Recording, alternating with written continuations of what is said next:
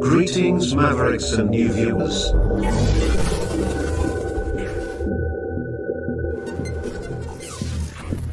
Tonight, direct and live from the Maverick News Network World Studios.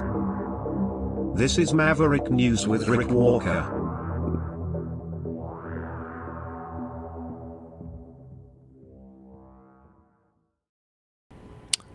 Welcome back, everyone, to the Maverick News Channel.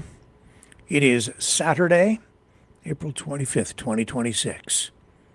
The on-again, off-again peace talks between the United States and Iran, and I guess Israel by default, or maybe because of, depending on your point of view, are off again if they were ever even on again.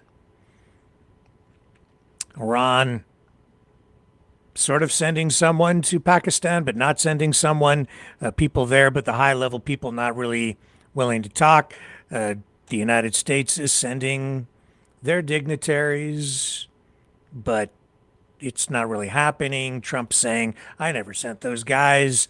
A lot of conflicting information out there, as usual, as the chaos continues. We'll highlight all of that for you tonight. Also, it is the night of one of the biggest political events of the entire year, the White House Correspondents' Dinner.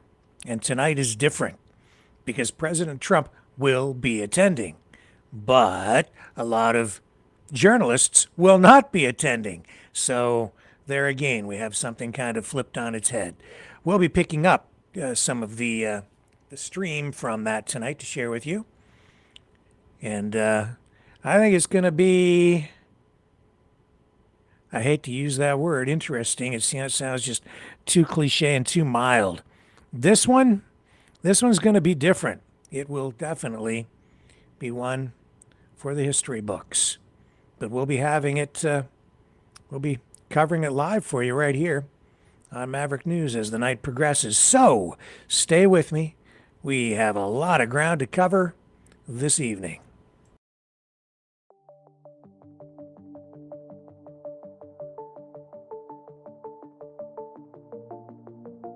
Greetings, brave Mavericks.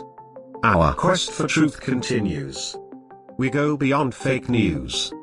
Together we expose propaganda. Together we pull others out of rabbit holes. We are Maverick thinkers.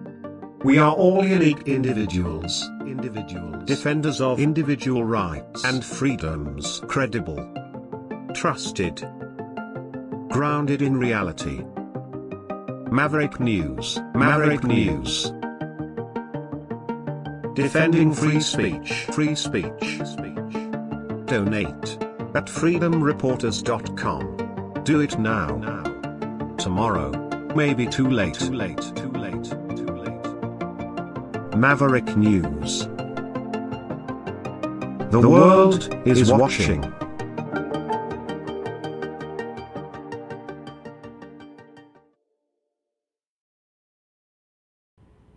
Let's get right to it tonight, shall we? Let's go right to the Truth Social scroll.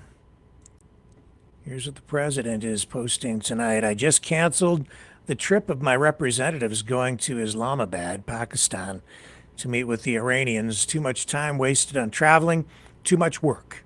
Besides which, there is tremendous infighting and confusion within their leadership, in quotation marks. Nobody knows who is in charge, including them. Also, we have all the cards. They have none. If they want to talk, all they have to do is call. ! President Donald J. Trump.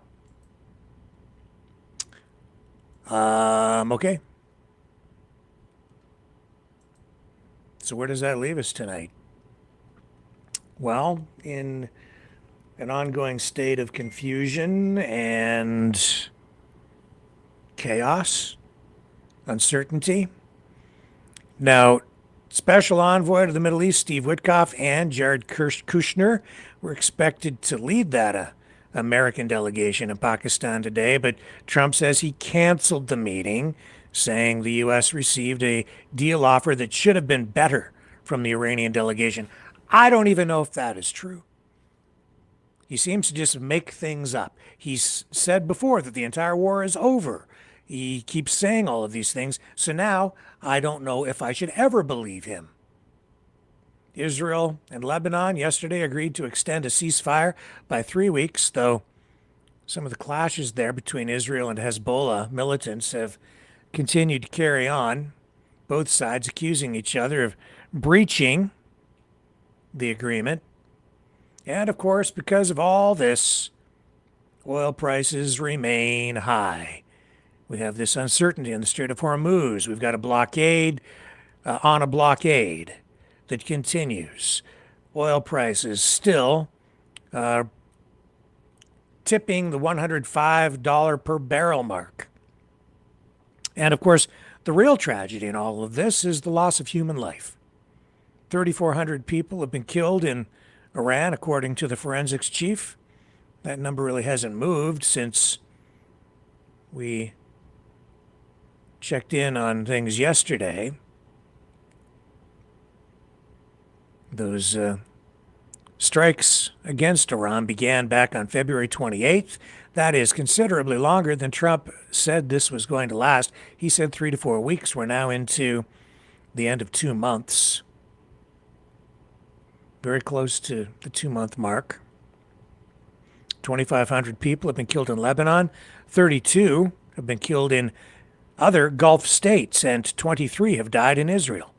And in addition, we still have, of course, those 13 U.S. service members who were taken from us, and 2 more died of non-combat causes.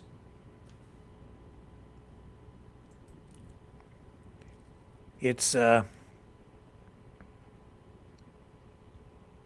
being described by many as an unnecessary war. And Trump, the strategy, whatever it is, some say 5D chess, 3D chess, whatever. Others say there is no plan. It certainly does seem chaotic. I don't know if there's a way out of this. Eventually, I suppose there will be. But even Trump's allies, some of his strongest supporters over the past, well, since he came down that escalator, have started to abandon him. Alex Jones being among them, the likes of Tucker Carlson, Candace Owens. You just go down the list. The whole MAGA base has really begun to fracture. It hasn't just begun, it has really started to break apart. Of course, he still has the really strong base that remains there. But this war, this was the thing that was the wedge that was driven in. And you could see that the whole issue of Israel, Gaza, that was a sensitive thing for Trump's base of support, and now this, as an extension of that, really taking a heavy, heavy toll. So the White House Correspondents' Dinner also tonight, and the president has arrived. In fact, we have a video of him getting off Air Force One as he prepares for tonight's White House Correspondents' Dinner. Hang on, we'll get you the video. Since everybody likes to see him departing or getting off the plane. Here he is. He's arriving. He's on his way. The dinner is getting underway.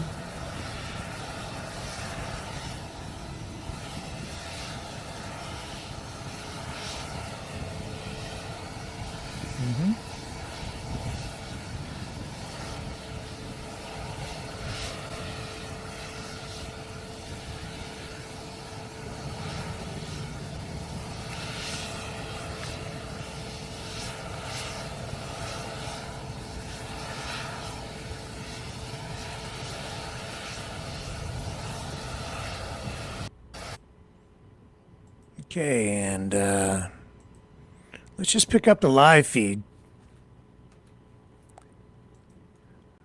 from the dinner where People are arriving. And we have the live feed. Let's make sure that it's operating properly so we're good to go when the speeches begin, which is what we really want. But respects the importance of the job. I'm not necessarily expecting him to say that, given the hallmark of his administration has been, obviously, and him himself has been going after reporters and going after the press, and I think we could probably expect that tonight. But, we'll see. I'll keep an open mind and hope he engages in some respectful dialogue with the reporters in the audience. Is this a time for reporters to make some sort of show about the First Amendment, to make a statement to the president from the audience? Is this the time to do that? I don't really feel like some people may want to do that.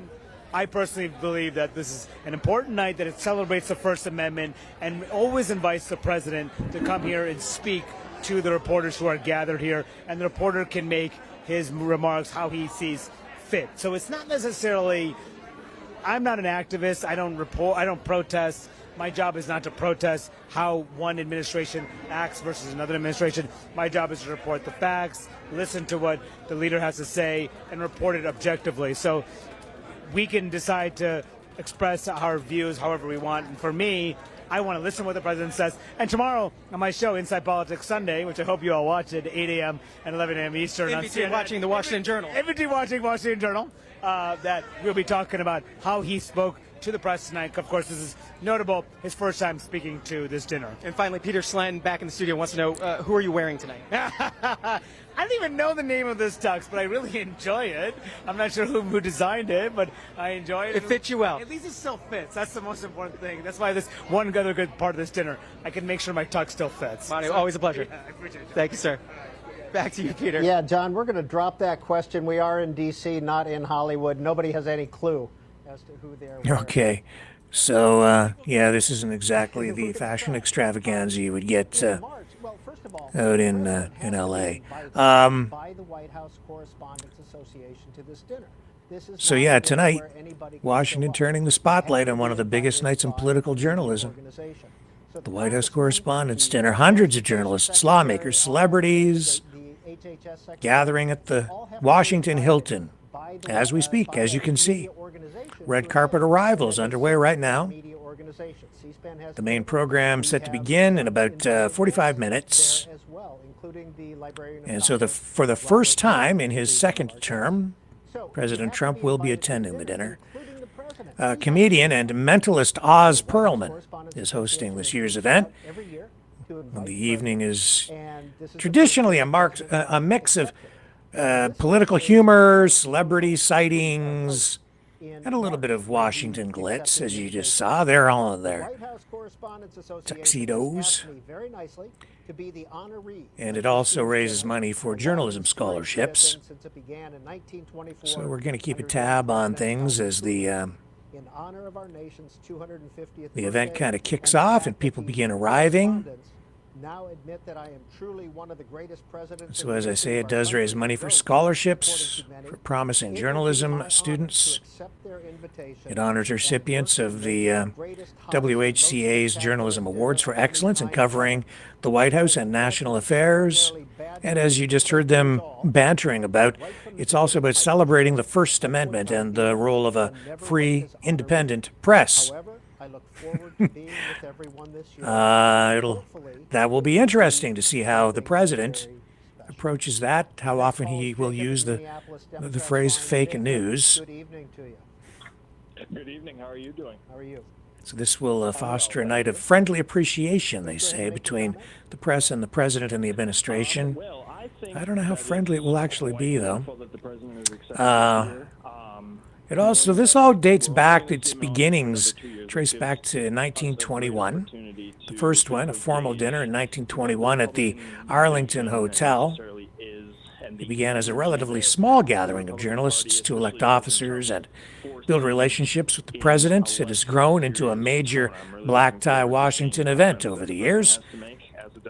Some critics, though, note that the glitz, the celebrities, the media attention can kind of overshadow what the original purpose of the whole thing was. He understands the political situation that he's in and has a bit of a detente. So, a lighthearted, irreverent night blending satire, roasts, and maybe some civility. allowing adversarial press and politicians to share laughs and show mutual respect for the press's role? 2011 Maybe. that he said that he called out Donald Trump, and a lot of people think that. So the dinner symbolizes, and the sometimes tense but essential relationship between the presidency and the free press. You can't have a free society and a functioning democracy without a free media. And all of this, of course, happening while they support the next generation of journalists. And it is drawing extra attention tonight because of the call for a boycott by some journalists, including some longtime veterans and even retired prominent names in journalism. But the underlying traditions and the purpose remain the same tonight. Just go back to a little bit of the live feed here. Aristocracy, party at a time of war. It seems inappropriate. It seems like Berlin in 1936. There's a lot of work to do in Washington, and they should be doing it. Thank you, sir, for calling in. Brenda in Palmyra, Pennsylvania, Republican. Brenda, how do you feel about the White House Correspondents' annual dinner? I think it's great, and I'm totally excited to see President Trump there. What would you like to hear from him? Jokes, and I would really just anything that he says is okay with me. That's Brenda in Pennsylvania. Looked like John on the red carpet there was about to talk to Treasury Secretary Andy Besant, and if he does, then we will cut in and go right to John. In the meantime, we'll talk to Austin in Jacksonville, Florida, Democrat. Austin, you're on the air. Hi, yes, I'm thankful for you guys for covering this event, but I just think it's quite interesting that the president is there. Hey, Andy, Austin, can you hang on for just a second? John McArdle has Andy Besant at the red carpet. The Treasury Secretary is joining us. Do you have a sense of how much an event like this costs tonight? The Treasury Secretary would probably have an idea, right? No, this is a private sector event, so I'm only in charge of government finances. How much has the president told you about what he's going to say tonight? It's going to be a surprise to me too, but I think he has some favorites and some least favorites in the media. Do you have a sense of who some of those favorites and least favorites are? Well, I think we can tell from I'm not sure, is it 400 press conferences he's done? Of those, how many members of the media think has his phone number to chat with him? Sorry, I don't know, but it's the most transparent presidency in history. Where are you sitting tonight? Who are you sitting with? I'm sitting with my friends at the New York Post, New York's hometown newspaper. Is that your favorite newspaper? By far. How much do you think the president watches C-SPAN? You know the man. Sorry? How much do you think the president watches C-SPAN? I think he watches select hearings and select events. Always appreciate you stopping by. Thank you, sir. Good to see you. Back to you, Peter. John, I'm glad you asked him who invited him. That's a great question, and the New York Post has invited the Treasury Secretary to the dinner. Again, this is a private event. It is sponsored by the White House Correspondents Association. If you are not a member of the White House Correspondents Association, you have to be invited to sit at their table. Now, let's go back to Austin in Jacksonville, Florida, Democrat. Austin, apologize for cutting you off there. Go ahead with your comments. No worries, and thank you for covering this event. I just want to say that, freedom of press is one of the most important rights we have as United States citizens, and the attacks that we've had on our media are just not aligned with the traditions of our country. And I appreciate the president being there, and I would just hope that we can tone down the attacks on our First Amendment in this country, because it's what separates us from so many other nations on earth. Austin, when the president talks about fake news, do you see that as an attack on the media?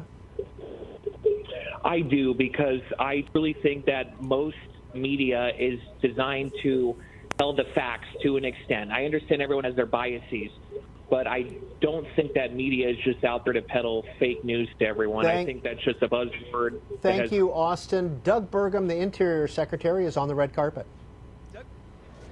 Doug Burgum is here, the Interior Secretary, Dana White as well.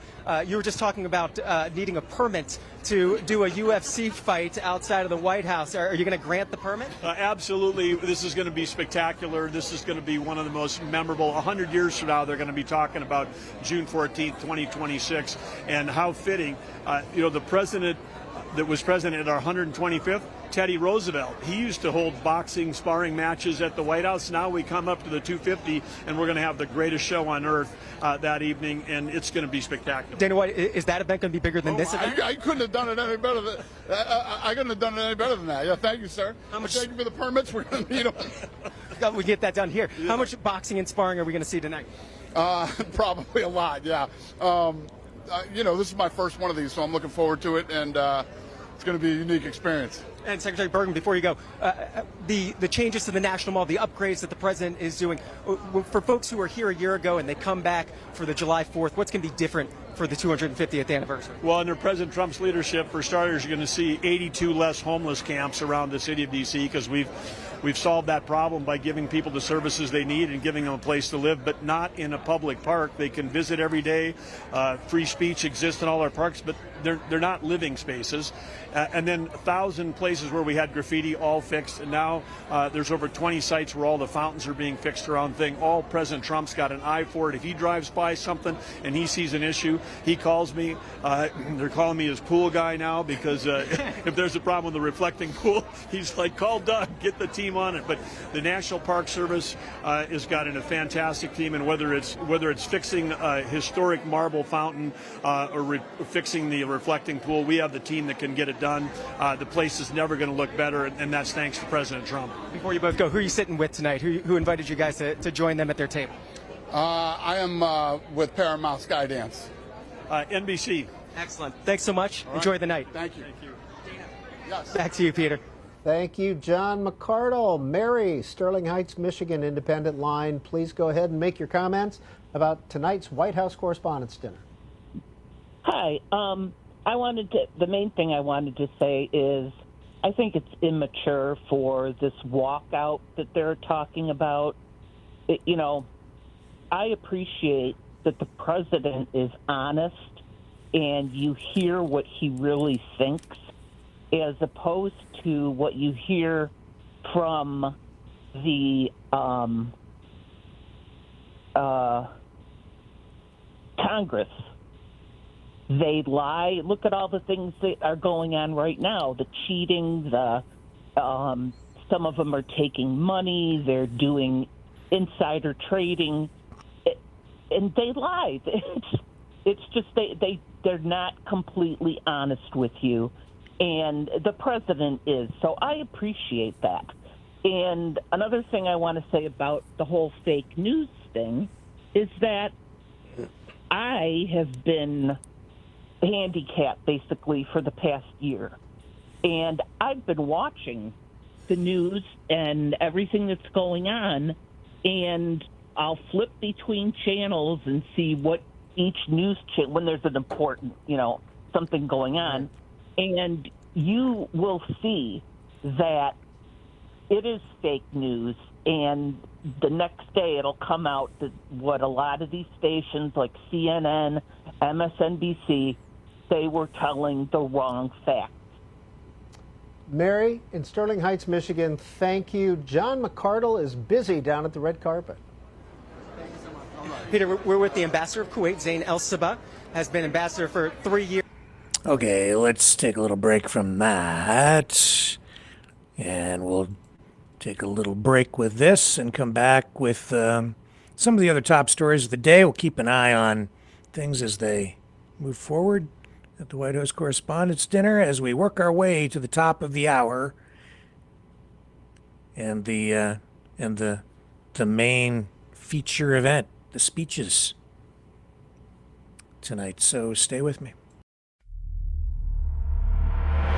We are the Mavericks. Welcome to the Matrix, baby. Hope you like the view.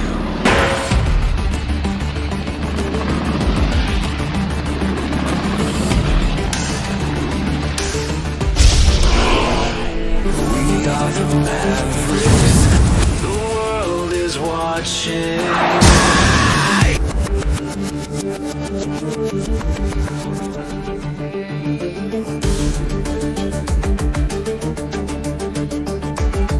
We are the Mavericks.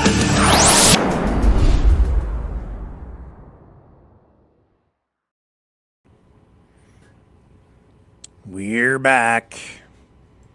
Let's check in on the current oil and gas prices, and then we're going to shift over and tell you what's going on the Canadian side, because that's going to tie into what Pierre Poilievre was talking about today, leader of the official opposition in Canada. Let's hang on here. Okay, oil prices, as I said, I think they're up still around 105 a barrel. Here we are. Yes.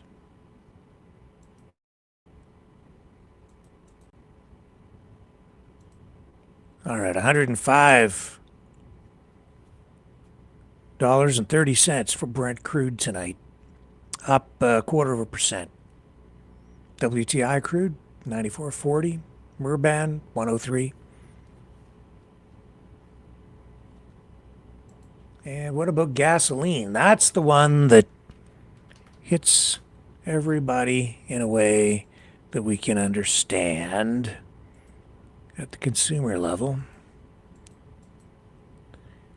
So gas prices tonight in Canada, first off, $1.71.60 per liter, average price across the country, 3.78 liters in a gallon of gasoline.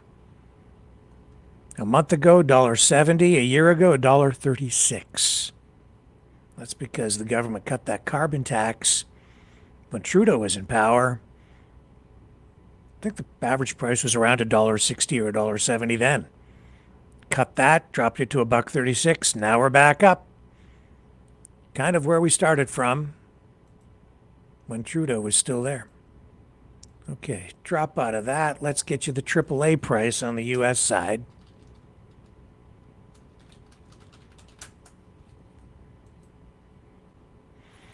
$4.08.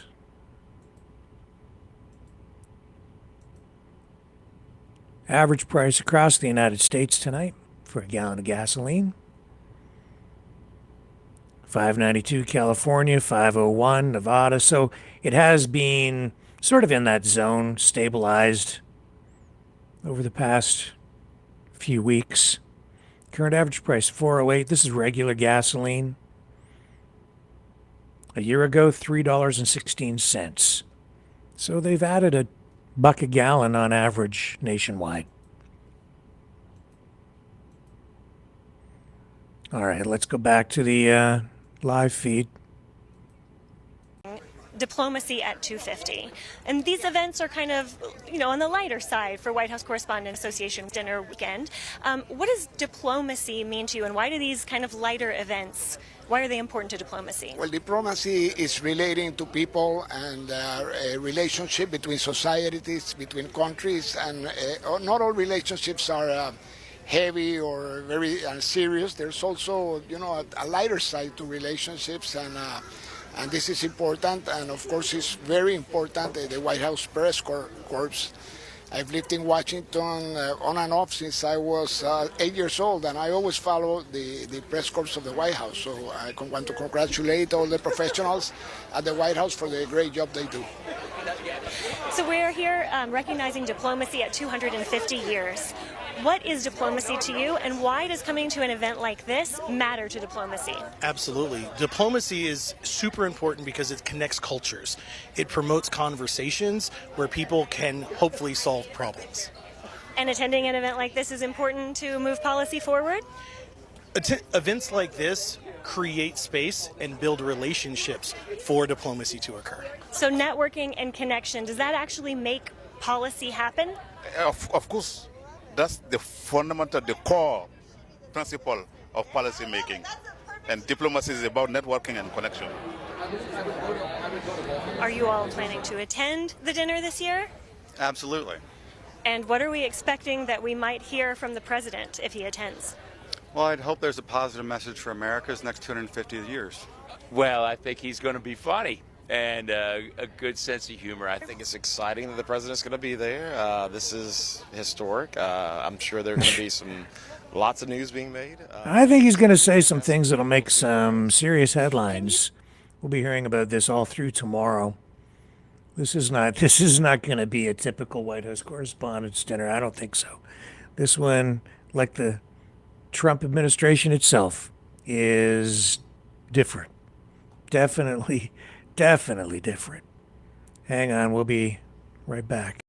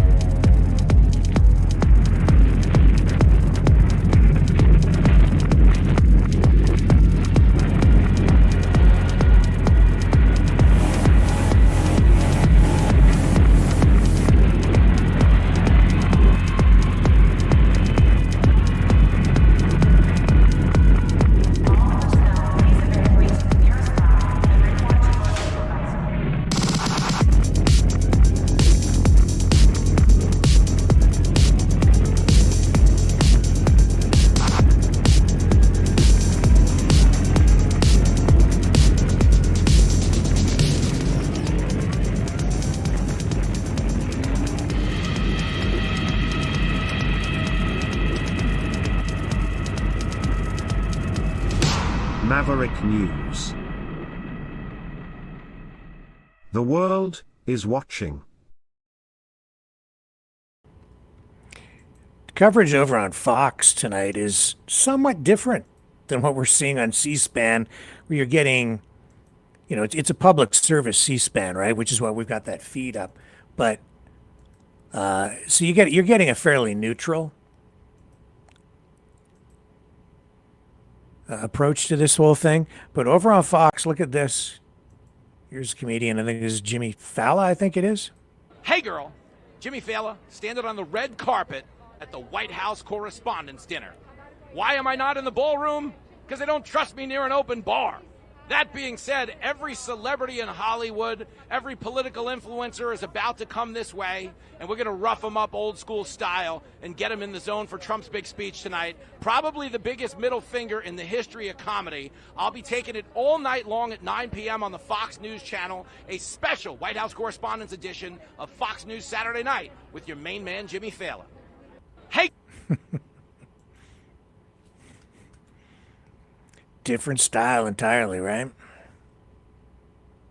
So today, CTV interviewing Pierre Poilievre.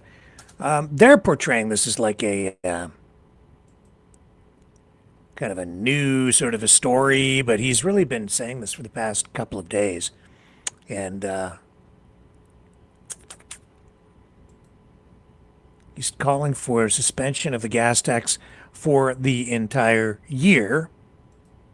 And of course, Mark Carney suspending the excise tax for the summer until I think the end of September to give Canadians a break as they look ahead to summer vacations and motoring across the country or across town, whatever your pocketbook can afford. Let me get you the clip here on CTV, though. This is something that I can't believe the lack of knowledge, but it's on full display here. The ignorance on economics. Well, here, I'll just play the clip. The host doesn't understand.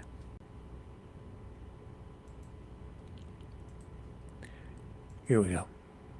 What you've proposed to address inflation is less government spending over the past few years. But at the same time, you are proposing cutting these gas taxes, which will increase demand and therefore inflation.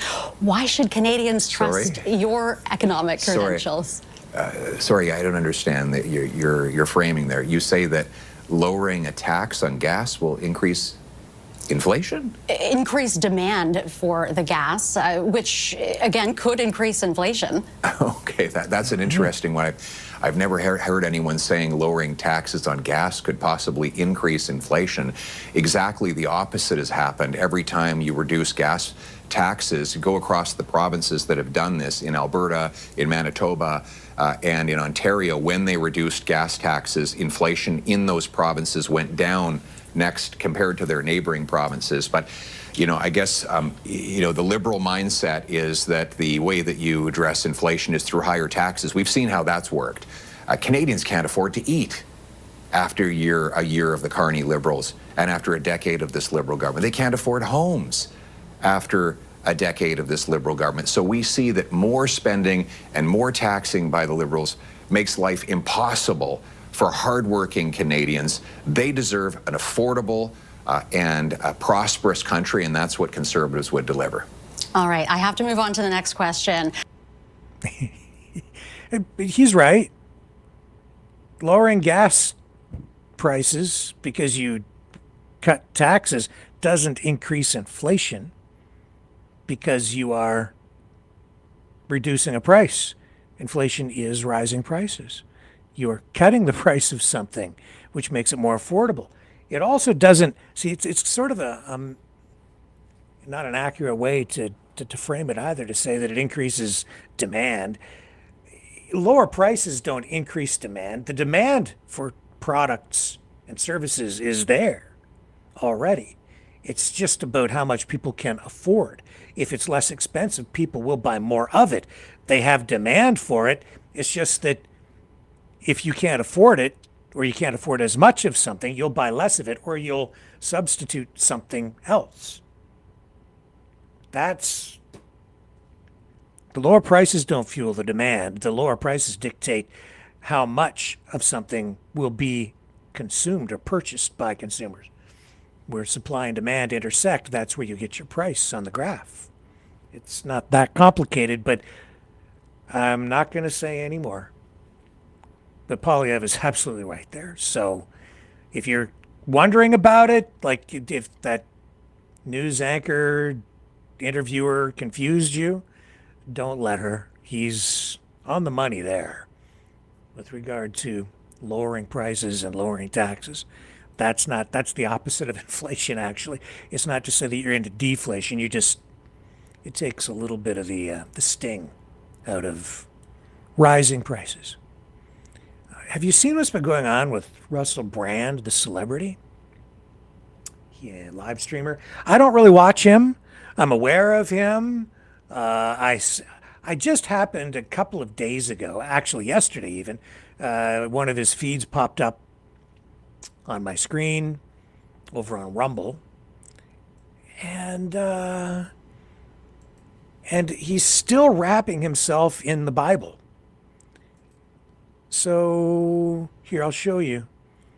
It's amazing. This is a guy who led this very hedonistic lifestyle, facing all these sexual assault charges. Now when these latest rounds of accusations came out, and he ran to God and started holding up the Bible and wearing the cross. I said this is not genuine. This guy is hiding behind religion. He's trying to use it as a shield as he deals with these charges, these accusations. Here, look at this, man. Here he is over on Rumble. You see this is a still frame. Look behind him, like, I guess that's the Russell Brand Bible. Is that what it is? I don't know. Is it a book? You tell me in the chat, because I don't watch him. But prominently displayed, I think maybe they're selling those things. It wouldn't surprise me. He's got them all over the place. These other guys who join him on the broadcast also displaying, it appears to be the same book to me. Is that the Bible? Anyway, he's like over the top with the religion, right?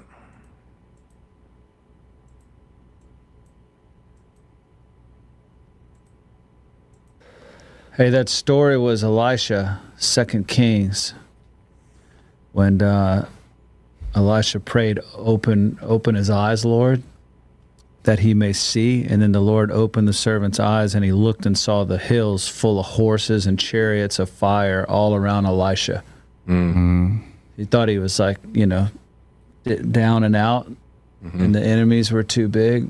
He just said, open his eyes. I think that's a good prayer, always. Open my eyes. Where exactly in Kings is that? Because I'd like to look at it. It's 2 Kings 6. Oh.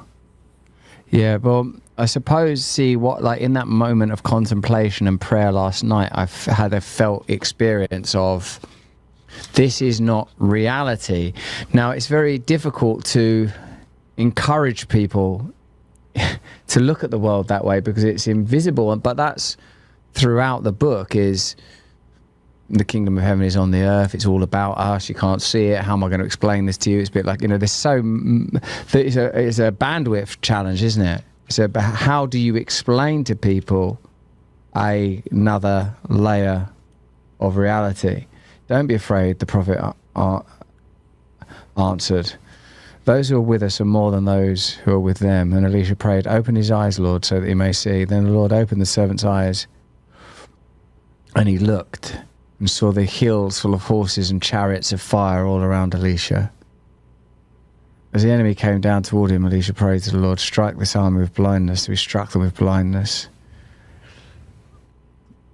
I reckon it's, I'm trying to, like, a drug addict is trying to spiritualize the world. You're trying to make the world spiritual. Can you fulfill me? Can you complete me? Can you distract me?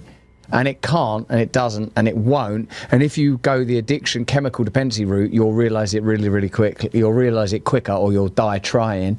And if you're still doing it in ways like mundane ways, it can take forever. I think that people are suspended in a false reality, in a false identity for the majority of their lives. It's one of the paths you can go. It's the path that So I bring this up because, of course, there's this interview that he did with Piers Morgan that's gone viral. I think it was a couple of days ago he did it, but it's still online. So I just thought I'd highlight it tonight. I have the big clip that's going viral online. I have not seen the whole interview. I don't really have much to say, in terms of analysis on this, other than it's getting a lot of attention. And I'm wondering what you guys think. I'm going to look in the chat here in a moment over on the main Rumble channel to see what you guys are thinking about it. But here he is. This is the clip, I believe, from Piers Morgan, where he challenges Russell Brand to give him the passage from the Bible that he, I guess, was referring to or was highlighting when he went to court. And then he has trouble finding it. It was sort of an embarrassing moment for Brand. I think this is the clip. Let me just run it for you. We'll see.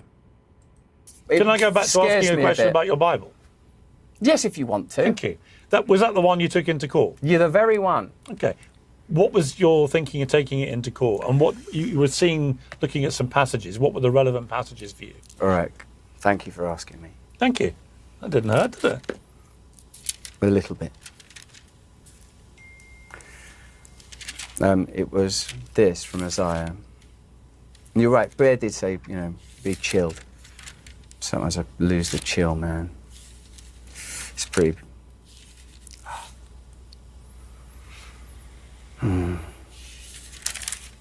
It's this.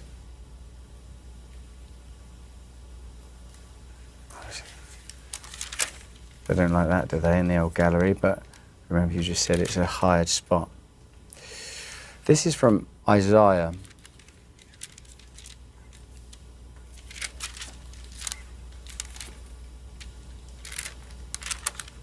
Excuse me.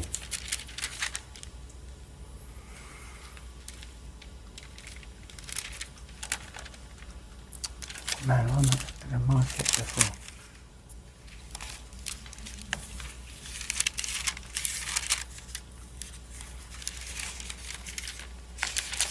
It says here.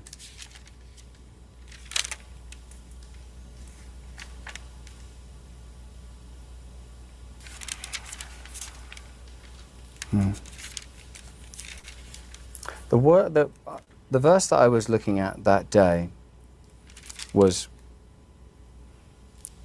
not this. I can't actually find the verse that I had that day. But this is good enough. This is from Isaiah 12. I'm going to look in the chat. What do you guys make of that? Do you are you buying it? Do you think that he's really found God? I'm not buying it myself.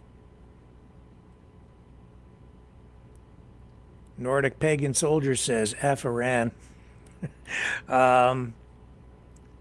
That must have been before we began this topic. Norfa, who dresses like that on TV? I don't know what you're referring to. Was that the comedian?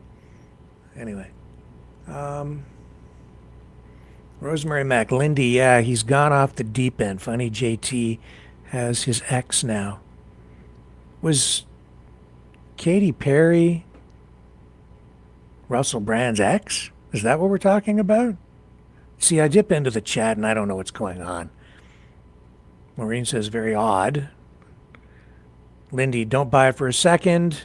Pro-line player, not a chance. Yeah, I don't buy it.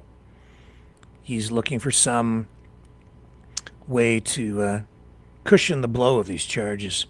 1272B50. Yes. Yes, what? Yes, you believe it? Oh, and Lindy, yes, she was. So Katy Perry was Russell Brand's main squeeze for a while? That creeps me out in a way, too. I'm not sure why, but it does. And JT's, oh my God, it just... Oh, stay away from me, all of them. I don't want to go anywhere near any of them. Okay. Yes, Perry is his ex, says Rosemary Mack. And Norfa says, I'm so done with people finding God. Yeah. Me too. Yeah. I'm kind of done with it too. I'm not buying it. You know what I see right now with a lot of that? Money. I see the money and the mega churches, and so much of this stuff just reminds me of the televangelists, the guys who for a long time, and this, I guess it still goes on TV, it's like they preach the gospel on television and get people to donate, and big time money, all of that stuff. My dad, I'm not really a church going guy.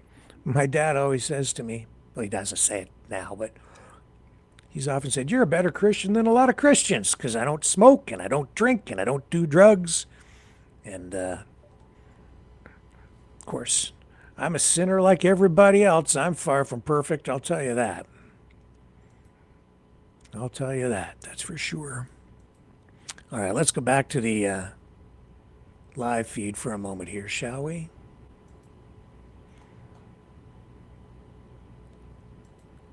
Here we go. We've got something funny going on, I think. I don't know exactly what it is, but we'll pick it up here if we get to it in time. Don't know if we're the beginning or the tail end of it. Get the audio up.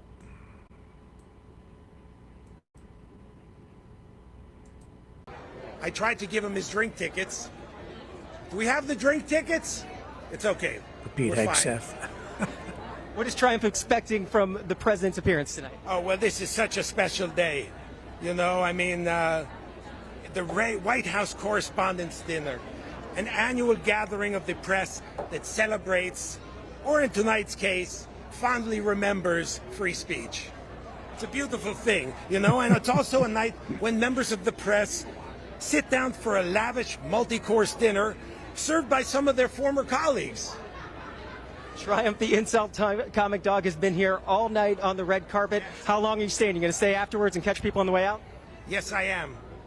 For example, I was trying to, you know, I mostly spoke to people in the conservative media. The liberal media was afraid to talk to me. Isn't that strange?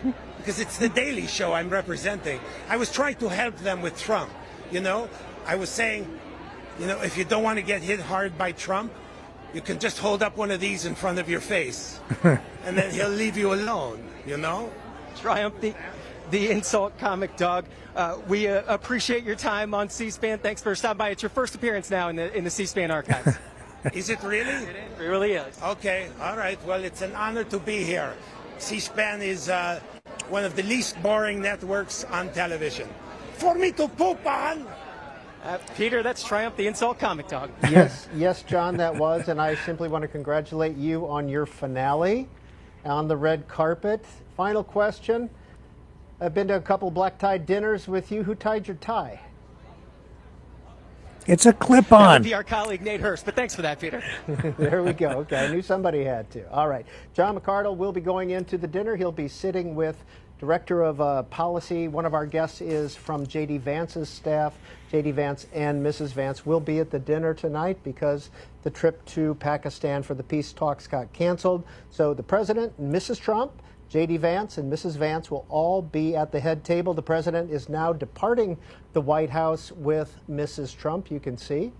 And again, it'll take, in a motorcade, 4 minutes, 5 minutes tops to get up to the Washington Hilton Hotel. It would take you and I much longer to get up there because of traffic. And so he will be arriving at the hotel shortly.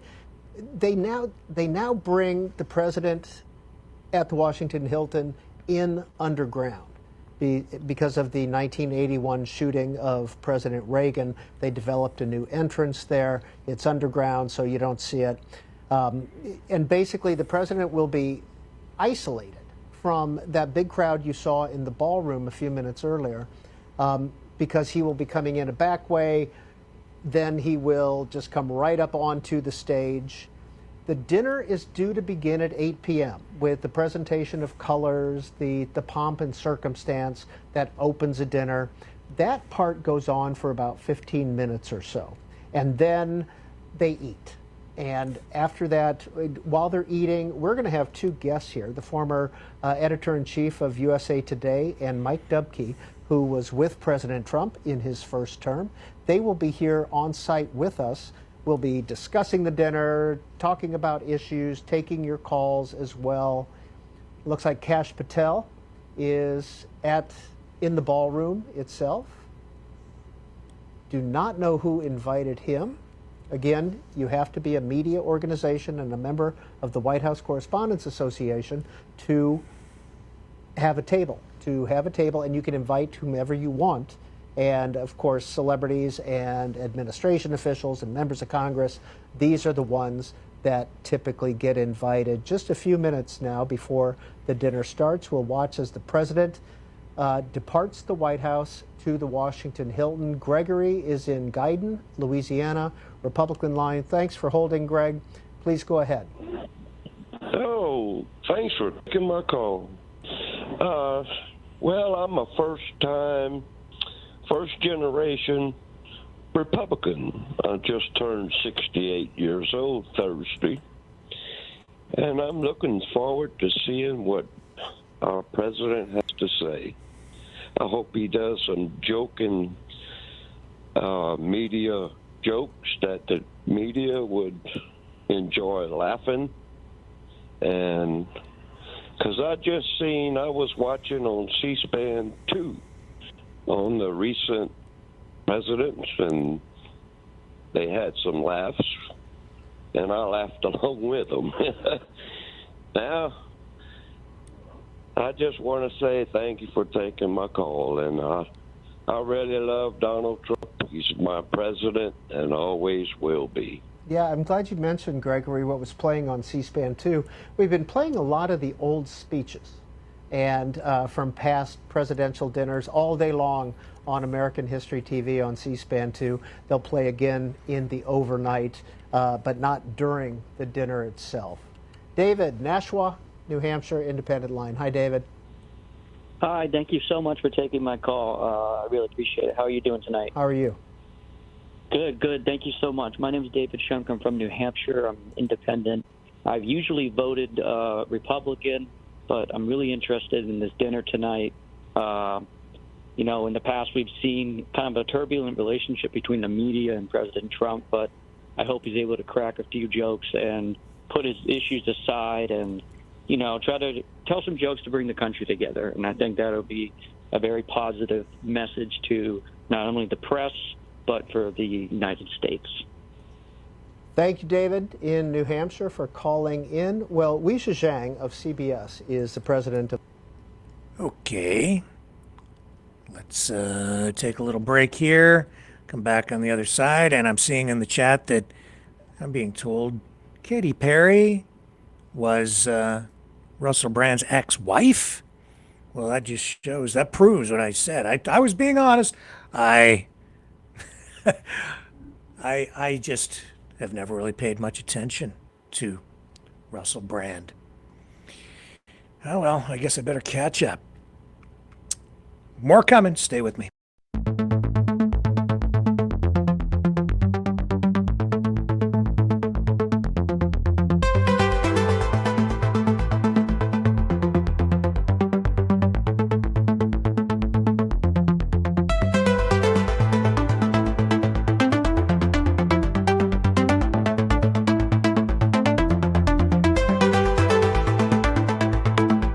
Maverick News. Expose lies and tell truth.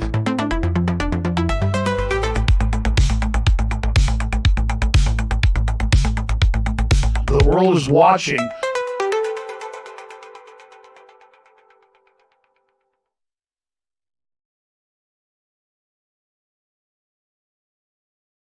Brightleaf Innovations is excited to offer our newest investment opportunity, the Turn Easy Bed Storage Solution. Turns with a touch, spins all the way around. Every little thing you need is easy to be found. No more clutter, no more mess on the floor. Just spin it, reach it, you don't search anymore. Turn Easy Bed, spin your world around. Storage made simple, the best you found. Shelves your way, keep the mess away. Charge it, store it, night or day.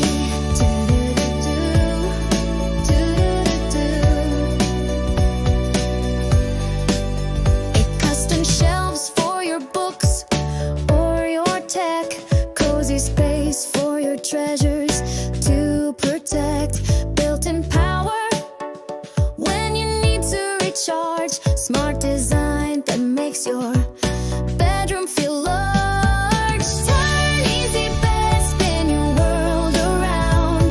Storage made simple, the best you found. Shelves your way, keep the mess away. Charge it, store it, night or day. Designed and developed by Brightleaf Innovations. Proudly Canadian and patent pending in North America. Turn Easy Bed transforms how you live. To learn more about this innovative new product idea and exciting investment opportunity, call 519-784-0222 or visit brightleafinnovations.com. Have you seen this story? Again, I'm catching up on this. We've had so much stuff going on. I honestly can't fit all the news of the day into a single broadcast, it seems, because there's just so much going on. But here's the news release from the Office of Public Affairs over at the Department of Justice in the U.S. This is a soldier who was gambling on on this operation in Venezuela. Here. U.S. soldier charged with using classified information to profit from prediction market bets. So this guy involved, it's sort of like a new twist on insider trading. We're sort of rigging things, right? Potentially. Gannon Ken Van Dyke allegedly made more than $400,000 trading on Polymarket on the basis of classified information regarding the timing of a U.S. military operation to capture Nicolas Maduro in Venezuela. I'm reading the media release directly here. The Justice Department announced today, 2 days ago, the unsealing, was it 2 days ago, April 23rd, of an indictment charging Gannon Ken Van Dyke, a U.S. Army soldier, with unlawful use of confidential government information for personal gain, theft of non-public government information, commodities fraud, wire fraud, and making an unlawful monetary transaction. The charges arise from an alleged scheme in which Van Dyke used sensitive, classified information to make wagers on Polymarket, a prediction marketplace. As alleged in the indictment, Van Dyke participated in the planning and execution of the U.S. military operation to capture Nicolas Maduro, called Operation Absolute Resolve, and Van Dyke used his access to classified information about that operation to personally profit. Van Dyke will be presented today before U.S. Magistrate Judge Brian S. Myers in the Eastern District of North Carolina. The case has been assigned to U.S. District Judge Margaret M. Garnett in the Southern District of New York. Our men and women in uniform are trusted with classified information in order to accomplish their mission as safely and effectively as possible. They write, this is the Attorney General being quoted, trusted with classified information in order to accomplish their mission as safely and effectively as possible, and are prohibited from using this highly sensitive information for personal financial gain. And Acting Attorney General Todd Blanche said, widespread access to prediction markets is a relatively new phenomenon, but federal laws protecting national security information fully apply. So the announcement makes clear no one is above the law, and this FBI will do whatever it takes to defend the homeland and safeguard our nation's secrets, said FBI Director Kash Patel, who is at the dinner. Any clearance holders thinking of cashing in their access and knowledge for personal gain will be held accountable. Prediction markets are not a haven for using misappropriated, confidential, or classified information for personal gain. It just goes on, and they quote these various officials. Wow. It was a long shot, and looks like cashed in. Big time, bigly. 400 grand. But maybe short-lived gains.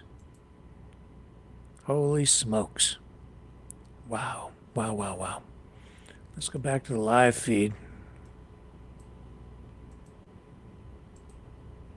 In my teens, and I'm 66 years old, and I look forward to this evening every year, and it's disgraceful that he hasn't done it. This is the first time in his 2 presidencies he's done it, and I'm up to see. I'm keeping an open mind, put you that way. How about that? Thank you, sir. There is Director of National Intelligence Tulsi Gabbard on your right in the black dress, and that is Erica Kirk, who is also at the dinner this evening. The blonde.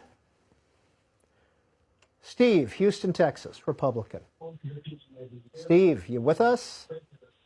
Good afternoon. I'm excited to hear what President Trump has to say tonight at the Correspondents' Dinner. I am 61, almost 62 years old. I have been voting since I was 18 years old, and I can say that I have never voted for a Democrat. Even if there was one person on the ballot that was a Democrat, I would never vote for them. I am a combat veteran, and I'm excited to hear what President Trump has to say tonight. Okay. Hey, Steve, since you're calling from Texas very quickly, you voting for Ken Paxton or John Cornyn in the Senate down there? John Cornyn. Thank you, sir, for calling in. We appreciate it. Well, we've learned that the travel pool has arrived. That is the pool of reporters that travel with the president, come rain or come shine, 24/7, wherever the president goes. And this again goes back to 1981 and the Reagan shooting when they did not have the press, the traveling press there. And they have arrived. So that means that the president has arrived as well. The pomp and circumstance opening of the dinner should begin in just a few minutes. And we're looking at live pictures from the Washington Hilton Ballroom. Seating capacity 2,000, but I'll bet you there's 5,000 people in there. Skip, Waldorf, Maryland, independent line. Go ahead, Skip. Yeah, thank you for taking my call. As a Navy veteran and a former member of the Fourth Estate, I've seen this event many, many times. I've actually attended it as a working journalist. And I'm hoping tonight that my colleagues do not wear these pins, because journalists are not supposed to be part of the story. Now, yes, I am offended by the remarks that President Trump has made towards members of the media. I think it's very small that of a person that does things like that. And I think that we should, as journalists, rise above that and not, wear these types of pins. We are not supposed to be part of the story. Hey, Skip, I apologize. You cut out right at the beginning. Have you attended the dinner in the past? Yes, I have, as a working journalist. All right. Give us your impressions of the dinner and its import. Well, the dinner is supposed to be a lighthearted type of affair where members of the Fourth Estate, interact with the President of the United States, and his staff are usually at the different tables as invited guests. And, Trump has always avoided this, or he has avoided it since 2011. And, it should be lighthearted. Now, maybe we'll see a different president tonight. All right, Skip in Waldorf, Maryland, thanks for calling in. Joe, Marathon, Florida, Democrat. Joe, you're on the air. Why, thank you. I'm glad that the president has shown up for this event, but only on his terms. I have a 3-point plan for President Trump to truly make America great again. Hey, tell you what, why don't you just give us the first point, because the dinner could be starting at any second. You see Secretary of War Pete Hegseth there on the floor in the ballroom. Go ahead, Joe, 1 point. Confess all his sins, moralities. All right, Joe, we got the point. Thank you, sir. Tommy, Tomball, Texas, Republican, you're on the air. Go ahead. Yes, sir. I appreciate being able to talk about it. I'm just really can't believe the press, the indignance of the press. I'm 70 years old, and I have never seen a president attacked the way the press attacks him. I'm a proud Republican. I've been a Republican all my life, and I just can't get over how they ignore everything else that's going on. I mean, if you look at the stuff with Biden and so forth, they ignored it. He couldn't hardly talk, but yet the press wouldn't investigate it. Anything that Trump slips up on, they jump on and say that we're going to have to impeach him. It's just ridiculous. I mean, I don't understand it. I can't comprehend it other than the standard phrase, Trump derangement syndrome. It's just ridiculous. Thank you, Tommy, from Texas. There just a minute ago, we saw Secretary Pete Hegseth talking with presidential advisor Stephen Miller. Next call is Barbara calling in from Palm Beach Gardens, Florida, independent line. Hi, Barbara. Hey, Barbara, how far from Mar-a-Lago are you in Palm Beach Gardens? About a half hour. A half hour. Okay. All right. I think. Right. I'll be brief. I was taught not to lie, and if I did tell a little lie when I was a child, I better confess and tell the truth. My question, I guess, is, or my comment, as an independent, there is proof in the news that some of what the journalists or the TV journalists have said or that have been denied, have been proven wrong. I'm a little nervous. I don't usually do this. But I was wondering, lots of people are concerned about questioning what will President Trump say. I'd like to know, is any journalist at all going to admit and apologize for the lies that they told? I'm not interested in having anybody do a mea culpa. Just say, we were wrong, we're sorry, and apologize, and go from there. And that's about it. Barbara, thank you for calling in and voicing your point of view. We're expecting the dinner to start in just a minute. It looks like people are finally getting seated, which means the president's in the House. And in a minute, there will be the presentation of the colors. There'll be the band playing. There'll be the Pledge of Allegiance and a welcoming from WCHA of CBS. Pamela, Philadelphia, Democrat. Good evening to you. Hi, thanks for taking my call. I just want to let you know that I've been watching your sister station, C-SPAN 2, most of the day. And aren't those addicting? Once you start, oh my God, yeah. I do the same thing, and I've seen them maybe 50 times each. And every time I watch one of those old speeches, I'm just, reminiscing and laughing. It's fun. Sorry. Oh my gosh, the best ones are the best speeches, I think, were given by Obama, Bush, and Obama and Bush.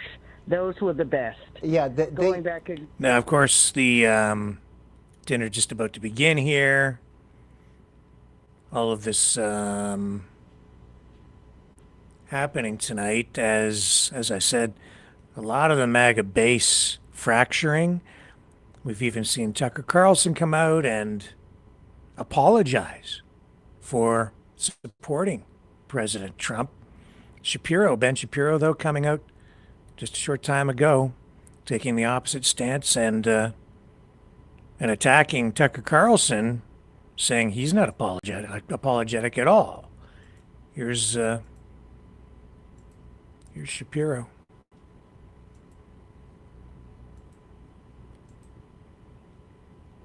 I'm going to say something that has somehow become bizarrely controversial. I do not regret my vote for President Trump in 2024. Not one iota, not one bit. And frankly, I find the entire conversation about regret pretty confusing because here is the thing. The alternative would have been President Kamala Harris.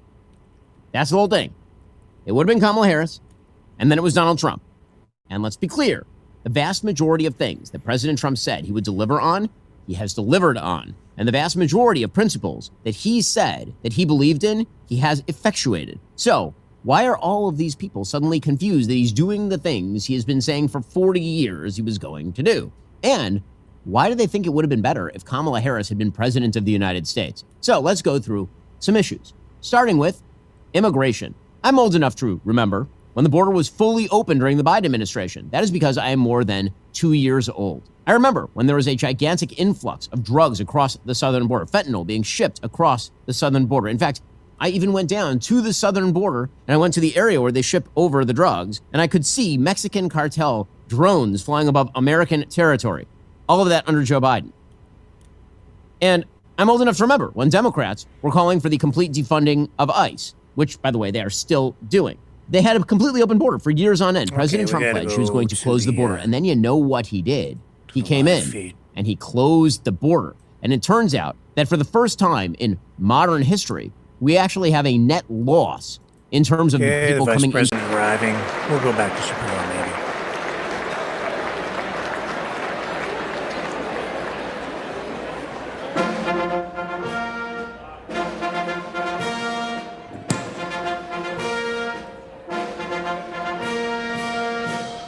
Ladies and gentlemen, the 45th and 47th President of the United States, Donald J. Trump, and First Lady Melania Trump.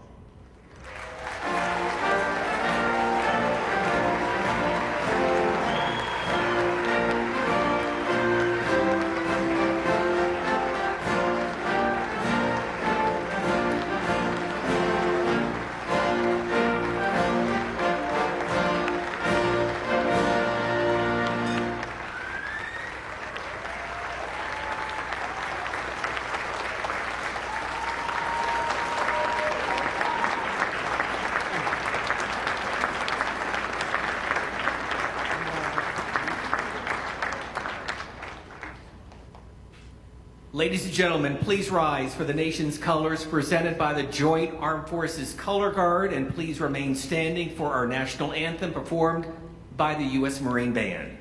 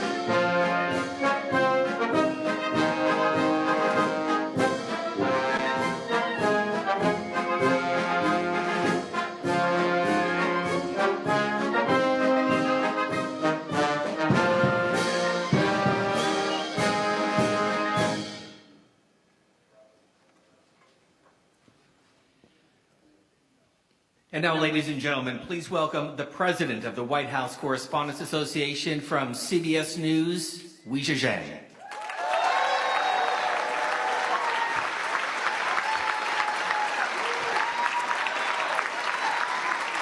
Welcome. Welcome to the 2026 White House Correspondents' Dinner. Thank you to the President's own Marine Corps Band, led by Drum Major Master Gunnery Sergeant Stephen Williams and vocalist Master Gunnery Sergeant Kevin Benier.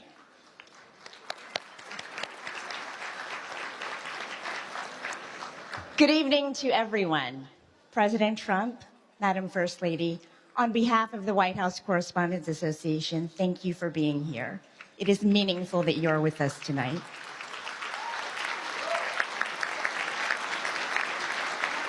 And White House Press Secretary Caroline Leavitt, thank you for everything you and your team does to work with us every day, whether you like it or not. I'm biased, but covering the White House is the best assignment in all of journalism. We have the privilege of covering the biggest story in the world every single day. The speed is exhilarating, demanding, and it offers a critical public service. Strong journalism benefits the entire country. Tonight, we will celebrate the exceptional work you have done and toast a group of promising students who want to follow your lead. Of course, at the heart of both of those things is the importance of the First Amendment. I want to take a moment to recognize some important people who helped me tackle this job and who helped make this night possible. First, to the members of the White House Correspondents Association, thank you. Thank you for this opportunity to lead. It is an honor and a privilege. Thank you to my advisor in this role, Kelly O'Donnell of NBC News. And to the other past WCHA presidents who have helped me navigate challenges. To my CBS News bosses, Tom Sobrowski, Barry Weiss, Mark Lima, thank you. Thank you for your leadership and support. To the relentless CBS News team, especially the White House unit, I am grateful to call you not just colleagues, but friends. And thanks to the mentors and other friends who have kept me balanced this year and always. And of course, to my family. In a world full of chaos, you are my calm, and I love you. We have a big night ahead, and we're going to get started now. So enjoy your dinner, and we'll be back. Thank you.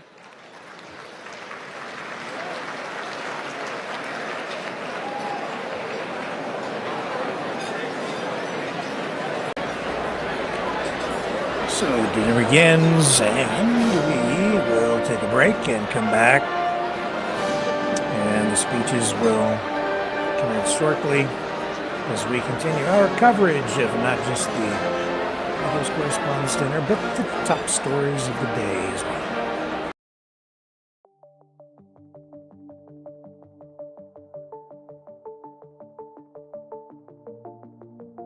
Greetings, brave Mavericks.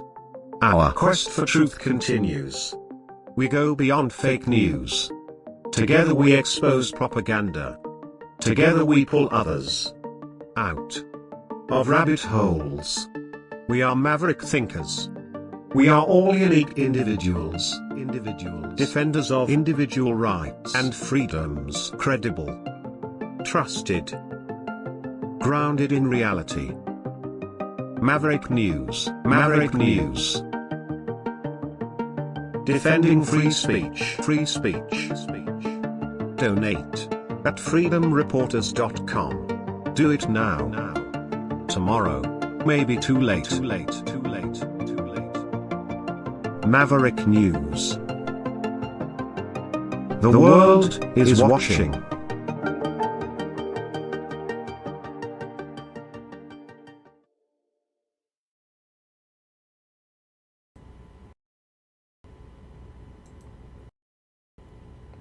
Okay, we're going to pull out of that video. Of course, there will be certain subjects that will no doubt come up tonight. The war in Iran. I don't know how much they will touch on Ukraine. Probably not at all. Maybe a passing mention. It won't play prominently. Iran likely will. There'll be something in there about that. I would not be at all surprised if the whole thing with the Epstein files comes up. UFOs, definitely going to be talking about that tonight. Those are my guesses. If you have any thoughts on what the target subjects tonight might be, drop a note in the chat and I will make mention of it, or I'll try to. Anyway, somebody in the chat earlier asking if Canada has sort of an equivalent event. And yes, there is a media dinner every year held by the Canadian media, just like this with the Prime Minister. So yes, that does happen. Let's go back here for a moment. And then get your assessment of whether Donald Some Trump video of past will do the dinners. same thing.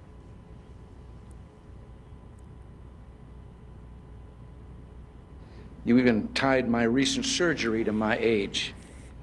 Well, I got to be honest with you. I had that same operation when I was young, and it felt so good I wanted to have it done again before I was too old. Larry also said that preparing me for a press conference was like reinventing the wheel. It's not true. I was around when the wheel was invented, and it was easier. As you all know, when you're president, you don't do anything at the last minute. I had the Secret Service come over here this afternoon and do that usual security sweep before a presidential visit. Place was clean. No broccoli. I mean, I am not doing so bad. I mean, at this point in his administration, William Henry Harrison had been dead 68 days.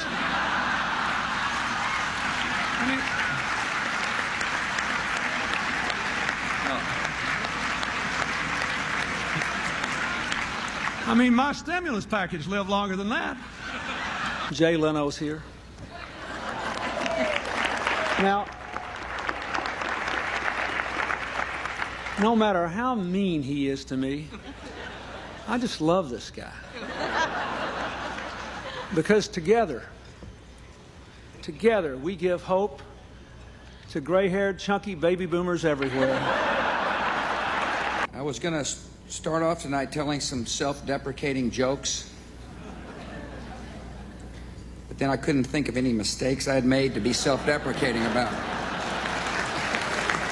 So I want to talk about some serious issues, such as... Okay. Here it comes. Nuclear proliferation. Nuclear proliferation. Nuclear proliferation. Nuclear proliferation. 4 years ago, I looked like this. Today, I look like this. And 4 years from now, I will look like this.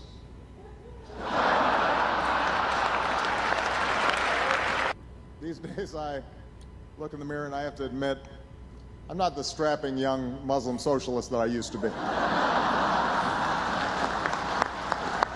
I'm really excited to be here tonight with the only group of Americans with a lower approval rating than I have.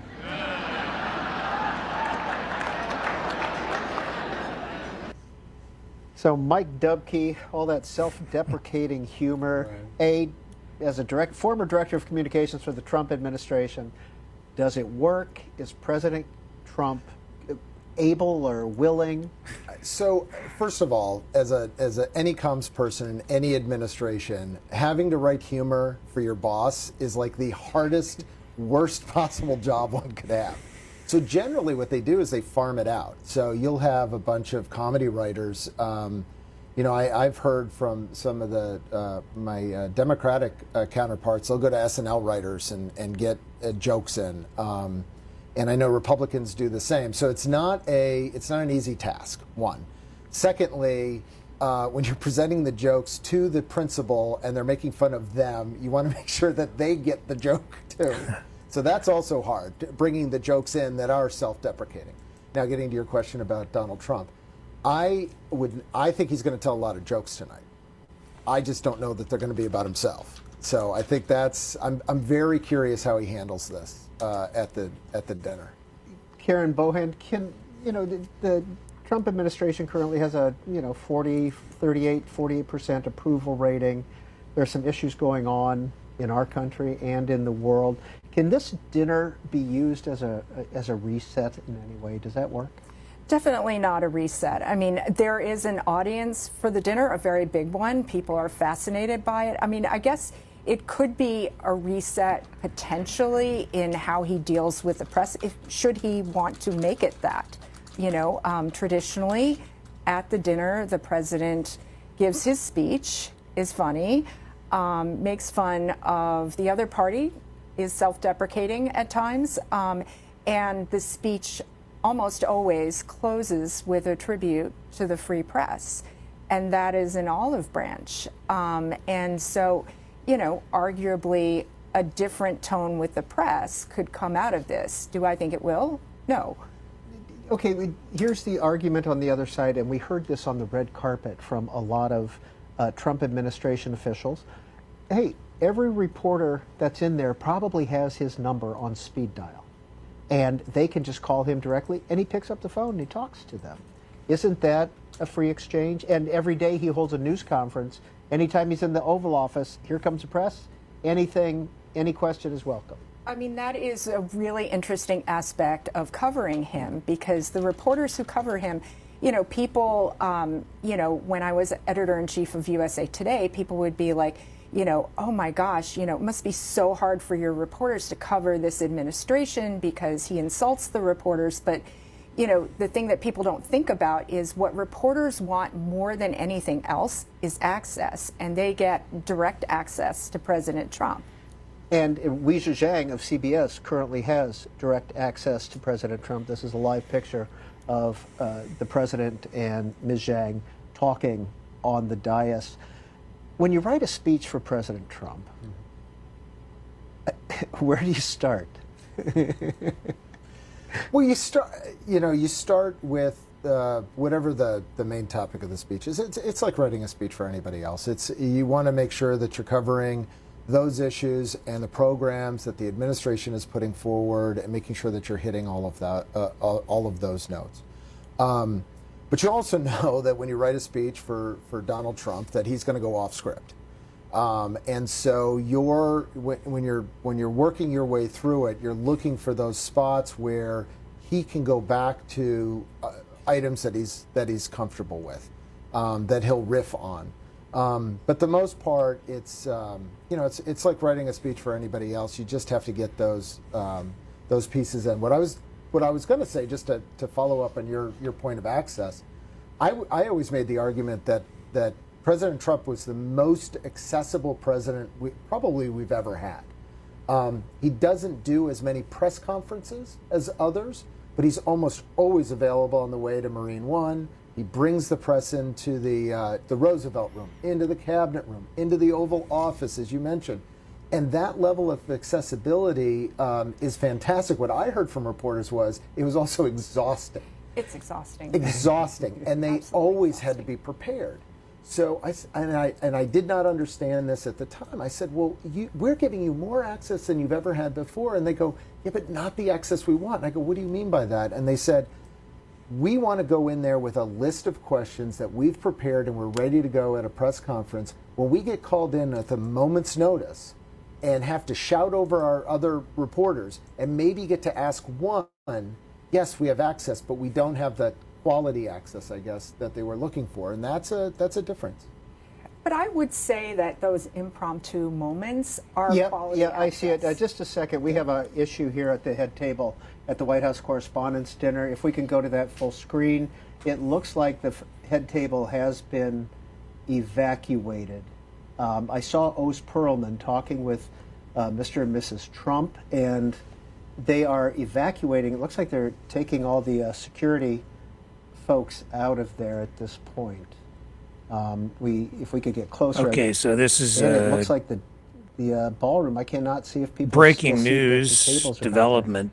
This is the quietest I've ever seen the dinner. Can we go? And you can see weapons drawn there. We understand that shots were fired here at the dinner. Oh my God! And we'll find out what's going on here shortly. You can see a lot of. Here come the Secret Service. Let's go. Let's go in full screen. So we are live with this. See if we can hear. Emergency broadcast now.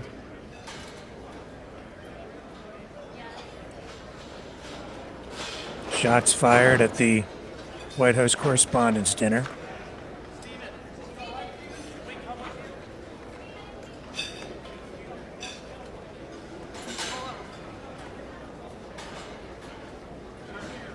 And this is live from the dinner in real time.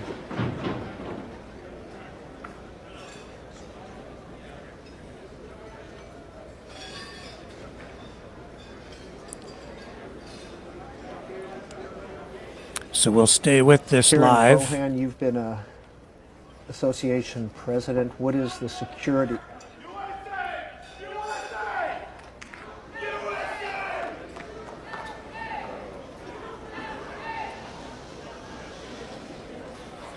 People seem to be walking out relatively calmly.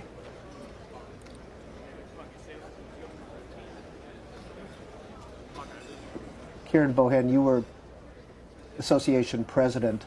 What is the security considerations like when a president arrives The at the security Washington Hilton? obviously is taken very seriously, and there are meetings way in advance with the White House Correspondents Association, the Secret Service, the hotel staff. There is a lot of planning that is put into an event like this. You've got 2,600 people in that ballroom, not to mention all of the people in the hotel. I was at the venue earlier, and there were protesters outside. There was a security perimeter. In fact, it was tighter security than I've ever seen. I did notice, though, that at least 2 protesters got into the lobby, and that shouldn't have happened. So Mike Dubke is a former Trump insider. Does the Secret Service have the last word, basically, on any travel movement? Basically on anything that comes around any traveler movement of the president, absolutely. And they would have worked with the dinner organizers, with the hotel. This is a location in Washington, D.C. that's used every year for this event. So this is not a unusual place to hold a high level event with a lot of security. And I believe that they use this ballroom so often that the waiters and waitresses and et cetera all have some type of a security clearance that they can be in there and serve the president. Right before this started, we saw Oz Perlman, the mentalist, talking with Mr. and Mrs. Trump. He was right there, and they were doing some cards, and it'll be interesting to see what they were talking about. But by now, it's been maybe 5 minutes since this shutdown. Is the president back at the White House by now, do you think? Not knowing any of the threats here, but I've got to believe that they would have removed the president from the scene. That's part of the protocol. Yeah, they took him off the stage. So, it kind of changes the mood of what we're all about to talk about tonight. We don't have any updates at this moment. We do have the dinner. You can see that the ballroom is still full, and as we sit here and watch, so we know that. We'll absolutely stay. What do we know? Only what we've seen. Take your call. We know that shots were fired, but we don't know if shots were fired at the table at this point, or if they were fired at a person or people who were in the audience. So the circumstances around this, we really don't know. For independence. Karen Bohan, you mentioned that you were at the Hilton earlier, meeting with colleagues. Head table, all the people evacuated from the head table. What was the security for you to get through the perimeter? Because it's not just a hotel; they set up a perimeter now, don't they? They set up a perimeter. They were checking tickets. 7 minutes ago that this happened. You were only supposed to be allowed in if you were a guest. And if somebody got a ticket, a protester got a ticket, then they could make it in at least to the hotel, correct? Yeah. Could they make it into the ballroom? Because we're talking magnetometers. And we have somebody on the phone now who works for the Washington Hilton. I apologize. Malika Hall, who is attending the dinner, is a C-SPAN employee. Hey, Malika, what's going on? What do you got? Hi, I'm in the room right now. Originally, a lot of people were under tables. We're now all standing up and looking around. All of the secretaries and the president has been removed from the room. I'm not exactly sure what happened. All we heard was yelling and being Secret Service, and yes, I'm okay. Thank you. And then Secret Service running on tables and luckily, I have C-SPAN employees near me, just reassuring me that we're all okay. But yeah, President Trump obviously has been removed from the room. Hey, Malika, were you close? This is Peter. Were you close enough to see the Secret Service take Mr. and Mrs. Trump out? I was close enough, but I was under the table, so I did not see it firsthand. Really? What now made you? Was there a noise? Were there loud noises? Did it sound like shots? I did not hear any shots. You just heard yelling and just commotion, like someone yelling through the room, or maybe someone came in. I'm really not sure what happened. And did somebody tell you to duck, or did you just instinctively get under the table? I instinctively got under the table, and other people were getting under the table as well. So it seems like the common thing that was recommended to do. Hey, Malika, how far from the stage are you right now? From the head table? Maybe a couple yards. I'm very close. I'm maybe 2 tables away from the stage. And I was very close. Has the stage been emptied? Or is everybody that was at the head table, including WCHA of CBS, have you all? The entire stage is empty. Yes, everyone from the stage is gone. Okay, it was weird. Malika, we were sitting here, here with Karen Bohan and Mike Dubke. I want him to call into the control room and then on the air from this room. I'm doing that right now. Yeah. Malika? I want John Yes, hi. to do a phoner. Okay, we have John here who could also Is speak. John McCardle there? Great, let me talk to He's John. here, right here. Thanks, Malika. Hey. Hey, John, it's Peter. You're on the air. And how close were you to the stage when this occurred, Peter, whatever this event was? Peter, we're about 4 tables back from the stage, and there's just a lot of confusion about what's going on. So I'll give you the sequence of events. Everybody's having their salad. Boom, boom, boom, boom was what I heard. And John, did they sound like shots, or was it just loud noises? The back of the room. At that point, John, you with us?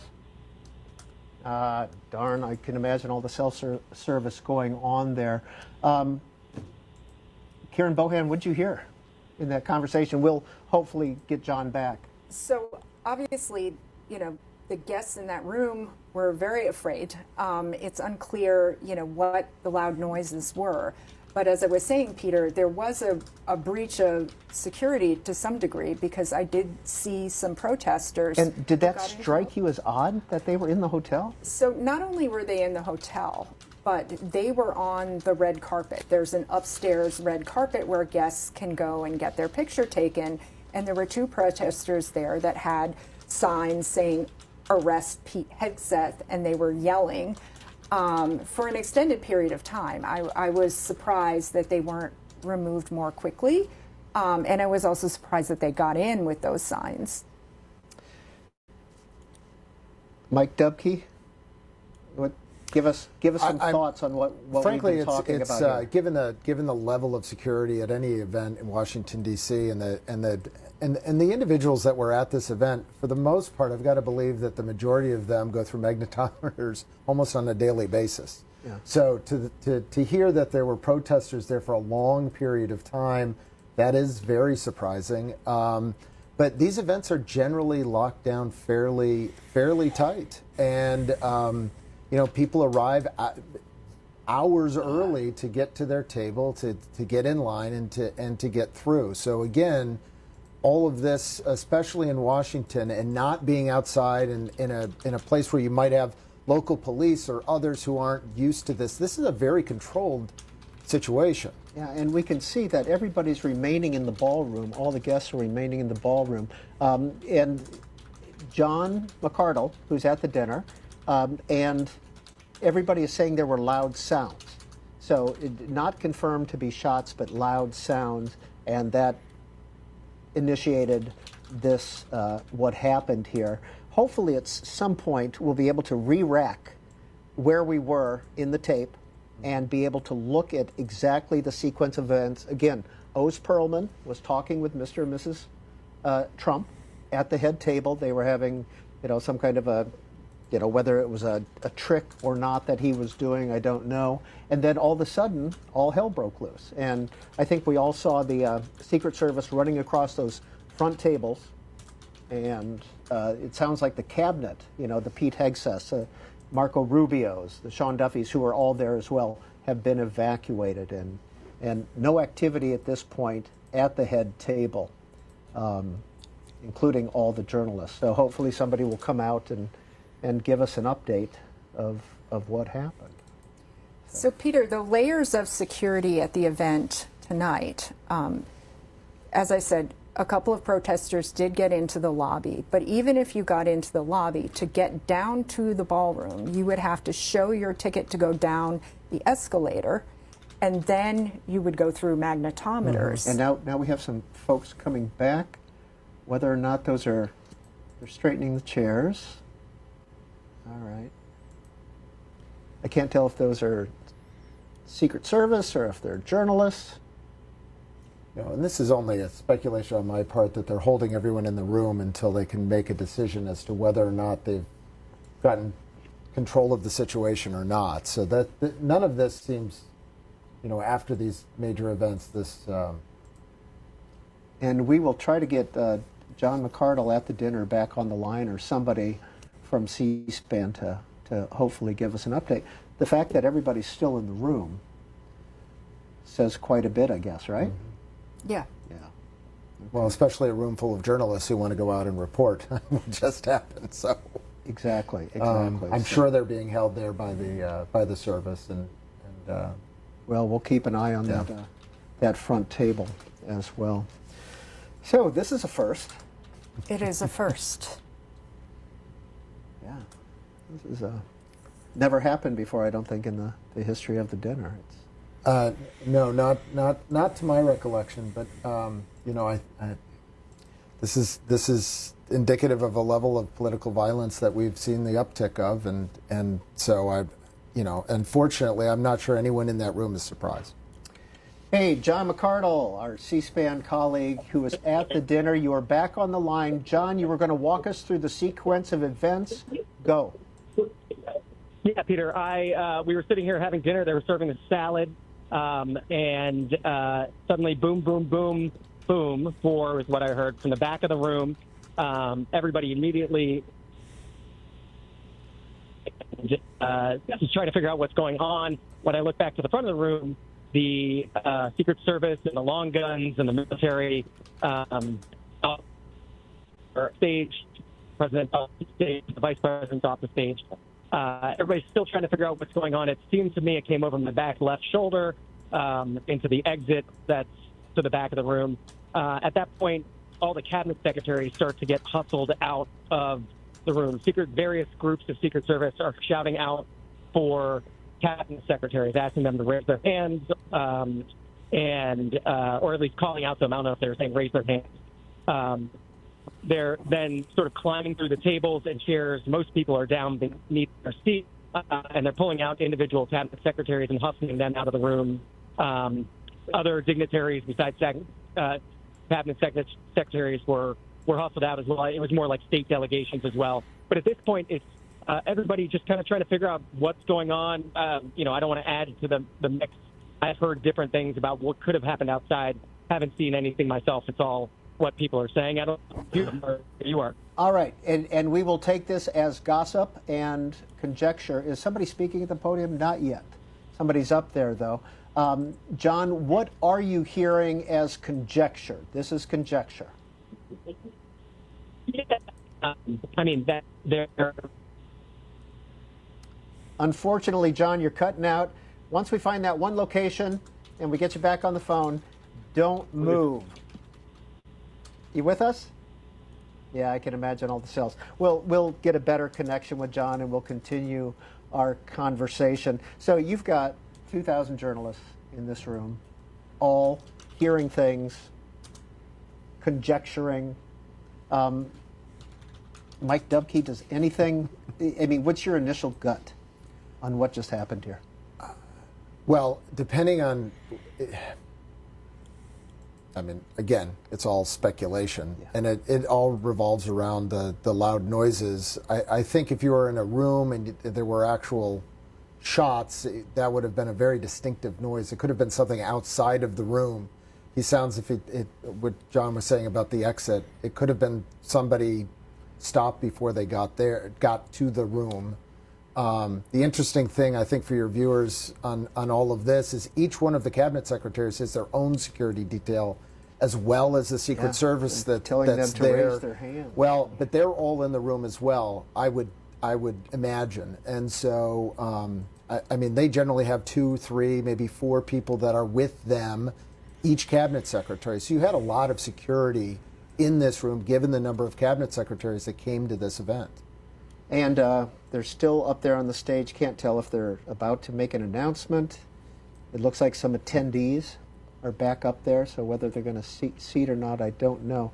But in the meantime, this was maybe 15 minutes ago, and we're going to show you a replay of what happened, and here we go.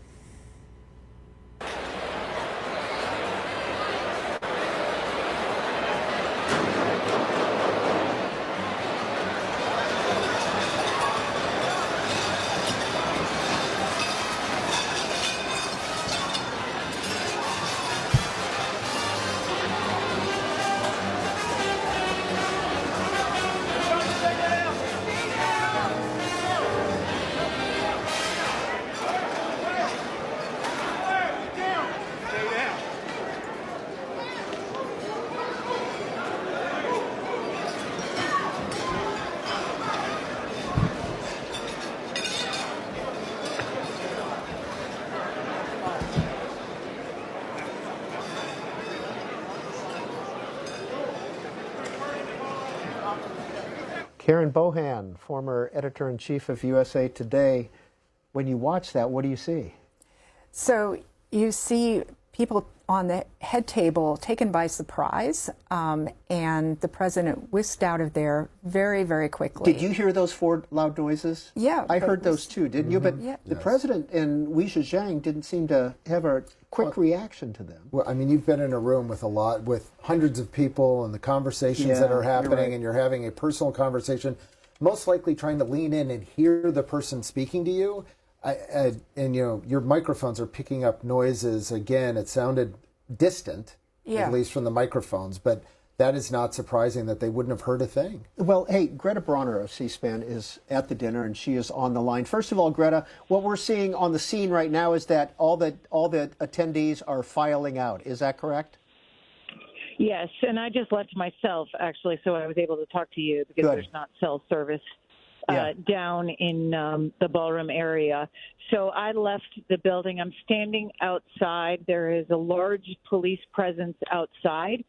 The attendees are filing out, and it's unclear what's going to happen next. The lobby of the Hilton is where the action happened before the ballroom. I'm not sure. It was unclear what was happening in the ballroom itself. It sort of obviously caught everyone by surprise as we were sitting there and the dinner was getting underway. Greta, did you see the president and Mrs. Trump being hustled off? I did not. It happened so quickly. I was talking to folks at our table. I heard a clattering of what sounded like plates, turned around, and the vice president, the president, the first lady were gone. That's how quickly it happened. Okay. All right. So you're standing outside the Hilton now. You're on Mass Ave or Connecticut Avenue?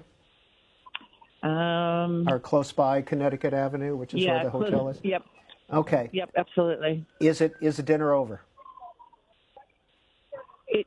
It's hard to know at this point. When I exited the ballroom, I turned around to law enforcement to go try to find a different way out. And he said to me, "You cannot come back in this way." So once I had left the ballroom, if anyone leaves the ballroom, you're not getting back in. I believe he said to me, "This is a crime scene. You are not coming back in this way."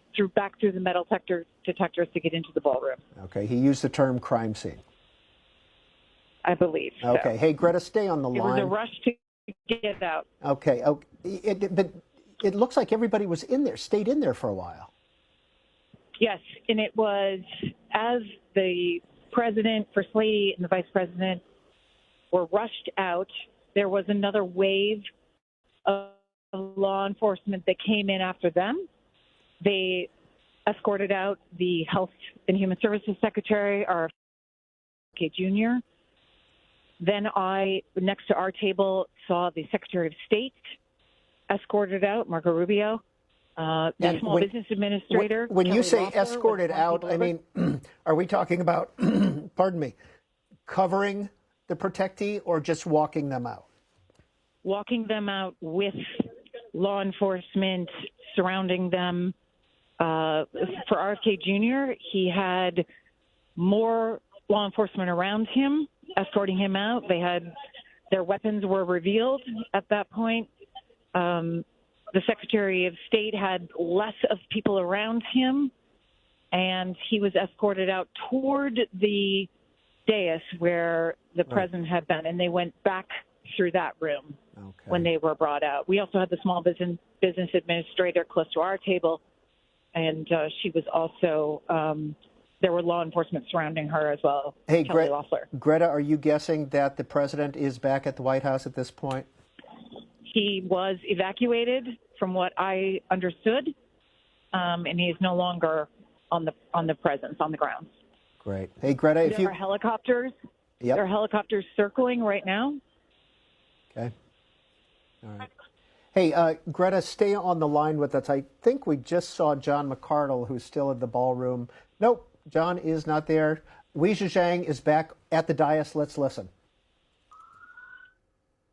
I can tell you that our program is going to resume momentarily.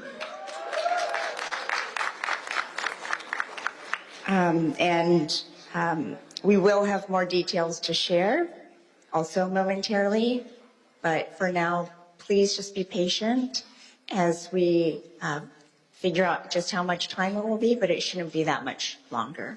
Thank you very much. Thank you.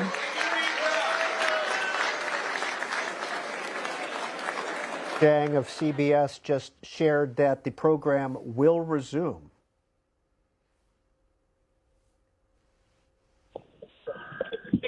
Did we lose Greta? I think we lost Greta. Let's. So that is let's check in with amazing John that they're going to McCardle. continue this thing. So we're okay. awaiting more Okay. details on Hey, what exactly Greta, are you happened, still with us? whether there were actually shots fired or not. CBS just said that the program will resume. So I take it that everybody's safe at this point, but probably not return of the president and Mrs. Trump and Vice President Vance. And the rest of the cabinet secretaries as well. Yeah. I'm sure they've been removed from the Hilton. And Greta, you think you're going to have trouble getting back in, huh? I think so. I think so. The crowds are, they don't appear that they are at this end of the building where I'm at. Folks have left the building. It's a room for journalists, and as I'm talking to you, Peter, I hear a journalist saying, "I'm headed to the bureau." So folks have to do their job at the same time when you have an historical moment like this. Okay. Hey, if you don't mind just staying on the line, just so we have that connection to the Washington Hilton until we get John on camera, we'd appreciate it. Thank you very much. They are back. No, they're back up at the dais, but looks like they're doing some technical. They're doing some technical work here. Hey, Karen Bohan, who is our guest here, and not doing the program that we had predicted that we would be doing this evening. We appreciate your rolling with us. When something like this, as a reporter, when something like this happens in the middle of mundane activities, what happens at USA Today? So for any reporter in that room, whether they're USA Today or the Washington Post, they're thinking, how can I file a story on this? How can I get information out? And it has to be very frustrating because not only do they not know what's going on, but But as we talked about earlier, cell service is terrible in that ballroom. It's awful. Yeah, so Greta is out. Our Greta Bronner is out, and she's on the street, and she was able to hear us. So, one go quick ahead, thing. Mike. I've noticed they haven't taken the seal off the podium.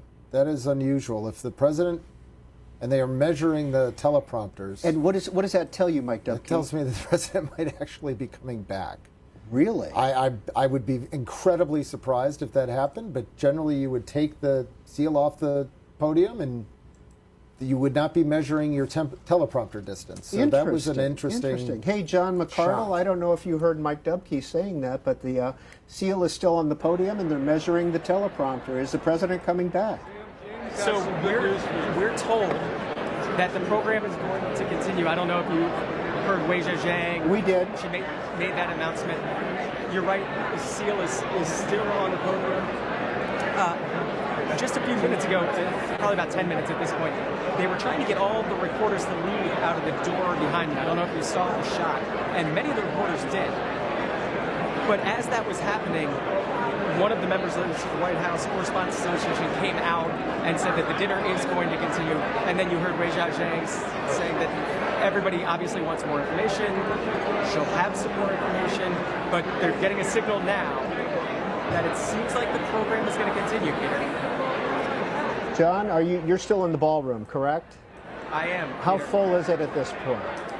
It's still pretty full, Peter. I would say the part of the room that emptied out was the room part of the room that was closest to that entrance that they opened and was telling everybody to leave. So all those tables are empty behind me.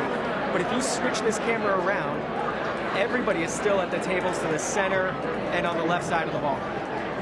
How much, not damage or destruction, but how much did the Secret Service leaping over those tables disrupt the setup? Yeah, I don't know if you saw that, Peter.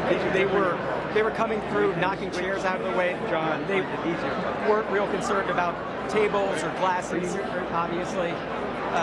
But there was a decent amount of tables and chairs that had been flipped. I only saw one person who was being carried out who seemed to have some more leg issue. I don't know if that happened with the Secret Service member leaping over them or leaping on them. But one person was injured leaving, and they were escorted out by a Secret Service member with a gun. Terrific. Hey, CNN is reporting that a shooter is in custody at the correspondents' dinner. Greta, have you seen any activity outside? You said you mentioned a large police presence. Yes, there are several police cars. There's law enforcement outside of the exit that several of us went through. I'm here with Jonathan Allen, NBC political producer, and he just told me that he's leaving. He does not plan to come back. Jonathan Allen, can you just tell us what you saw when you were in the ballroom? Sure. I didn't see a lot. What I heard was a couple of percussions that sounded like gunshots. If anybody's heard a gunshot before, pretty clear. However, it was somewhat distant from the ballroom, or appeared to be some buffer in terms of the sound. And then the room got basically swarmed with law enforcement officers screaming for everybody to get down. I saw Secretary of Health and Human Services, RFK Jr., whisked away on one side of the stage. The president obviously was removed very quickly. The Defense Secretary, Pete Hegseth, moved through a center aisle. Speaker of the House, Mike Johnson's wife, was under a table for a while. He had been spirited out by his security, and then they had to go back and get her. Obviously, a very mortifying moment for everyone in the room. But very difficult to see what happened, in large part because it appears to have happened outside of the ballroom that everybody was in. And that's Greta, I'm going to give it back to you. Peter, as you just heard from Jonathan Allen, from his perspective of what happened when this all went down this evening, numerous people have been filing out and don't appear that they are going to go back in. We heard from WCHA Zhang that they will proceed tonight. However, folks have left and they don't intend to come back. So we'll see what the attendance looks like if indeed they continue with tonight's program. Greta, thank you. Stay on the line. Mike Dubke, you called it sounds like, when you talked about the measuring of the teleprompter and the seal, because it sounds like the president may be coming back. I am going to be highly surprised if the president comes back, but, you know, just as he performed in Butler, you know, this president seizes a moment, but that seal being still there and the measurement, I mean, that is very typical of getting ready for a presidential address and a speech. But generally, you know, you'd see, and it was interesting, you watched, the president was taken out, and then the cabinet secretaries, and then there is a hierarchy in Washington when it comes to emergencies such as this. And you also heard, you know, the service protects the principals, and sometimes spouses get left behind, and it's a terrible, terrible thing that happened. But you know, the security performed the way they needed to. And Greta, we will continue to check in with you if you find anything else outside of the Washington Hilton. But let's check in with John McCardle. John is still in the ballroom. John, you're on the phone with us, correct? I can hear you. All right. So, what do you got for us? Peter, so we've turned our camera around 180 degrees. Before you were looking at me towards the emptier side of the room. You can see behind me that most of the room, most of the reporters and the folks here are still waiting around. The folks sitting in the door when the Secret Service initially came in and said, everybody out. Yeah, Peter. John, just keep your head still because you break up every time you turn your head. So just look at the camera, okay, and just talk to us. So, Peter, behind the stage, obviously, so this side of the stage, from what you're, as you said, they haven't taken the president's plaque off the podium, and there's been some movement on stage. There's been no movement, I'll say, at the dinner tables. There have been some of the wait staff that has come out and removed the salad course. I don't know if that means they're going to continue serving with the course, but if they're doing that, it's maybe a sign that they plan to continue with the dinner, and we're just watching what happens here.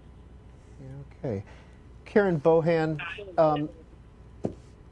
listening to all of this, I mean, what would you be doing as a journalist right now if you were caught in that room, or would you have gone to the bureau, gone out of the room? So I would have stayed in the room because, you know, in the room is where you're going to get probably more facts and find out what happened. You know, one of the things that a lot of journalists are doing is, I'm sure, talking to people who might have been in other parts of the hotel where they might have seen something happen, you know, because the noises that we heard were muffled, and figuring out exactly where they came from.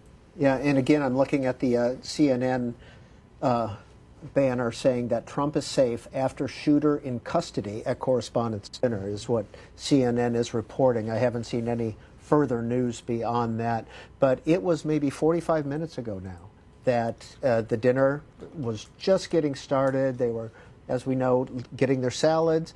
Oz Perlman, the mentalist, was talking with Mr. and Mrs. Trump on the podium.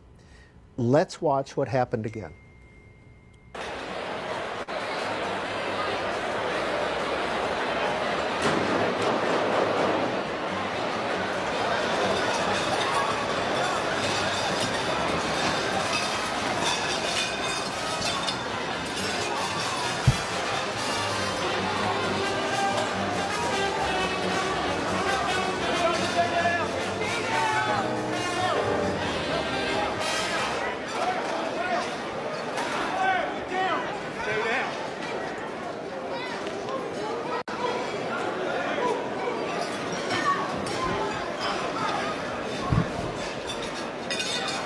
And that's what happened about 45 minutes ago. Now back to the live ballroom.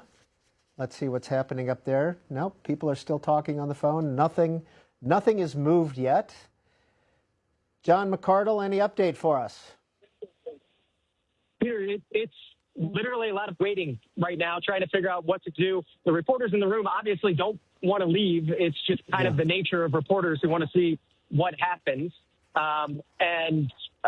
It's a lot of checking phones, checking in with family members, people asking if they're okay, people asking if other people have information. But like I said, there's also people popping some of the bottles of wine that hadn't been opened yet. I think people trying to relax after an obviously stressful time just about 45 minutes ago. John, first of all, have you called Laura? Have you contacted your wife to let her know you're okay? And B, yes, Peter, thank you. And how stressful was that for you? I mean, how much stress did you feel? Did you have a fight or flight response? No, Peter, it's what the heck is going on? We were talking about it afterwards. I thought a table got tipped over at first. It wasn't a distinct pop, pop, pop, pop. It was more of a bang, bang, bang, bang. I don't know if that makes sense, but it wasn't what I expected. What a bullet sound would sound like. But apparently it happened through the doors and upstairs. So maybe that's part of the muffling from what we heard in the room, which is why everyone's reaction was, I think, a little bit slower of was that what we thought it was? Hey, yeah, John, talk to that. Greta told us that this happened in the lobby of the Washington Hilton Hotel, and the ballroom is like 2 levels down, 1 level down? Yes, it's about 2 stairwells down. You come into the lobby. You saw where our red carpet coverage was, Peter. That same floor is the lobby area. You go past where the red carpet was. You take a left. You go through magnetometers, dogs, I would assume bomb-sniffing dogs, that sort of thing. We had to go through all of that in the lobby, and then you go down 2 levels, and that's the height of this room that you can see to get to where we are, which is why cell service isn't great down here. But if this happens... And, of course, right there he cuts out. Right after he mentions cell service is not good, we're going to have to move you a little bit, John, or get you somewhere so we can have that good coverage, but we appreciate your time. Now, Fox is reporting that the president is returning to the dinner. Yeah. Mike Dubke, does that surprise you, knowing President Trump? It does not surprise me, knowing President Trump. It surprises me that the Secret Service are allowing him to return to the dinner. Do you think the Secret Service had a role if he wanted to go? Can the president overrule? Absolutely, he can. Generally, they listen to the Secret Service. But again, I mentioned Butler earlier. This is a president that has, I hate to say, been there, done that, because I think this was less of an incident than that was. But this is also a president who understands the power of the media, and when they did not, as I said earlier, when they did not pull that seal off the podium, there was a sneaking suspicion something was happening. Yeah, because that goes pretty quickly, doesn't it? That does go pretty quickly, yes. So the other thing is that presidents never want to look like they're hiding from something, and I think there is an inclination of any president to want to reassure people that things are back to normal. The Secret Service, often, would put their foot down and say... And we are getting at least one report that the shooter was killed in the lobby of the hotel. So it's possible the shooter may have been killed at the hotel, as you just heard, 2 levels below the ballroom where the White House Correspondents' Dinner has been taking place, and President Trump, we're told, will be returning, and the event will continue. When this happened, it's got to be almost an hour ago now. The head table, everyone at the head table was evacuated, including the president. Initially, you could hear a bang, bang, bang. It didn't alarm anyone initially at the head table, but then there were shouts for people to get down, and then the president was directed and escorted off the main stage. And chaos ensued after that. Security force there in place, took to the stage, weapons drawn, as people tried to figure out what was happening. The speech has been written. The speech has been loaded into the teleprompter. Of course, the room filled with journalists. They also were confused. They lingered in the room for quite some time. Then at one point, it seemed like they were trying to empty the room, get everyone to leave. But now people are filing back in. We're told the event will continue. And so this as I said at the beginning of the evening, is going to be an event for the history books. This one, absolutely now, for sure, will be remembered. Maybe less for whatever is about to be said and more for this incident, whatever this is. Of course, the reported shooting and possible killing of the suspect in the lobby not happening in the ballroom itself. So was this an attempted assassination of the president, or was it something else? One would assume that the target would be the president. But it would be dangerous to make assumptions until we have actual facts, and this investigation, of course, just beginning tonight.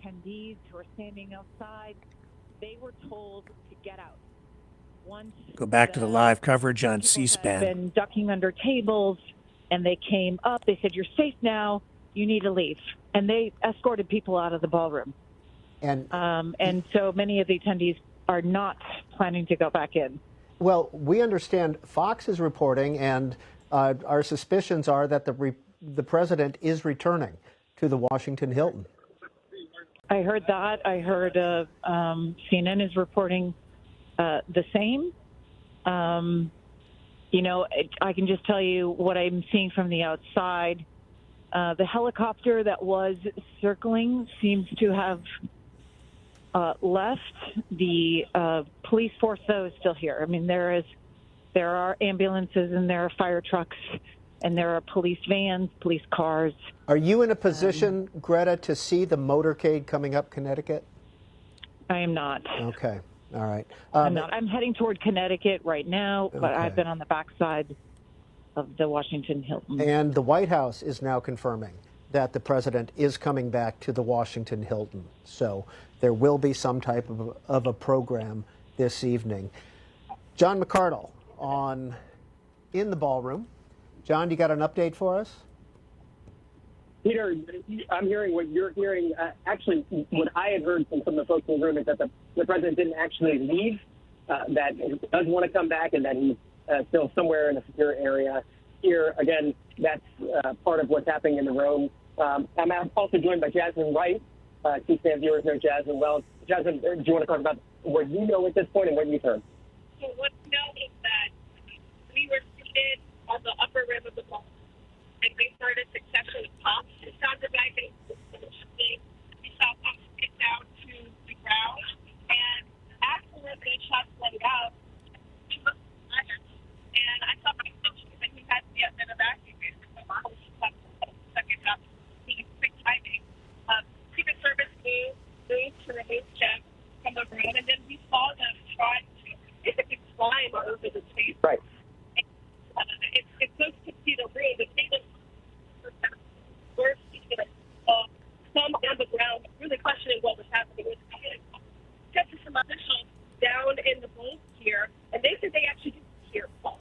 And so it was a lot of confusion. I talked to one administration, so the first thing that they heard, they were seated closest to the stage, was the sound of running. John, hold that microphone closer to Jasmine. But we saw the Secret Service agents climbing under the table, trying to remove the cabinet officials. Secretary of HHS, Robert. This isn't worth it. They were trying to find Terrible audio on this, and they're Secretary of Defense. obviously thinking they're going to drop this interview because of the lousy connection. But it both felt like it happened so quickly, and also it took a lot of time because of the position of the table. Have you gotten any information more than we've heard from Wing Zhejiang about this continuing? What we know was the announcement saying this will continue in some way, and we've also heard that the president wants to come back.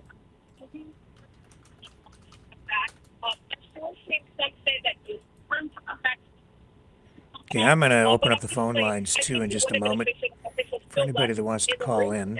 Said that whether or not he does come back, because it's conservative, they believe that he wants to come back because it's about his third assassination attempt, and this was a moment for his president show America to get his. The question is whether or not he's John McCardle? Getting John it set McCardle, up. I'm afraid we're going to have to lose you.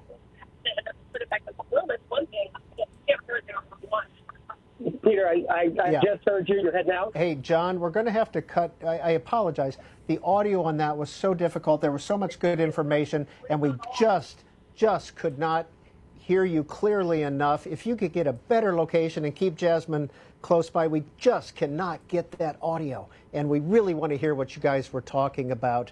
Okay, now, I think Mike Dubke Okay, let's or switch Karen the, Bohan, you said that the president probably switch the didn't link in even the leave the system.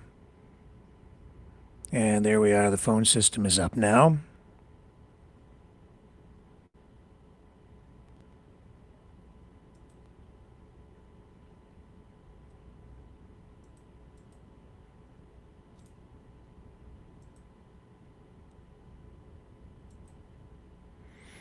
There's the phone number to call in if you would like to do that on the bottom of the screen.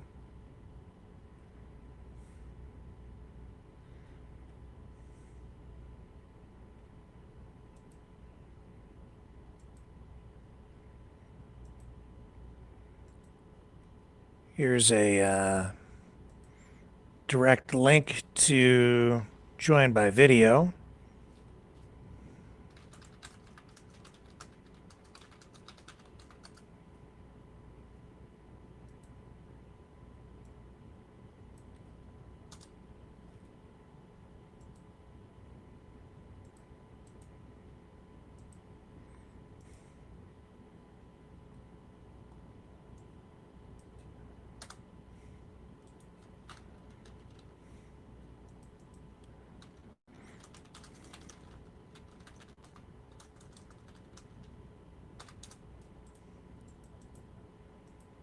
And there's the link to join by video or phone.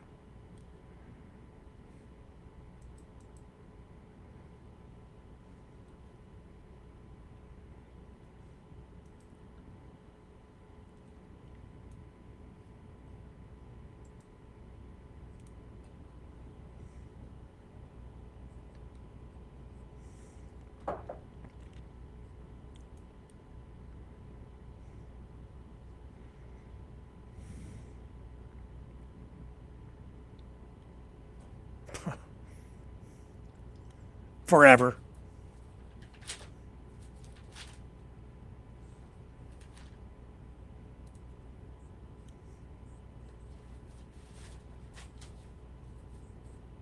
Again.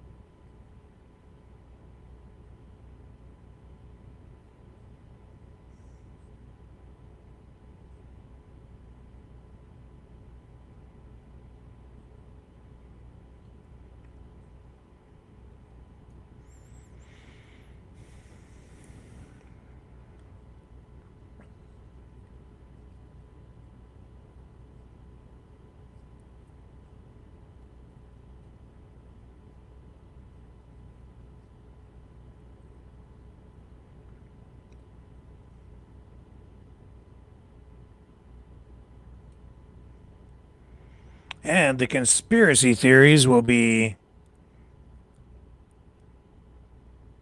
flowing thick. Yeah.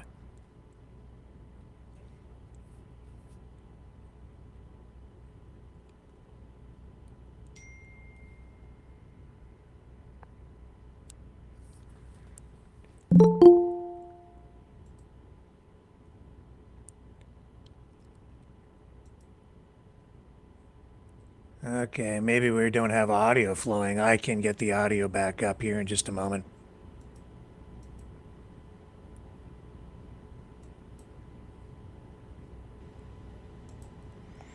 Okay, I think maybe our audio isn't working. Is that correct? Are you there? There you are, sir. Yeah, I'm there. Do we have audio flowing on the main channel like this? I think it is. Okay. I got double audio. I got to. So we do have audio? No, we do. It's okay. We're cool. Welcome, sir.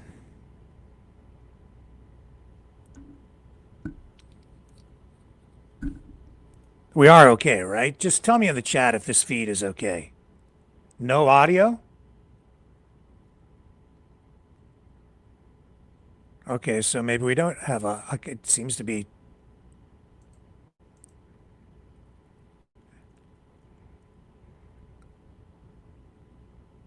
I'm getting somebody texting me saying there's no audio, but I can hear audio on my live feed. Are we live? Looks live. You can hear me, but what about the video? Can you hear the video? No audio. Okay, so we gotta switch this up. I don't know what's wrong, so I can fix it easily. Hang on.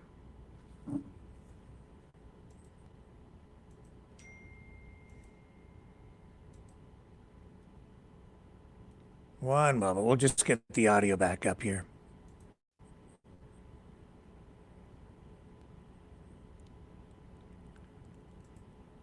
And there's the feed. I'll bring it back up. Here we go.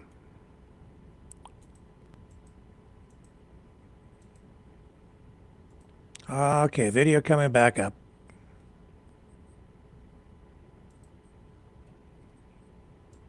Then we'll go to this. We heard, and I'll put a different link for the video. Down when the Anyone that wants to join by video, you have to come in was looking up from, using this from other my table. And the other system. Senator John Fetterman, I'm doing this on the fly, on so C-SPAN camera. He was standing up the entire time. I don't know what was wrong. It seems okay on my end. The room of people at the tables were most everyone was ducking down, following, peering around them. But Senator John Fetterman was standing up. He was looking around the ballroom. He was watching as the cabinet secretaries were whisked toward the dais. I found it very interesting that he. Okay, so you'll have to use the other link to join by video. The situation. The phone won't work. Hey, Greta, I know when we've replayed now a couple of times the incident itself, and Karen Bohan and Mike Dubke on the set with me, we could all hear the boom, boom, boom, boom. Did you hear it when you were in the room? Was that to me, Peter? Yes, ma'am. Yes, I did not hear gunshots, what people have described as what they thought were gunshots. I did not hear that. I heard what sounded like a tray clashing to the ground, people shouting, "Get down, get down." And when I turned to look at the dais, as I said earlier, the president, first lady, the vice president, they were gone. It happened incredibly quickly. And then you couldn't, from where we were at, you could not shutting down the phone system. See where there was a person in the room or a suspect in the room. Everyone was down. The room was pretty quiet.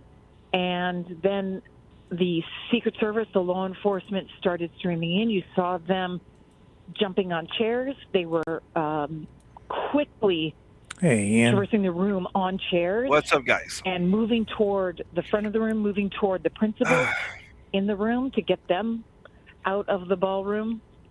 It happened very quickly. Greta, thanks for the update, and I hope we can check back in with you in a little while. It sounds like Greta will not be getting back in. Mike Dubke, we're going to go back and show the Truth Social and the Truth Social post that the president put out at 9:17 Hopefully this it is. evening. Can you confirm that he types those himself? That he takes out a device and types those, or does he? I can confirm that every one of the posts that goes out, he has seen and approved. He doesn't necessarily type every single one out. That's generally for maybe minor ones. I would almost guarantee you that he typed this one out himself. That he typed this one out himself. Yes. Karen Bohan, has the president's use of social media been valuable to you as a reporter? Well, it's valuable that we always know what he's thinking. And as a reporter, you're used to most presidents stay on message, and they don't wade into certain topics. And this president is somebody who speaks his mind anywhere and everywhere. Yeah, I don't know who's more frustrated with the social media. Okay, so Ian, you were watching this live with everybody else. What was your it's very difficult initial reaction? What was running through your mind when he has a direct access to the American people? It's weird because when everyone was entering, I had a bad impression and a weird feeling that something might happen tonight. And here it comes. Probably 5 minutes later, we see that happening. So it's weird how things can happen in a real time. It's weird how to express. I will be honest with you. Peter, do you have me? Yep. By the time that you were seeing basically the fanfare going in, I had that weird impression of something would happen. Going to begin momentarily. And so, well, the whole thing is. This has been an unusual night. It's an unusual presidency. And you would think that security would be so tight around Trump at this point that there would be no possibility of anything even coming close to him. But here we are. So that's sort of what surprises me. Let's go back to the feed. God, this is mundane. Food service. Has that ended at this point? I have not seen the waiters come out since some of them were removing some of the salads earlier. In terms of what the program could be, I mean, I would imagine that at the WCHA will try to give some details. They've said a couple times now, we know you want to know what happened. We'll have more information for you. It seems like the president wants to say something. Peter, do I think they're going to go with a full program with the awards? And all the media and so those. I don't these guys think seem to be a little bit but I think behind, and I know that we have reports that there was a shooter in the lobby of the hotel. It appears shots were fired. Reports the shooter has been killed. Other reports possibly that a police officer may have been shot, but in a bulletproof vest. And that is not confirmed to me anyway, so I'm looking for confirmation on that. But that's sort of where we're at the moment. The president whisked away. It looks like he's coming back, possibly. The tone. So even though all of this has happened, it looks like the dinner will continue, so we'll still get speeches tonight. But he'll have to ad lib, I would think, a little bit at this point, because the whole thing has taken an unexpected twist here. Huge turn. Freedom of the press. I don't think her remarks will change that if much. I'm not mistaken, but normally service would ask basically everyone to leave, and this would probably not finish, or I mean, we would have had a resume dinner. But now they will resume the dinner and, well, keep going. So that's kind of cool in a way, but that's unexpected too. Yeah, I'm surprised they're letting this happen. Not being intimidated. Again, he can speak to it as somebody who has had violence threatened and acted upon him.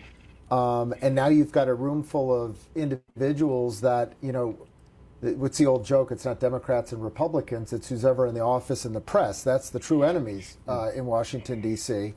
And he's got an opportunity here with an olive branch, and hopefully, and I would think that the media would receive it as well. And because in a lot of past speeches, President Obama, President Clinton, very critical of the media and the coverage of their administrations. Like all presidents are critical of the media. I think that's fair to say. They are, but most presidents, I think, are able to put that aside, especially at moments like this when they're in a gathering of reporters that sort of, in theory, they agree with the importance of what we do, but in practice, don't always like the results of that. I'm a little bit late, but just a minute ago we saw the host of America's Book Club on C-SPAN, David Rubenstein, and the owner of the Baltimore Orioles, and he was talking with Major Garrett of CBS. So those are two people in the room. And they've just taken the seal off the podium. Did they? Yes. Good eye, Mike. Good Well, eye. Yeah. Let's check in with John McCardle, who's standing right there. So in the maybe ballroom. he's not Okay, coming John. back. It looks like a change. Yeah, Peter, I know you've talked about the presidential seal on the podium. Yep.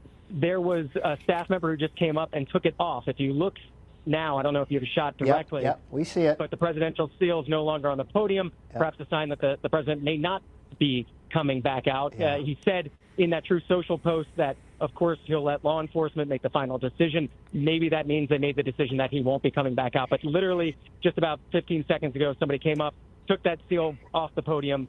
Again, they've made the announcement that they want the reporters in the room to sit down. Nobody really is.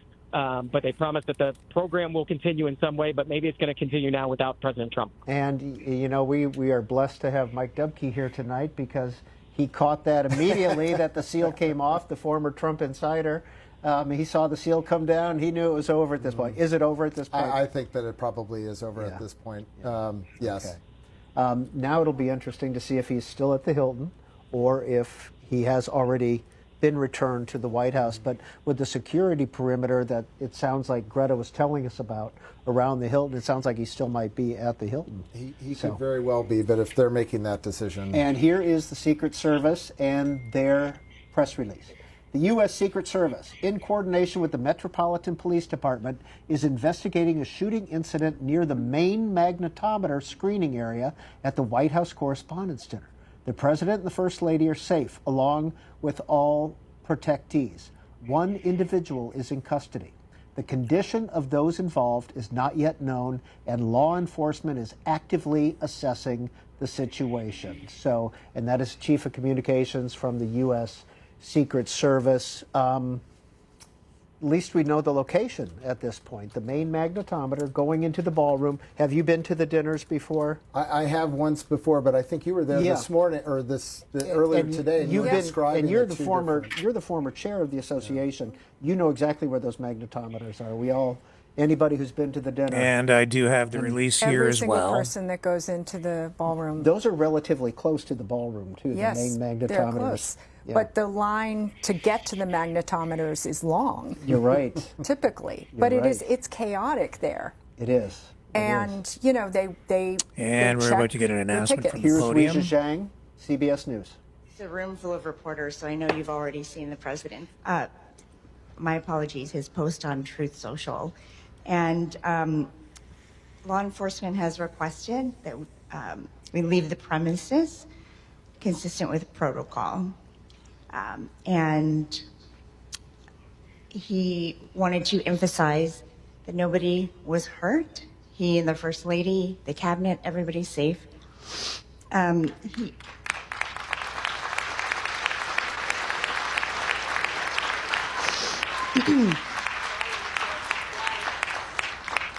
The president will be having a press briefing at the White House in 30 minutes. That is not a joke. And he insists that we will reschedule this event in the next 30 days. And that he wanted to do it tonight. He wanted to continue despite the news, but has to follow security protocol. I said earlier tonight that journalism is a public service because when there is an emergency, we run to the crisis, not away from it. And on a night when we are thinking about the freedoms in the First Amendment, we must also think about how fragile they are. I saw all of you reporting, and that's what we do.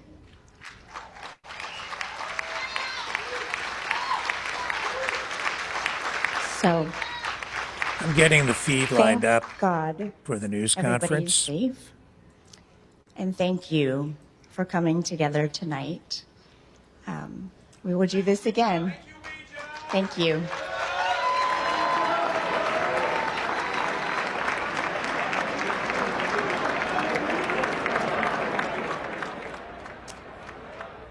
Well, with that said, it looks like we'll be hearing from the president in about 30 minutes. And in that meantime, we do want to hear from our viewers as well. We're going to put the numbers up on the screen. 202 is the area code. 748-8001 for Republicans, 748-8000 for Democrats, and 748-8002 for Independents. Now, Karen Bohan, former editor-in-chief of USA Today. Mike Dubke, former communications director in the first Trump administration. I want to note that when WCHA was speaking, we were all listening very intently, but when she said that the president was holding a press conference in 30 minutes, we all laughed. Why did we laugh? I mean, I think we all found it relieving or amusing. I'm not sure. Amusing, but also a little odd that a journalist is announcing that the president is holding a press conference instead of a press secretary. I mean, it was a little strange, and it was the first indication that we got that the president will be speaking publicly. You know, he had written on Truth Social that he wanted the show to go on, but he still does want to speak publicly. Why did you laugh? I laughed because it just quickly dawned on me that the president got one up on the press once again. That's what went through my head when I heard that. He's not only is the dinner now, I think, officially over. There's only going to be one speaker tonight, and that's going to be the president, and he's going to get to say whatever he wants to say in the confines, the safe confines of the White House. So that was the humor I found in it. And the fact that he wants to do the dinner, or Wei Zhejiang said that he wants to do the dinner and reschedule in 30 days. These are not small affairs to put on. They are not inexpensive, and it'll be hard to find that ballroom. So I think it's fantastic he made that offer. I will be very curious how they pull this off. Karen Bohan, you were White House Correspondents Association president in 2011-12.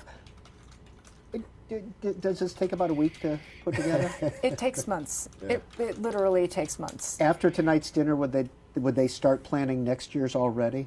Yeah, immediately after. You know, in 2011, I immediately began planning for the dinner in 2012. You know, that starts with finding the entertainment, which presumably doesn't have an issue there because presumably Oz Perlman would return for that, but all of the logistics around the dinner, I mean, you're talking about an event with 2,600 people and all of that security and all of the news organizations that participate. Well, I have a little bit of footage from the lobby where the law enforcement has requested shooter was that we apparently leave the premises neutralized. consistent with protocol, which we will do immediately. So it sounds like he is still at the Hilton. I will be giving a press conference in 30 minutes from the White House press briefing room. The First Lady, plus the Vice President, and all cabinet members are in perfect condition. We will be speaking to you in a half an hour. I have spoken with all the representatives in charge of the event, and we will be rescheduling within 30 days. President Donald J. Trump. Mike Dubke, as the Trump interpreter. Okay, let's go to the footage from the front lobby. Everybody's good. Nice. He said 1 shooter, 2 weapons. It is now a crime scene. Secret Service is in custody, has the person in custody. Everything's okay. 1 shooter, we know so far.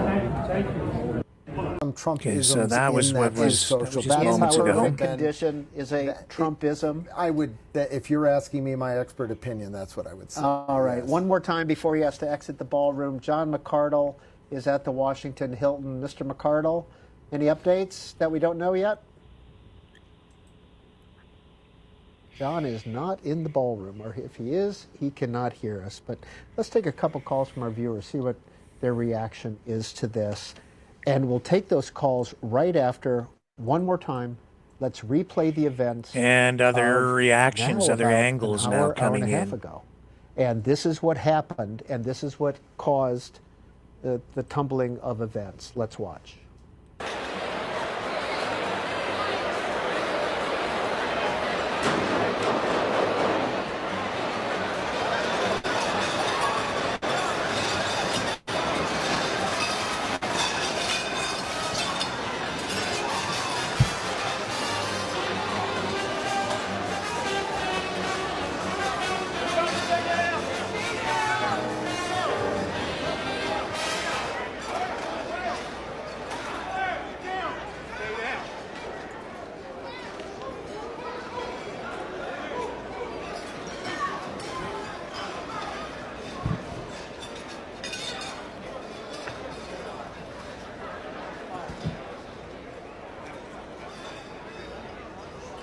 And that was about 8:25, 8:25 this evening.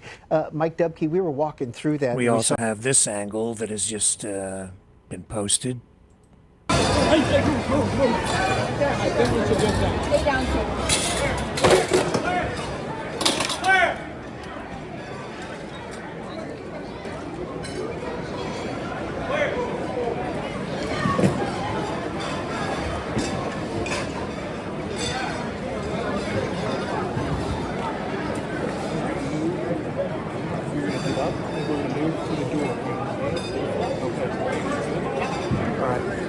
Katie, do you have all your stuff? Yep, I'm fine. Go.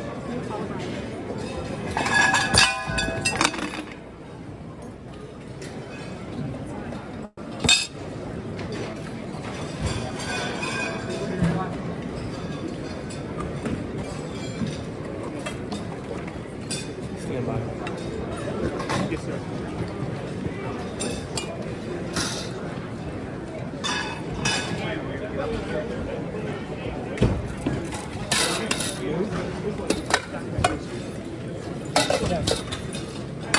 Go to your right. Go to your right.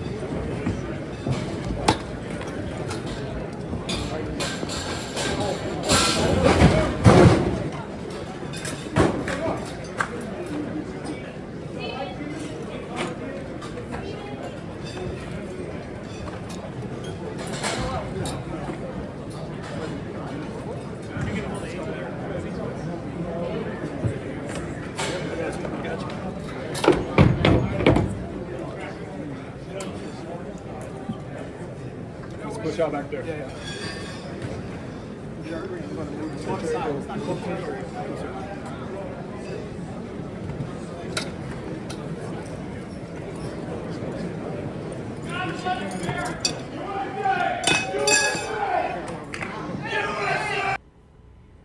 And that's the end of that one. Go back to the live stream from C-SPAN. 16th and K, yeah. Which used to be, I believe it was the Statler Hotel. Right. And the reason that this dinner is at the Hilton, the Washington Hilton, is because the ballroom is so large. And, you know, if you wanted to have a dinner this size, no other hotel can accommodate it. And wasn't this ballroom designed for this type of event, with a security event on top of that? Yeah. So, and the fact that both the president and the vice president, the Speaker of the House, were all... Hang on, I'm just going to bring that feed back up, but I also have this other clip from Fox. So let's... here we go. I think this is John Roberts. Guest here at one of our Fox tables, and she was taken out by her security. That's what I'd experienced. As I mentioned a moment ago, Erica Kirk was one of our guests here at one of our Fox tables, and she was taken out by her security, just literally right in front of me. And the look on her face, I mean, clearly, you know, she must have been going back to that moment in Utah, and then remember the event that she was supposed to have with J.D. Vance. Right. In Ohio that she canceled because of security threats. So when you consider the number of dignitaries that were here, from the President of the United States to the Vice President to the Speaker of the House to literally every cabinet member, I think they probably kept one cabinet member back, you know, the designated survivor policy that they have when there are addresses to a joint meeting of Congress. But so many high-powered people in this room tonight that would obviously be a huge security issue, which I'd experienced. Is that okay, we'll go back here now. The Brady briefing room for this press conference as a reporter. Very Instead important. of watching it on TV. Yeah, I think for the reporters in this room, and there are a lot of reporters in this room who cover other beats. They cover the Pentagon, they cover the State Department. For the reporters who cover the White House every day, they're going to want to be in the press room and be there for that statement. We have footage too of the protesters. Have you exited the ballroom yet? Are you in the lobby? Or managed to get into the front lobby. We still see people in the but ballroom. I don't know if any of these people were the shooter or even involved with the shooter. I don't hear John. Associated in any way, but we have the footage. I think we... Here we go. For threatening genocide. For kidnapping Nicolas Maduro. For overseeing targeted strikes that killed over 180 people on boats in the Caribbean. Arrest Pete Hegseth! Arrest Pete Hegseth for war crimes! Arrest Pete Hegseth for war crimes! For overseeing the targeted strikes over 180 boats in the Caribbean. For actively planning on a war in Cuba based on Pete Hegseth! Illegitimate justification. For threatening.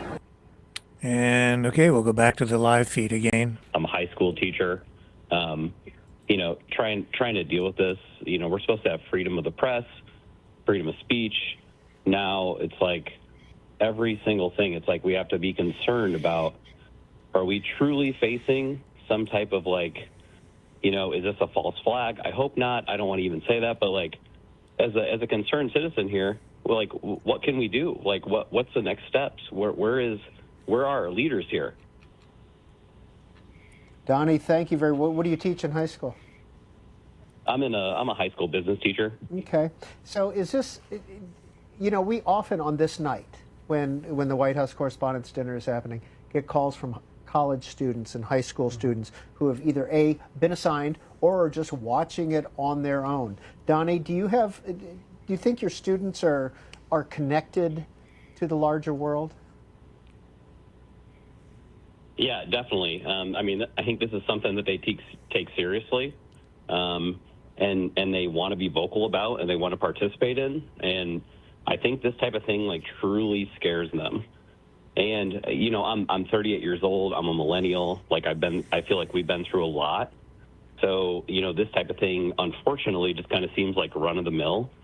I hope that we are able to, do something about this. But I do think that my students, they want to be active. They want to do what they can. They want to, they want to take a part in trying to be on the right side of things. You know what I mean?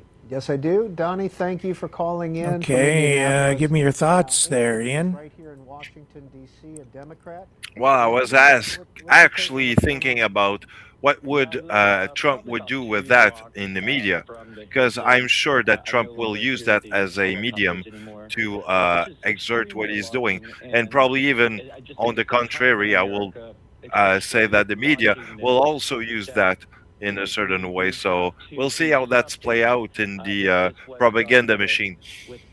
Yes, I expect he will get a bump in the polls. His approval rating will go up, I expect, as a result of this. So he'll use it to his advantage that way. And the reports that he wanted to come back and continue will weigh in his favor. The fact that he's doing this news conference immediately after will also favor him. And I think that the next time we have this event, and within 30 days, we're told, I think it'll be heavily watched. I bet you they get record ratings, which will no doubt please the president. For freedom of speech, what this means for people.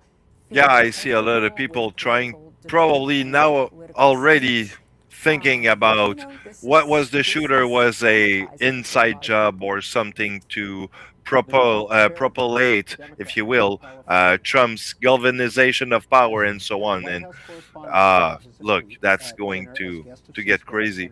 Also, Trump could also use the protest that was outside of the ballroom to do a message about it. Let's listen to what this is. As they work to apprehend the shooter and secure the area, political violence is never, ever the answer. It must end. After Butler, Mike Dubke, and I know you were not with the president's office at that point. What do you Yeah, no doubt this will be turned into a political attempt to turn it to political advantage, of course, which is normal in a situation, in an abnormal situation like this. Okay, let's get that number off the screen because we do not have the phone system working tonight.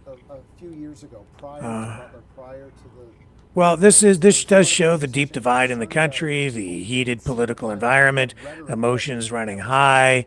We don't know what the circumstances are surrounding the shooter. We don't know really much at all, other than it appears there were shots fired. It sounded like there were shots fired. Somebody in the front lobby, apparently armed. We're told police or security forces neutralized the suspect in the front lobby of the hotel. That's about 2 levels down from where the main ballroom is, which has a capacity of somewhere around 2,600 people from earlier reports. And the president and the people from the head table taken away. Everyone there was okay. And a news conference is set to begin imminently, presently at the White House in the media press briefing room, where it will be much more secure and safe. And does that surprise you, Ian?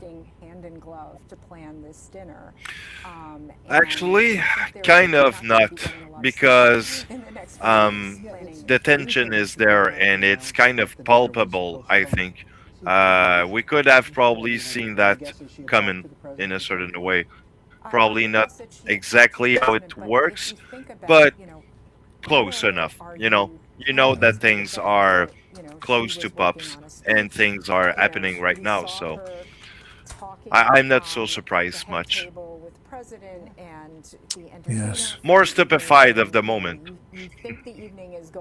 And we have another angle, so I'll bring you that video here as we wait for the news conference to begin. Hear emotion in her voice, which is very understandable. Okay, this is what it looked like from straight on. And this happening, somewhere between 8:20, 8:25 p.m. tonight.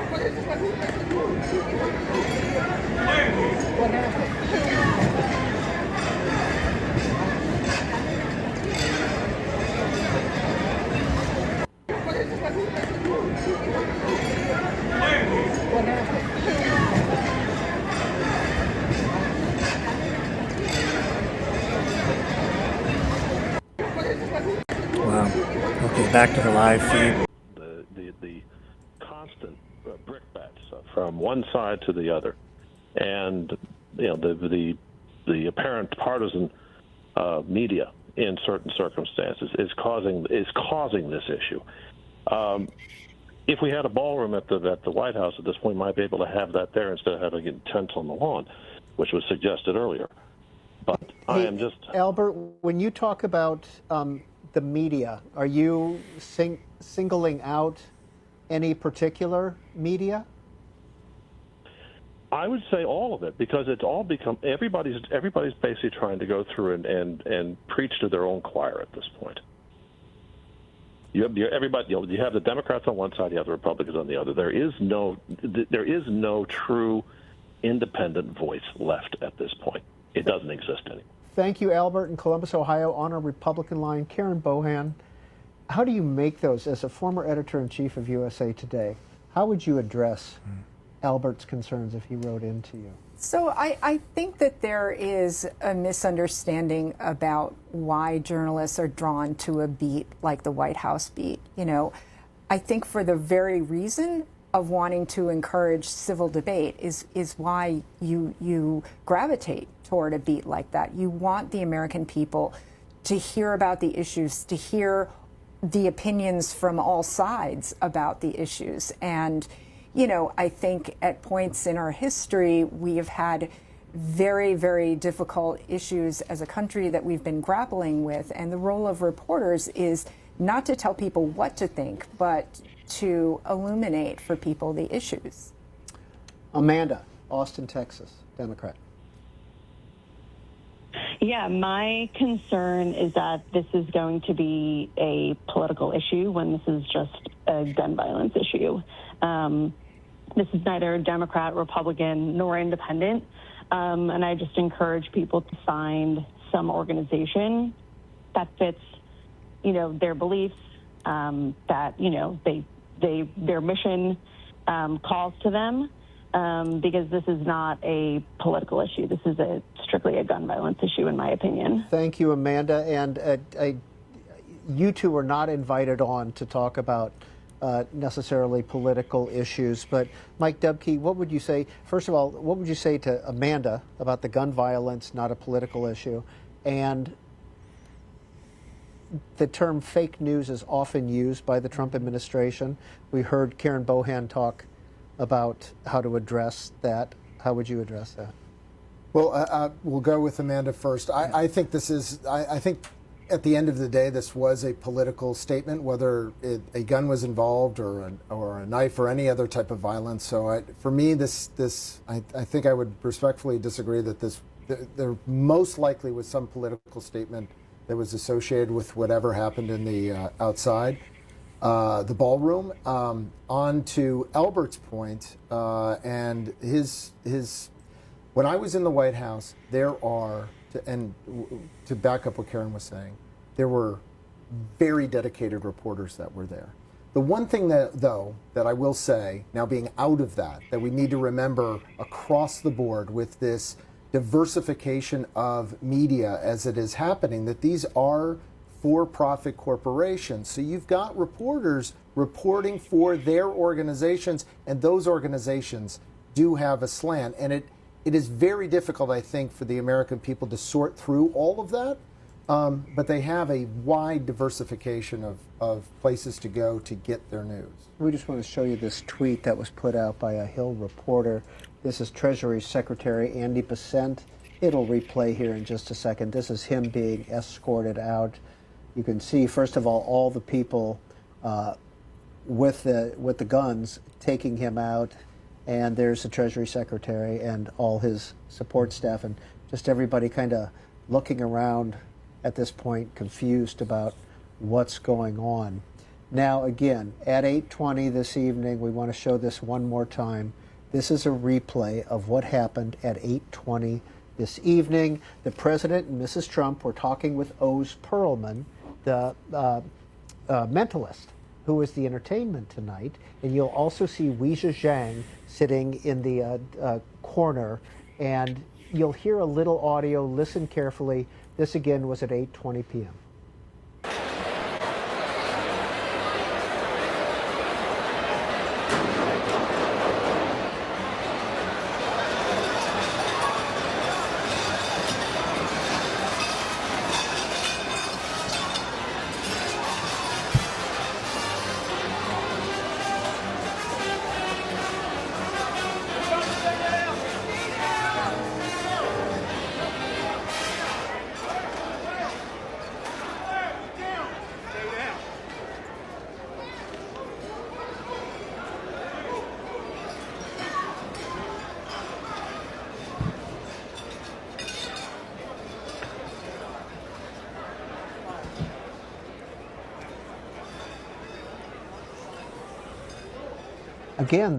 Again, that's what happened at 8:20 this evening. I know we've all seen it now several times, and we will see it over and over and over and from different angles. This is just happens to be the angle that this C-SPAN camera caught.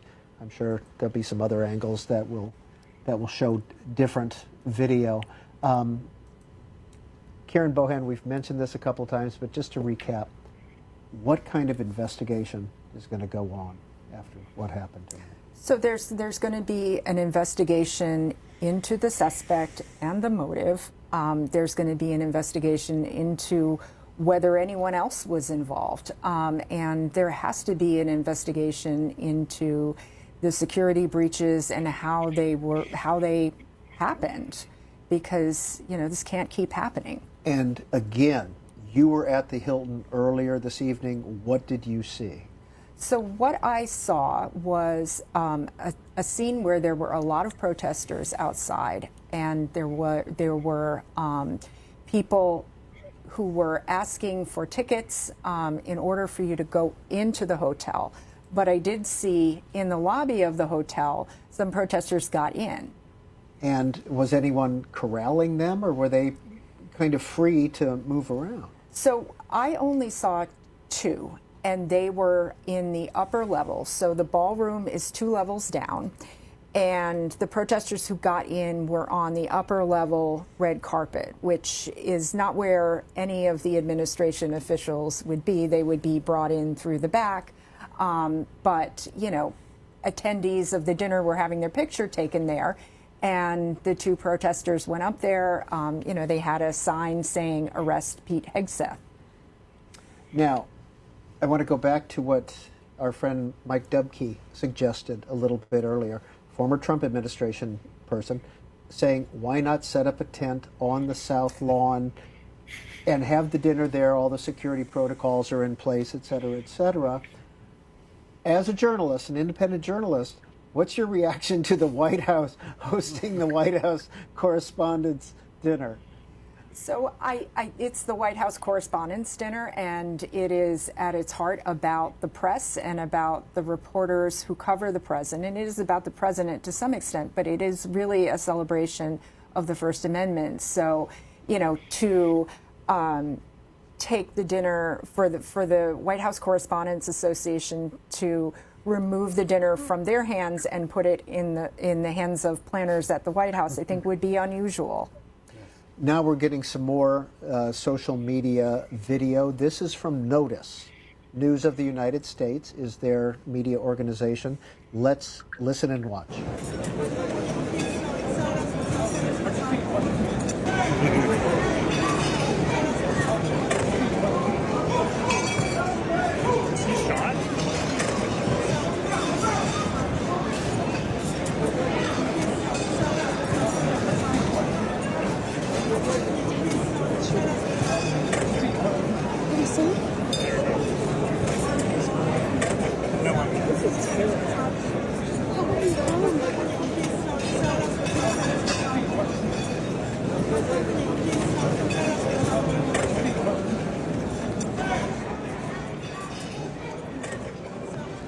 And under the tables, I would everybody point out went. a couple of things. One, C-SPAN was the one camera. As I understand it, they're the one camera that's officially allowed to be at this. The so-called pool. The pool for this event. And unfortunately, most of these media organizations do not invite their camera crews to the dinner.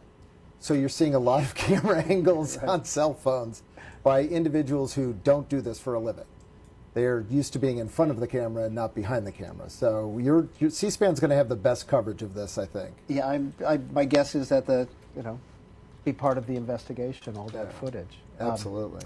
Austin is in Worden, Montana, Republican line. Hi, Austin. Hi, good afternoon, panel. We're listening. My question for the panel is, how come the government doesn't do a case study on my great state of Montana? I want to say we're going to just leave our friend in Montana to his own opinions on whatever he was talking about. Holly in Zionsville, Indiana, Democrat. Holly, you're on C-SPAN now. What do you think about what's happening tonight? Well, I don't know why I'm concerned, but I may be, I'm a very normal mother of 3, Midwestern. I'm a registered Republican, but I voted Democrat the last time. And I just want to say the fact that there was a mentalist there who we've never had before, and it was because, according to the people that were interviewed early, the president doesn't take jokes very well. And so obviously, when they planned this, they knew what kind of temperament he had. And I just think this whole scenario looks a little bit like it just doesn't ring true to me. I mean, I don't want to be a conspiracy theorist or crazy person, but I just feel like the protocols were off. The president wasn't immediately evacuated. The seal was left. The correspondents were left. And the president was the one that first made the response on his social media post about wanting to continue, wanting to give his speech, wanting to, and just none of this seems so. What normal. Draw this, draw this to a conclusion. What do you mean it doesn't seem normal? Just you get one statement now. Okay, if this was the plan, to have this be interrupted in some dramatic fashion to draw our attention by this mentalist in agreement with the president or the White House. I think that's really awful. All right, Holly in Zionsville, Indiana, as she says, a Midwestern normal mother. What do you think about her thought process? The way that this all went down after the fact seemed very normal to me in terms of how the Secret Service reacted, and given that it was probably 2 floors away and it wasn't a direct threat in the room, they quickly assessed that. I'm not sure I'm there. In terms of the entertainment, I mean, the entertainment, you would be better to speak to this than I am, but through the years, the entertainment has changed at the White House, at this Correspondents' Dinner. I think we're used to the over-the-top comedians of the past several years, but that didn't always used to be the case, is my understanding. Well, so also the entertainer for the evening, Oz Perlman, was chosen before it was clear whether the president would be attending or not. And so there you go, Ian. Like they're already going down the rabbit holes, right? So when that was announced, I wasn't familiar with what a mentalist is, and when I heard the way it was things magic, are right now, thought, especially magic politically. Tricks. And I'd say he just about is anything is somebody possible. who is very, very entertaining. I actually happened to hear Did him the mentalist even thought of it? I mean, look, mentalists should have known about it. Does, but it's see it coming. Same sense of a person with an act, and you don't know exactly what's going to happen or how it's going to play out, and that there's similarities. So a news conference coming up anytime now. My understanding was that he was going to read the president's mind live, and that would have been. It looks like he was doing that when or they were doing something with the Trumps there, and that's when WCHA was like, "Wow, that was amazing." I mean, that's what I saw in the video. Exactly, and I do want to clarify that Oz Perlman himself, when he describes what a mentalist is, he says, "I have no magical powers. I figure out. You give me clues, and I can figure out what you're thinking." And he really rattled Joe Rogan by guessing correctly his PIN number, his ATM PIN number. Yeah. Wow, and I guess he was on Bret Baier Fox News last night and guessed his best friend. So I don't know how this works. Yeah, or if Lindy it's is set quite up in right. any She way, posts on Rumble that was going to be a very mentalist is not a entertaining. We're looking psychic. forward to covering it. We had cameras on the floor with him. It's and a different microphones thing, but so we could catch I get the joke. All of the action as we want. Karen Bohan, when you were chair in 2012, your entertainment, your speaker, your president was Barack Obama, and your entertainment? Jimmy Kimmel.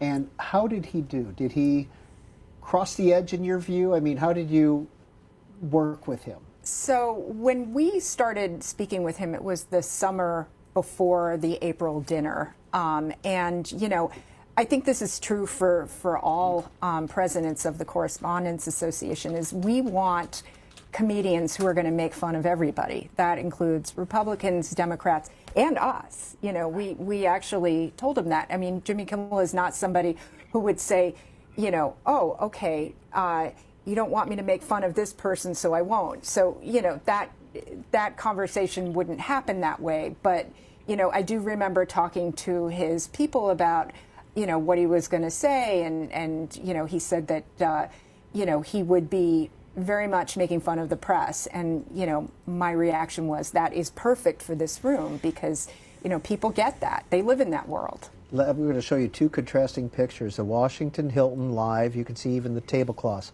have been removed from the tables. That staff, they are a machine. They know exactly what they're doing, and they work fast and hard at the Washington Hilton. And then, a mile and a half away at the White House, here is the press room, and they are starting to get ready for the president's press conference. You can see the seal is up on the podium there, and they're getting ready. And that's pretty. Look at the crowd in there too. You can see all the heads of the people who are in there. That looks like a potential tuxedo with a long tie there that gentleman's wearing. I wonder if we're going to see some evening And we have clothes. footage of the from just a of the Associated short time Press, ago, and right he after was the one of the reporters who was going to be honored with incident at an the award. hotel. So This is footage of the president's motorcade making its way back, I believe.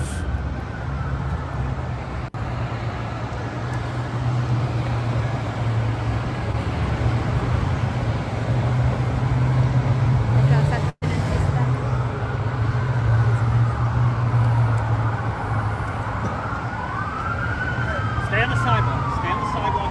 Get on the sidewalk. On the table.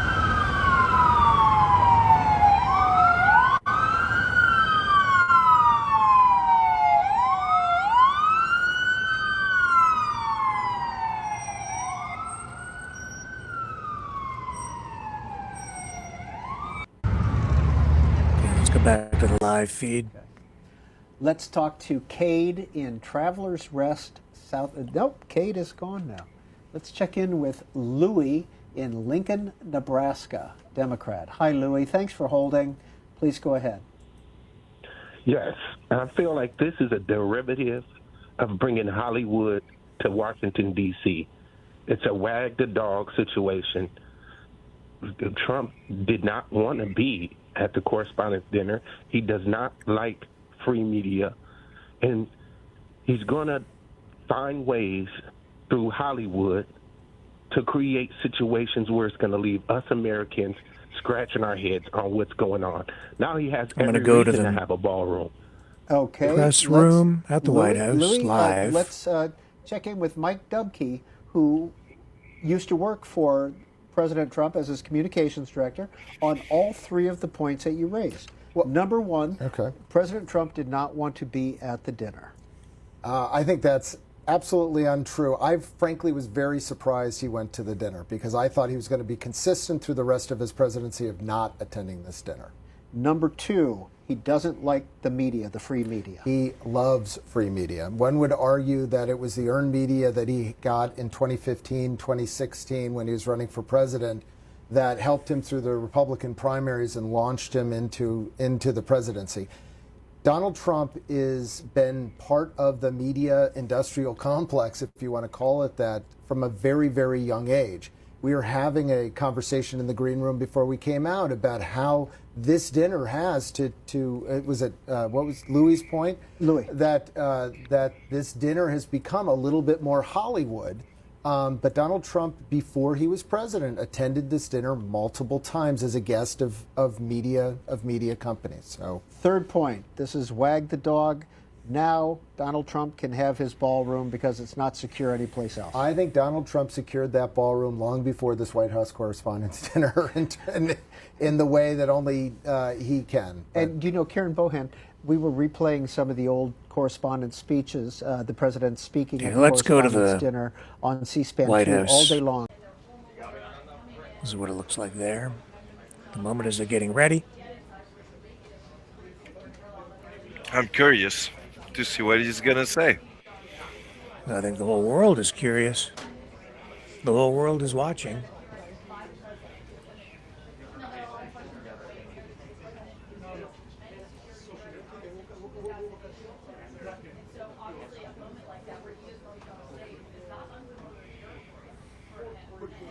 And I have the official White House feed established.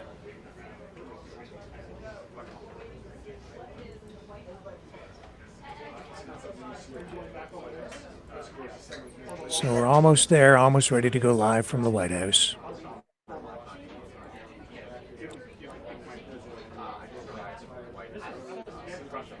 I mean, he did eventually sell the T-shirts Back and the to hats, C-SPAN.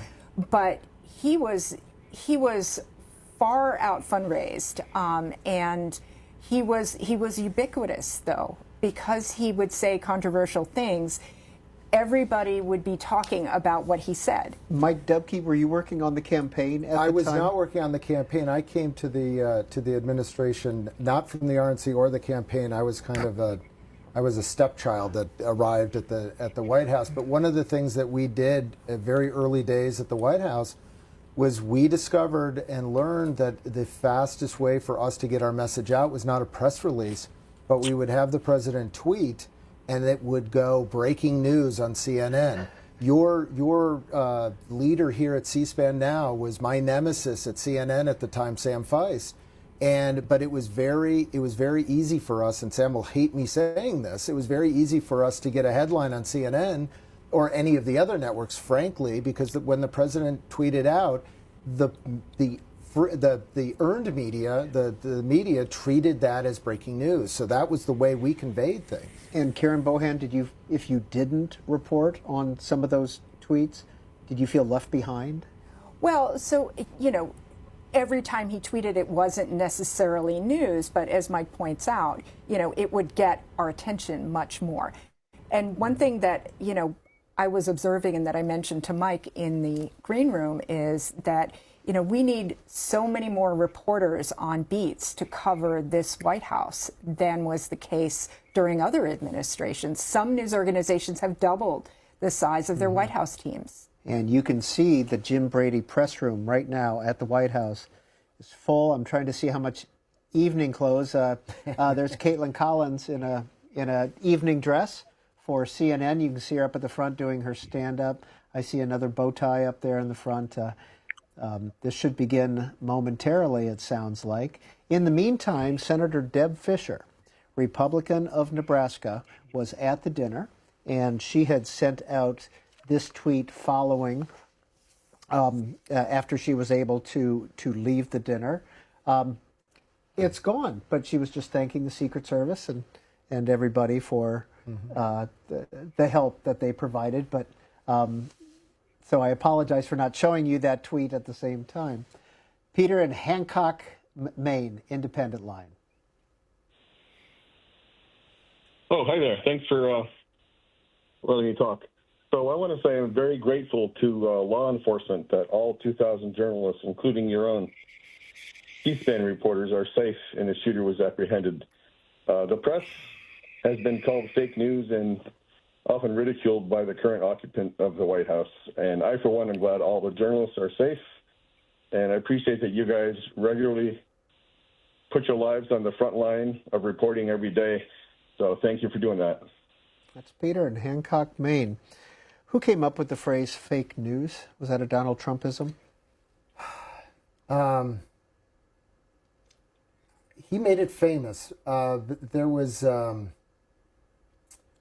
There were bumper stickers back when George Herbert Walker Bush. It was don't blame me. Ignore the media. Ignore the media. Vote for Bush. Yeah. Don't blame me. I voted for Bush. Yeah. This has been an ongoing kind of push and pull, especially with Republican candidates and Republican presidents, for years and years and years. So it wasn't invented by Donald Trump.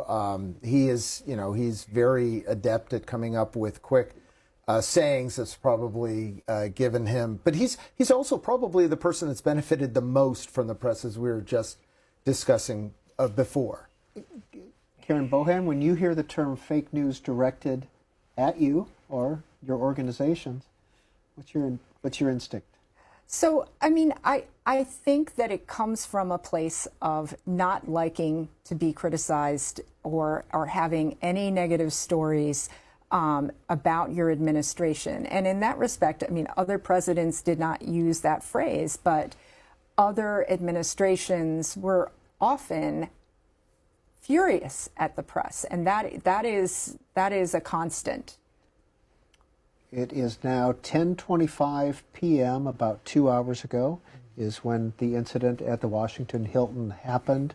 We have had two guests here all evening, and we appreciate this so much that you're sticking around with us. Karen Bohan, former editor-in-chief of USA Today. Mike Dubke, former communications director in the first Trump term. And you guys came over here to talk about the White House Correspondents' Dinner, and we started off strong that way, I think. And we have just transitioned into what is happening tonight. And we're hearing your voices about what's happening. It looks like the press conference will be starting shortly. Of course, that'll all be live on C-SPAN. But in the meantime, let's hear from Rose in Delaware, Ohio, Republican line. Go ahead, Rose. Thank you so much.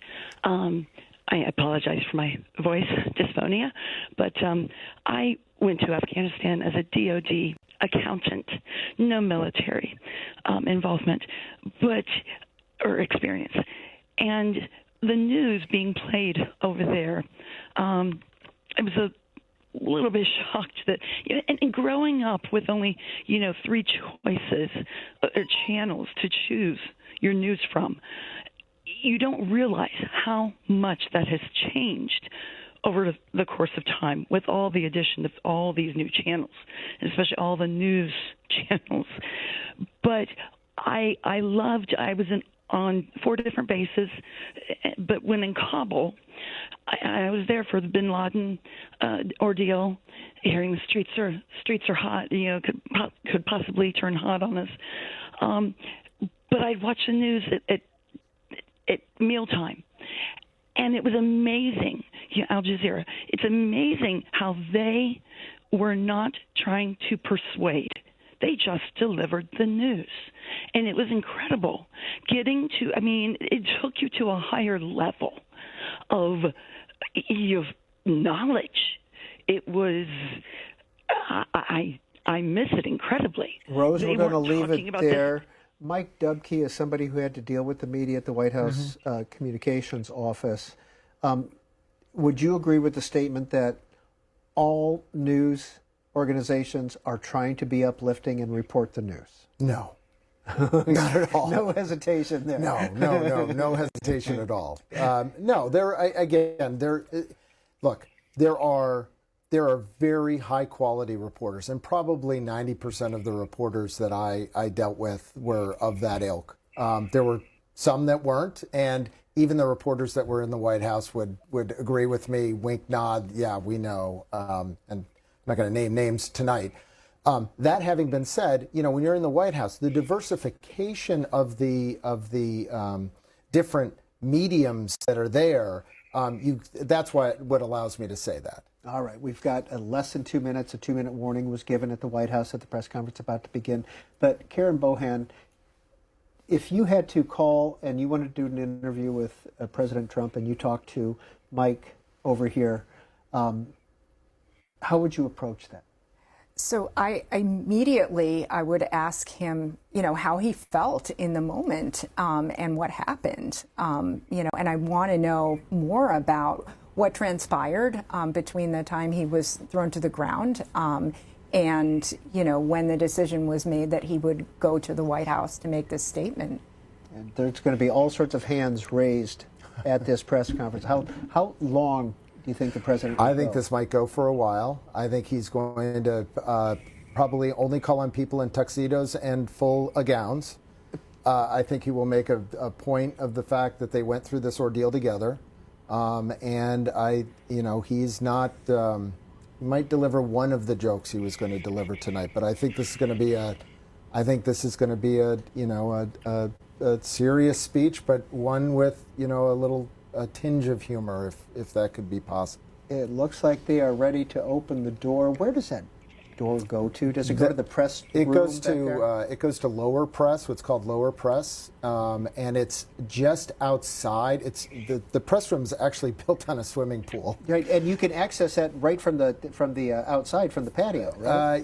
Well, yes, there's another door there, but that door right there goes to a smaller area where the press secretary's staff is, and then that goes up to upper press, which is where the press secretary's office is, and others. Karen Bohan, have you walked back through that door and accessed the lower press, as they call it? Many, many times. Although the access to it has changed in the Trump administration. You're not allowed to wander back and just talk to a press previous aide. administrations, though, you could? Yes, you could. Well, only to upper press, to be very clear about that. So in previous lower press. Yeah. Oh, yes. You'd go through press. lower press, and then when I was there in 2017, the reporters were still coming up to upper press. Yeah. I wanted I'm going to date myself in Les Nessman fashion, put a piece of tape on the floor that would stop them at one point just past the press secretary's office. But yes, it was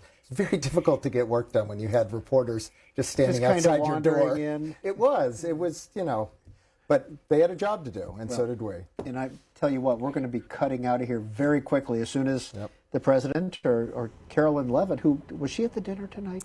She was at the dinner. She was at the dinner, Yes. wasn't she? And she was photographed on the red carpet, ready to have a child. I think very today was her quickly. last day. Yes. Yeah, and so whether she's there tonight or the president or the vice president, we'll find out. But once they come out that door, we're going to cut to it. And so I want to make sure to thank you, Karen Bohan, former editor-in-chief of USA Today. What are you doing these days, and can people still read your writing? Well, so I will be posting on Substack in the near future, but I'm also doing some teaching and consulting. So, yeah. And what will you be reporting on tonight? I know you were stuck here in the studio. Any thoughts before we head into the actual news conference here? Together. So I well, have to say actually, that if I were somebody in had the did room, brought I a good would- point I would have been about taking pictures, I would have been what would be the relation between the gunman and what happened. Was the gunman doing it into a politicized way, or was it just a gun-related situation? And I think it's politicized. And I'll be honest with you, I would like to say that it's a gun-related problem, but because it's a political situation and all that, yeah, it is obviously politics. So, and I'm sure that Trump will use that Okay, as we've an got this. advantage. We're going to go over here live. Supposed to bring together members of both parties with members of the press. And in Sorry, I don't think that is live. Hang on. who has been with us this evening. We have been It just is. unified. I saw a room that was just totally unified. It was in one way very beautiful, a very beautiful thing to see. A man charged a security checkpoint armed with multiple weapons, and he was taken down by some very brave members of Secret Service, and they acted very quickly and have just released, for purposes of transparency, clarity, I've ordered it to be put out. You probably have it by now, put out on Truth and put out on many of the platforms. A tape showing the violence of this thug that attacked our Constitution.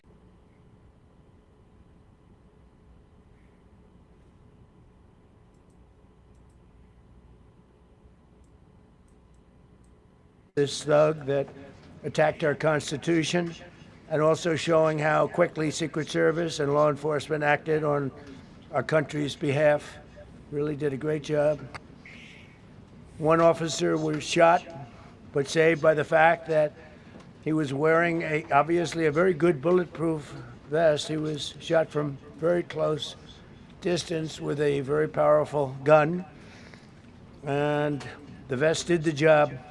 I just spoke to the officer, and he's doing great. He's in great shape. He is has very high spirits, and we told him we love him and respect him, and he's a very proud guy. He's very proud of what he does, Secret Service agent. And we looked at all of the conditions that took place tonight, and I will say, you know, it's not a particularly secure building, and I didn't want to say this, but this is why we have to have all of the attributes of what we're planning at the White House. It's actually a larger room, and it's much more secure. It's drone-proof, it's bulletproof glass. We need the ballroom. That's why Secret Service, that's why the military are demanding it. They've wanted the ballroom for 150 years for lots of different reasons, but today's a little bit different because today we need levels of security that probably nobody's ever seen before. But everyone owes a tremendous debt of gratitude to the courage of law enforcement, the law enforcement, and working with the D.C. police, and we just spoke with the mayor. And when we're finished, the police chief is going to take over and discuss it also from their viewpoint. But they also performed exactly as they were supposed to, and you see the attacker in different positions, but you also see the attacker totally subdued and under control. So as you know, this is not the first time in the past couple of years that our Republic has been attacked by a would-be assassin who sought to kill in Butler, Pennsylvania, less than 2 years ago. You all know that story. And in Palm Beach, Florida, a few months after that, we came close. We really had, again, we had some great work done by law enforcement. But in light of this evening's events, I ask that all Americans recommit with their hearts in resolving our difference peacefully. We have to resolve our differences. I will say, you had Republicans, Democrats, independents, conservatives, liberals, and progressives. Those words are interchangeable, perhaps, but maybe they're not. But yet everybody in that room, big crowd, record-setting crowd. There was a record-setting group of people. And there was a tremendous amount of love and coming together. I watched, and I was very, very impressed by that. But First Lady and I were taken very well care of, very quickly rushed off the stage. Vice President J.D. Vance, who's here, was likewise beautifully done. He was just saying how quickly everybody acted, law enforcement, Secret Service in particular in this case, but law enforcement. Marco had the same thing. Pete was there. Pete didn't want any help. He didn't want anybody to help him. He doesn't want anybody to help him, but he did get some, didn't you? And I think you also said that it was very impressive. So with that, I'd like to ask Todd Blanche to come up, say a few words, and tell you it's already underway. The man has been captured. They're going to his apartment. I guess he lives in California, and he's a sick person, a very sick person. And we don't want things like this to happen. I think it's very important that I say, though, and I told the representatives of the evening, they did such a beautiful job. It was such a beautiful evening. And again, they're talking about free speech in our Constitution. That's what it's all about, not just White House correspondence. It was really based on free speech in our Constitution. But I said very importantly that we'll do it again within the next 30 days, and we'll make it bigger and better and even nicer. So I just want to thank everybody that was involved. I also want to thank the press, the media. You've been very responsible in your coverage. I will say I've been seeing what's been out. You've been very responsible. So Todd Blanche, I'd like to say a few words, and then we're going to have cash. And then you're going to go on. We can ask, I guess we can take a couple of questions. I want to thank the First Lady that was a rather traumatic experience for her. There was a lot of action taking place up there very quickly. But again, the response time was really incredible. And we're going to reschedule. We're going to do it again.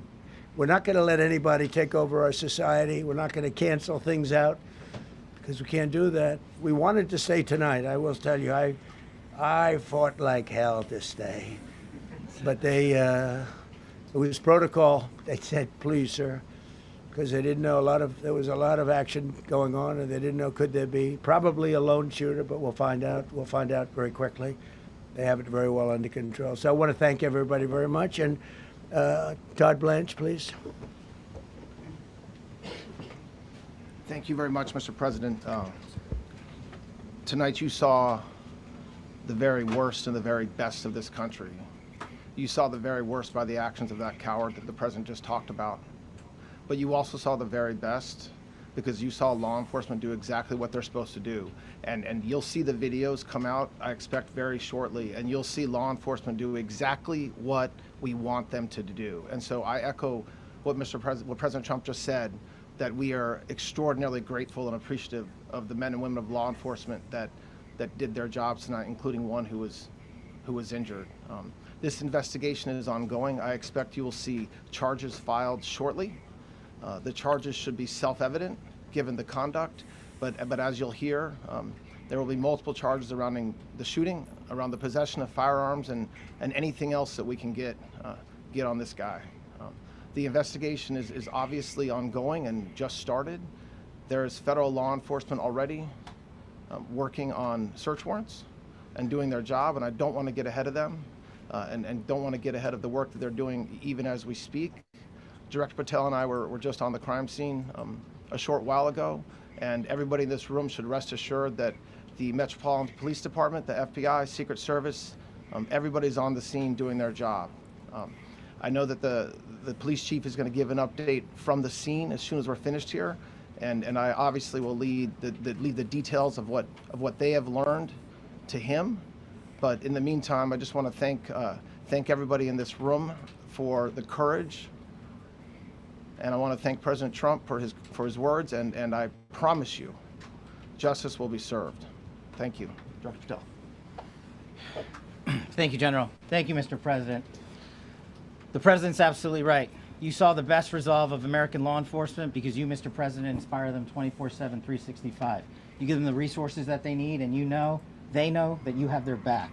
And that is a changing dynamic in this country, and that's why you saw brave Secret Service agents respond immediately, swiftly, subdue and take down the suspect, and safeguard the lives of thousands of individuals at that hotel. Thanks to our interagency partnership with the Department of Homeland Security and the Metropolitan Police Department, the FBI was rapidly deployed onto the scene, took over the evidence response unit, is examining all the ballistics that were found on scene to include the long gun and the shell casings. We are conducting witness interviews as we speak. You will hear from our team on the scene there with the mayor and the head of the FBI field division there.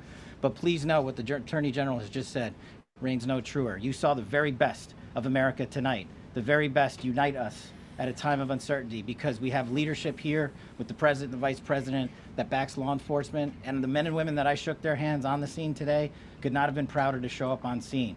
And as the Attorney General said, make no mistake, we are conducting witness interviews. If you have any information whatsoever related to this event, 1-800-CALL-FBI, 1-800-CALL-FBI. No piece of information is too small. No piece of information is inadequate. We will evaluate it all. We will also be conducting interviews of those that were there. And if any of those individuals have information, please come forward to law enforcement or the FBI or the Metropolitan Police Department. We will be examining this individual's background thoroughly. That process has already started, and we are going to ensure that he was either a lone wolf actor or anyone else that was responsible. We will analyze all evidence immediately to make sure that we safeguard this country. Mr. President, Mr. Vice President, thank you for your leadership. Attorney General and Homeland Secretary Marlin, thank you for your partnership in law enforcement. Thank you. Okay, we'll do a couple, and then we go to the chief. Madam Chairman, I just want to say you did a fantastic job. What a beautiful evening, and we're going to reschedule. Okay. And after that, it's very tough for her to ask a killer question, right? But you have done a fantastic job. Please. Mr. President, I appreciate it. As you mentioned, it all happened so quickly, and I wonder, especially because unfortunately you have experience with these sorts of threats.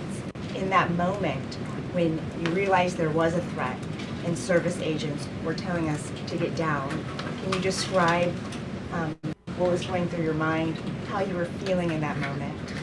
That's a very good question, actually. It's always shocking when something like this happens. It's happened to me a little bit, and that never changes. The fact, we were sitting right next to each other, the First Lady on my right, and I heard a noise and sort of thought it was a tray. I thought it was a tray going down. I've heard that many times, and it was a pretty loud noise. And it was from quite far away. He hadn't breached the area at all. They really got him. But, so it was quite far away, but it was a gun. And some people really understood that pretty quickly, other people didn't. I was watching to see what was happening. Probably should have gone down even faster.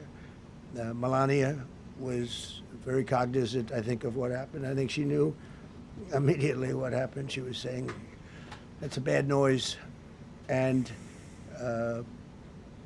we were whisked away along with other people, but we were really whisked away.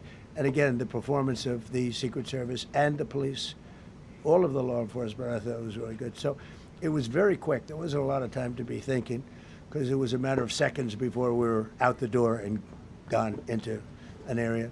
We very much, and you wanted to too, we very much wanted to continue it, because I don't like to let these sick people, these thugs, these horrible, horrible people, change the fabric of our life, change the course of what we do.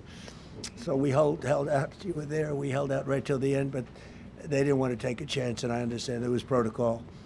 But we're going to be doing one hopefully within the next 30 days or sooner, and I am ready, willing, and able. And I was all set to really rip it. And I said to my people, this would be the most inappropriate speech ever made if I said what. So I'll have to save it. I don't know if I could ever be as rough as I was going to be tonight. I think I'm going to be probably very nice. I'll be very boring the next time, but we're going to have a great event. And you did a fantastic job. Thank you very much. Peter, go ahead. Thank you, President Trump.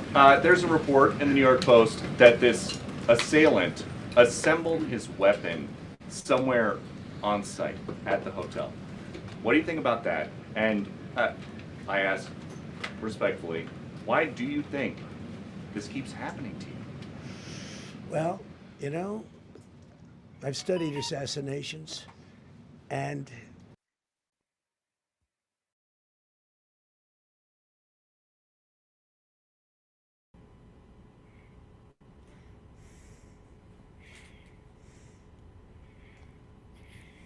the people that do the most, the people that make the biggest impact, they're the ones that they go after.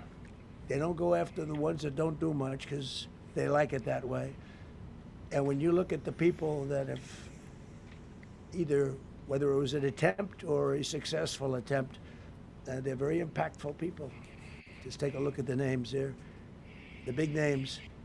And I hate to say I'm honored by that, but I've done a lot. We've done a lot.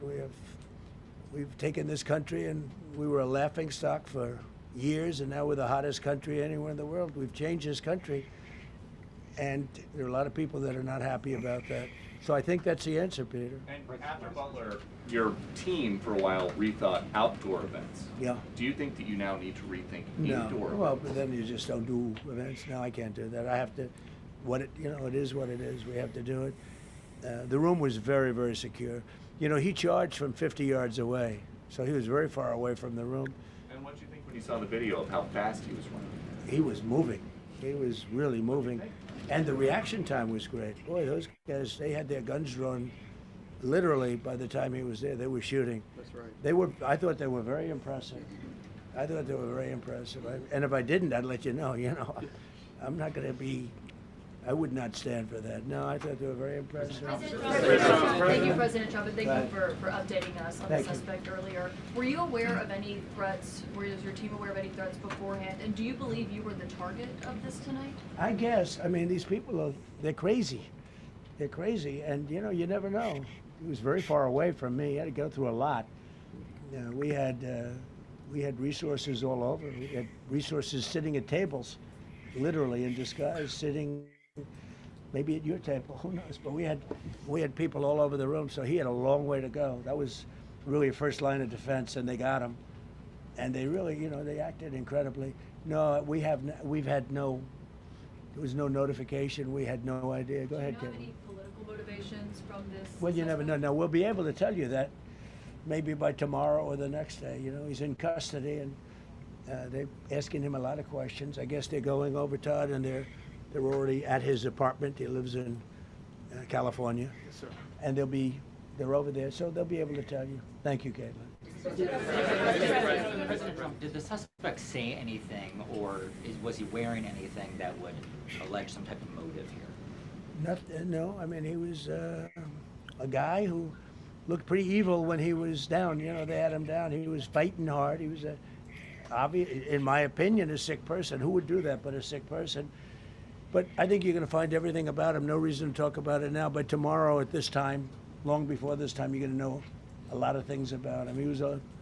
They seem to think he was a lone wolf, and I feel that too. Are you concerned about U.S. Secret Service protection ability? We saw several of the detailees take minutes to be escorted out of the room. No, they acted very quickly. No, I was very impressed by Secret Service. I mean, I'm the one, and Mark Wayne, you would agree with that, I think. I'm the one that would complain. You don't have to complain for me. I would be complaining. I'd be up here right now saying they didn't do their job. Oh, believe me, because, it's my life. And I want to live because I want to make this country great. That's why I want to live. But when you're impactful, they go after you. When you're not impactful, they leave you alone. Okay, a couple of more. Go ahead, please. Is there any indication that this shooting could have been linked to the war in Iran? I don't think so, but you never know. We're going to know a lot. We have the best people in the world working on it, and we're going to know a lot. Please. Mr. President, there's a lot. You, as well as some of us who have covered Butler, experienced another horrific day 2 years ago. Yeah. What felt similar? You know, you had the First Lady with you today. What felt different? And you have another 2+ years in office. Are you concerned about something like this happening Well, I again? can't be concerned. I can only get great people. They did the job, in my opinion, a much better job than Butler. Butler had one weak spot that we all know about. Somebody should have been up there. But even Butler, we had our sniper on our side within 4.2 seconds from a distance of about 400 yards, one shot, and he was gone. And if he didn't do it, now, you know, he's David. His name was David. I say, hello, David, every time I see him. David, I like you very much, David. But think of that. Now, if he doesn't hit him, and he hit him right between the eyes from 400 yards without any notice, nobody knew. He heard a sound. He looked over, and there was actually a tree that was somewhat in his way. You know the story very well. And he aimed, he fired, and if he didn't do that, beyond me, you would have had a lot more people killed. We lost one great person and 2 people very badly hurt. They're okay now. But no, that was, so in a sense, you know, that was pretty amazing, the job they did. But they did have that one weak spot. As you know, they should have had that covered. Tonight they had everything covered very quickly. And he was fast. He was running full blast, and they got him before they got any further. I was very far away. You know, he hadn't anywhere close to breach the doors of the ballroom. The ballroom was sealed, and everybody in there. That's why once those doors opened, they didn't want to do tonight. If the doors weren't opened, we could have probably done it tonight. But I think we're much better off rescheduling. Yeah, please. Mr. President, for you and perhaps law enforcement as well, what is the level of confidence that this was a lone actor, and has the suspect made any statements to police while in custody? Yeah, I think it's just it's not my profession. We have great professionals up here and outside that have been working with us. My impression is he was a lone wolf, whack job. These are crazy people. These are crazy people, and they have to be dealt with. We had that in the second attempt, as you know, and he's spending life in prison. Because if you let him out, they'll probably, you know, if he serves 10 years or 15 years, you let him out, he'll probably try it again with somebody else. They're sick people. We have a lot of sick people. But you're going to know, I think very shortly, you're going to know, Todd, a lot about him. You're going to know a lot about him. Yeah, a couple of more. Yeah, please, go ahead. Are you concerned about political violence? This could be politically motivated. All violence. I'm concerned about everything. Look, but I can't be so concerned that you can't function. No, I'm here. It's a dangerous profession. You know, I tell the story, race car drivers, I think it's very dangerous. So if you take 1% and then take about 10% of 1%, just to break it down very easily, they die. So much less than 1%, 10% of 1%. I think bull riding is very dangerous. If you take about the same, 10% of 1%, much less than 1%. But if you take presidents, it's 5.8%. And about 8% are shot at. So nobody told me this was such a dangerous profession. If Marco would have told me, maybe I wouldn't have run. Maybe I would have said, I'll take a pass. No, it's a dangerous profession, but I don't view it that way. Look, I'm here to do a job. As part of the job, it is a dangerous, I can't imagine that there's any profession that's more dangerous. But I love the country, and I'm very proud. I'm very proud of the job we've done. You see what's happened. We have a great country. We've got, I think, the most successful, the hottest country anywhere in the world. This happened over a period of just a year, and we're going to do great things. But with that come risks. There's no question about it. Yeah. To that end, I mean, there's been so much political violence, not just aimed at yourself, but at other members of Congress, state house speakers, you name it. Is that just the cost of doing business to do politics in America anymore? Yeah, well, what does that say about our country? Too. You know, we're not the only country. You look at, there's great violence with all countries. I was talking to somebody from another country today, and they have numerous assassinations of political figures. all over the world. You look at South America, it's like some of the numbers are just horrific. It's dangerous. It's dangerous stuff, whether it's here or someplace else. No country is immune. No country. Good question. Turn that temperature down at this point? Well, probably if I decided to just not do much, if I let everybody rip us off and take advantage of us. Look, we're leading the world in trade now. We're leading the world in the military. We're the greatest military in the world. I rebuilt it in my first term, and now we use it because we have no choice. We can't let, as an example, Iran, we can't let them get a nuclear weapon. Everything will be peanuts compared to that if they ever were given a nuclear weapon, and they'd use it too. Marco and I were talking about it today. They would use it without even hesitation. We can't do that. It was a shame. I said, oh boy, look at the numbers. We just broke 50,000 in the Dow. We just broke 7,000 in the S&P. They said we couldn't do it in 7 years, in 5 years, 4 years. They were saying maybe in 5 or 6 years. And we did it in 1 year. And I called everybody together. I called all of these people and others, and I said, we have to take a little journey. I see to do this. We just had the great number. We just broke 50,000. Wasn't supposed to happen during my term. Wasn't reachable. We did it in 1 year, and I said, we're going to have to make a journey to Iran. They're going to have a nuclear weapon if we don't do it. We had the B-2 bombers take them out. I terminated in the first term the Obama agreement, the Iran nuclear agreement, which was a disaster. That was a road to a nuclear weapon. They would have used it. They would have used it 100%. So, when you do things like that, you become a target. If I wasn't doing that, I guess I'd be a lot less of a target. But I'm honored to be. Okay, one more question. Go ahead.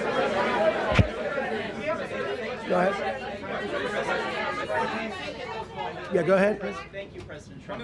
Thank you, President Trump. Did you know how the gun was brought into the hotel? And also, how does this event impact you as the leader of our country? Do you think it will change your leadership? I like not to think about it. I lead a pretty normal life, considering it's a dangerous life. I think I handle it as well as it can be handled. I think a lot of other people, you read stories where they become basket cases. To be honest with you, I'm not a basket case. I really take it as it is. I do it for the country. I'm not doing it for any other reason. I have a first lady who's doing a terrific job. She loves the country, and she recognizes it better than anybody. She's told me numerous times. You are in a dangerous job, but that goes along with her too. I mean, it's dangerous for her too. We sat there tonight, we heard that noise, and it was either a tray or a bullet. I was hoping it was a tray, but it wasn't. And again, we had some very brave people doing a great job, so we're very proud of them and happy with them. I just want to thank everybody. They will be able to give you all that information as to the names and everything else. I think we released the names already. Most of you would have it, but his name. We appreciate it. I see so many tuxedos and beautiful dresses. It was a little different evening than we thought, but we're going to do it again, and we have a great chairman who we're so proud of, and we have to make it better. We'll make it safer, I guess, right? But we're going to make it even better. Okay, thank you very much. Thank you. You talked about how impactful this was. Can we hear from her about? Well, honey, would you want to say something? Okay. One in the back, Right.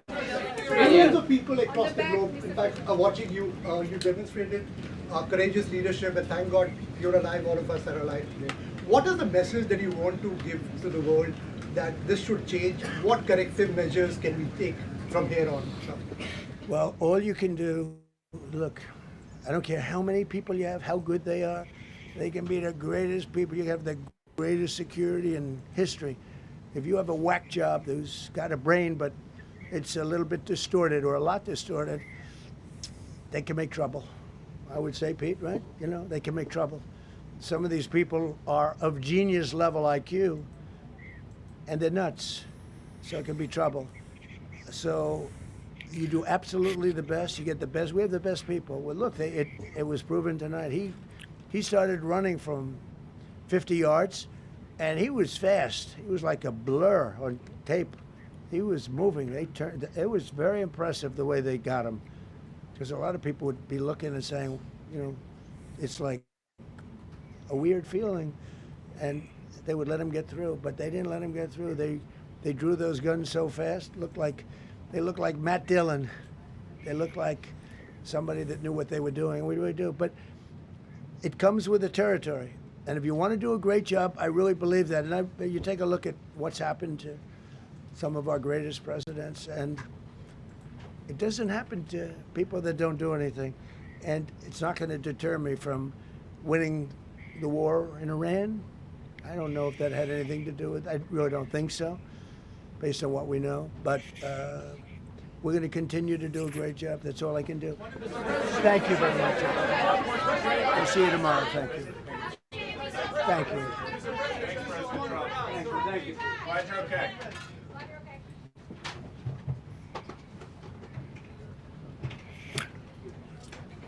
Big night. It It's, is. Yeah, it's a night to be remembered. For sure, could have been tragic, really. But somehow, again, President Trump manages to get out of a tight Dodge a bullet? spot without being, oh, yes, literally. So very You did scary. dodge a bullet. Very scary. And the suspect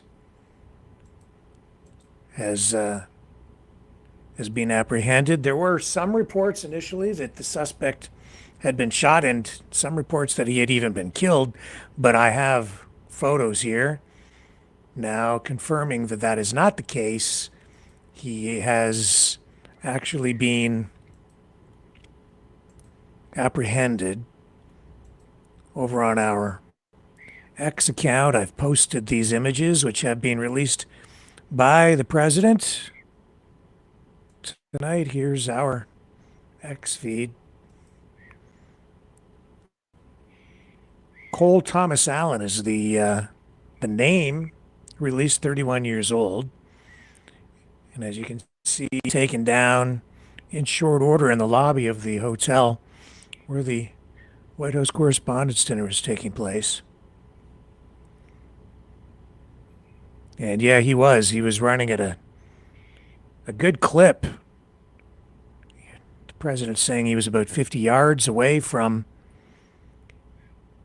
the head table. Of course, in the front lobby, still down two levels below, so still quite a distance to go. Apprehended well before he got into the room. Taken down. Shots were fired. An officer was hit, but had a bulletproof vest on, saved his life. The whole head table evacuated. And we also have video here, also released by the president. Security camera footage showing exactly what happened. Let's bring it up. It looked like he checked it twice. Lieutenant Hudson, you monitoring this there? Very cool, Joe.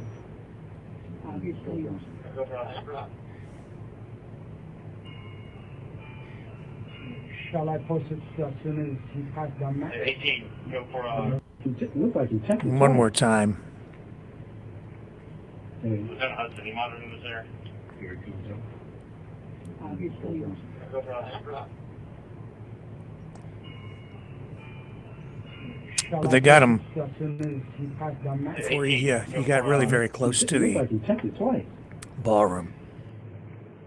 Lieutenant Hudson, you monitoring this there? Very cool. Yeah, well,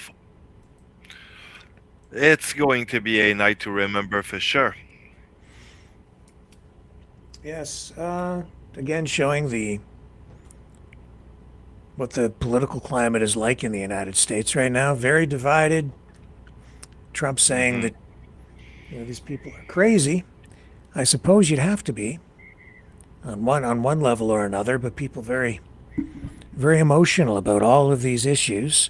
And if you go too far one way or another, you can get a distorted view of the world, and you can do pretty extreme things. So somebody clearly not thinking straight and trying to charge into that room. Now, Caroline Leavitt, who of course is due to have a baby at like literally any moment. Was caught on video leaving and very upset. I have that clip here for you as well. Hang on a moment. We'll share that with you. Now, I've seen a report suggesting that she left because she was having a baby, like right now, but I don't think that's the case. I haven't been able to confirm that at all. So, yes, she is expecting a baby, and she is due to have that baby any day now, but I don't believe that is happening at this moment.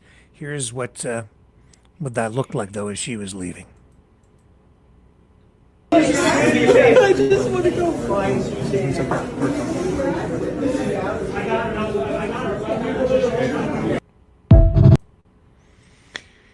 So, yeah, very emotional.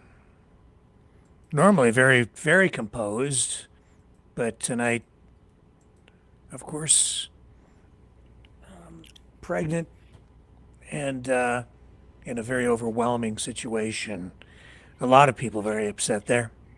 And that being said, it's surprising how calm, cool, and collected a lot of people were with all of this going on, including the president, who, again, I'm sorry, I'm told that was Erica Kirk, not Caroline Leavitt, which may very well be the case. Let me just double check that. I think I don't know if that's true. I'm gonna. But well, I've got the post. I think that's an incorrect post because it says on the post it's Caroline Leavitt that I've got here. But yeah, that is Erica Kirk. That's not Caroline Leavitt. That's Erica Kirk. But here I'll show you on the feed that it is posted as Caroline Leavitt, but it is not. Oh well. So somebody made a mistake, and I almost repeated it. So thank you to the person who sent me that information to correct me on the fly. I appreciate that. And you can see that's Caroline Leavitt. That's Erica Kirk. So let's get it straight, Rick. Be careful what you see online, guys. That's right. Misinformation. Well, so they're going to do this dinner again within 30 days. I think they'll have, again, record attendance, record viewers online when he does this for the second time. Determined not to let these kinds of things, as the president said tonight, take over our society, which is kind of what they try to do when they launch a terrorist attack like this, and that's what this obviously would be. It's obvious that that's what it is, an assassination attempt. Out on a little bit of a limb there without getting all of the information or a specific statement from investigators, but clearly that's the way they're treating it tonight. Yeah. I mean, it's weird how much I could probably, I'm sure you could also take some bets sometimes and be once or twice on the time or really on top of the bet, right? Mm-hmm. I mean, things seems very easily to be looked at.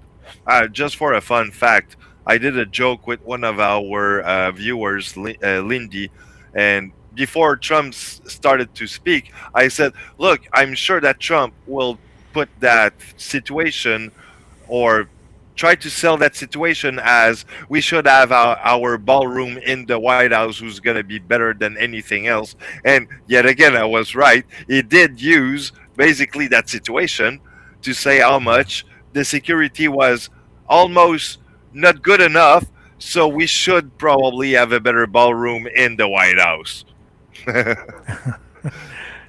Yes. Well, as I say, this will get him. This will earn him, I guess, or afford him some latitude with the media, the public. He'll get a bump in his approval rating, his popularity. Now that this has happened again, there will be an outpouring of sympathy for the president. How long that lasts, I don't know. Still has over 2 years left in his presidency. He has been, in my lifetime, the most divisive president. So I think that is likely to continue as we move forward in spite of this, because even after he was shot in the ear in Butler, he enjoyed a little bit of a surge in popularity immediately following that, but it didn't last. In fact, it's surprising how fickle and forgetful the general public is, how quickly people kind of let things like that even fade to the back of their memories. It's still out there, of course, but because he wasn't actually assassinated, I guess the seriousness of it begins to fade away fairly quickly with people, maybe because violence has become so, I guess, normalized, because it's become so common in society today, with so many school shootings and, shootings in general, killings in the streets. So I guess people are maybe just a little bit desensitized, and I don't think that's healthy, because this tonight again shows how serious this is, how violent things have become, how emotional and entrenched in thinking I think people are, and with this shooter, how even radicalized they can become, or how crazy they can become. We don't know exactly what the motivation is behind this, but whatever it is, it's some sort of extreme thing going on in this person's mind, because a well-adjusted, balanced person would never do such a thing.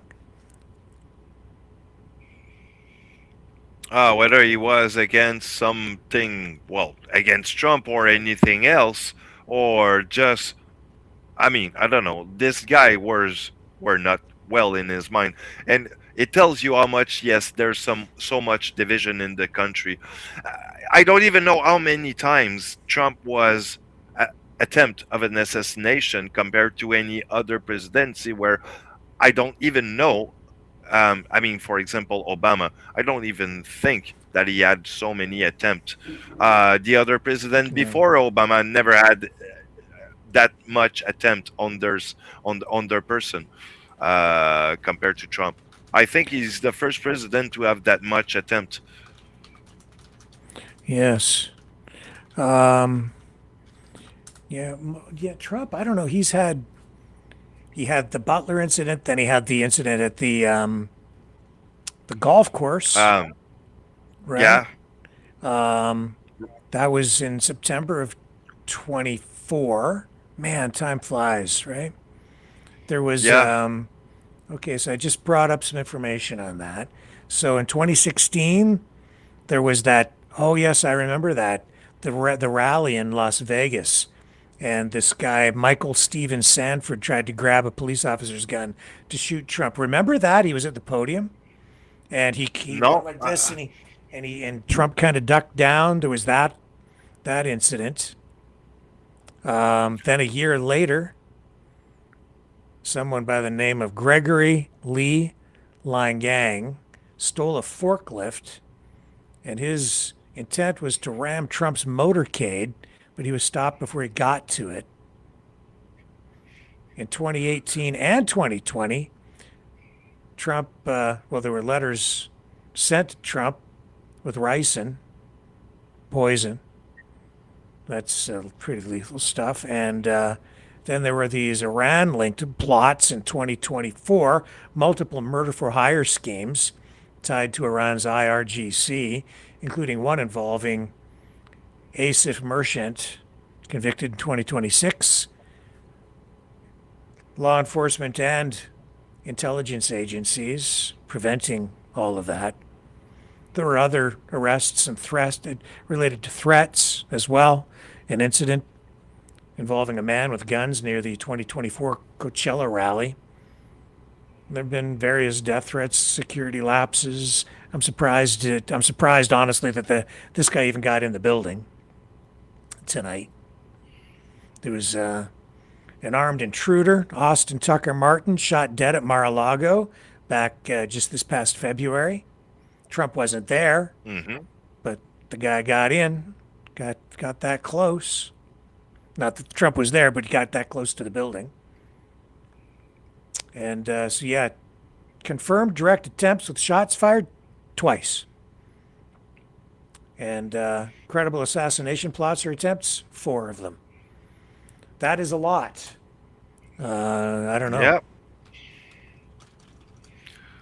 So, I mean, we're entering into a historic threshold. Well, you know, Trump always goes big, or he just goes home, I guess, but he never goes home. I'm just looking up the stats here. No, Trump isn't number 1 yet. Oh, you see. He's Oh, not. Gerald okay. Ford, President Ford, 2 attempts in 17 days, both while he was president. True. Gerald Ford.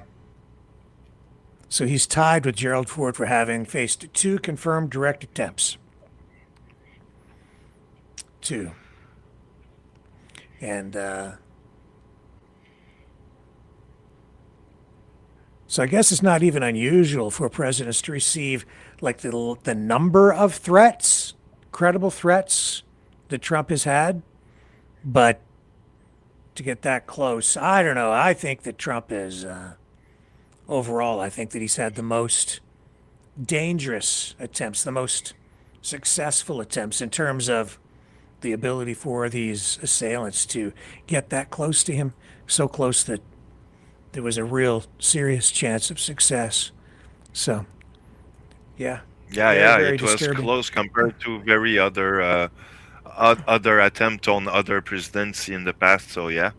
Yeah, and regardless of what side you're on politically, you never wish harm like that on any president or any person. So,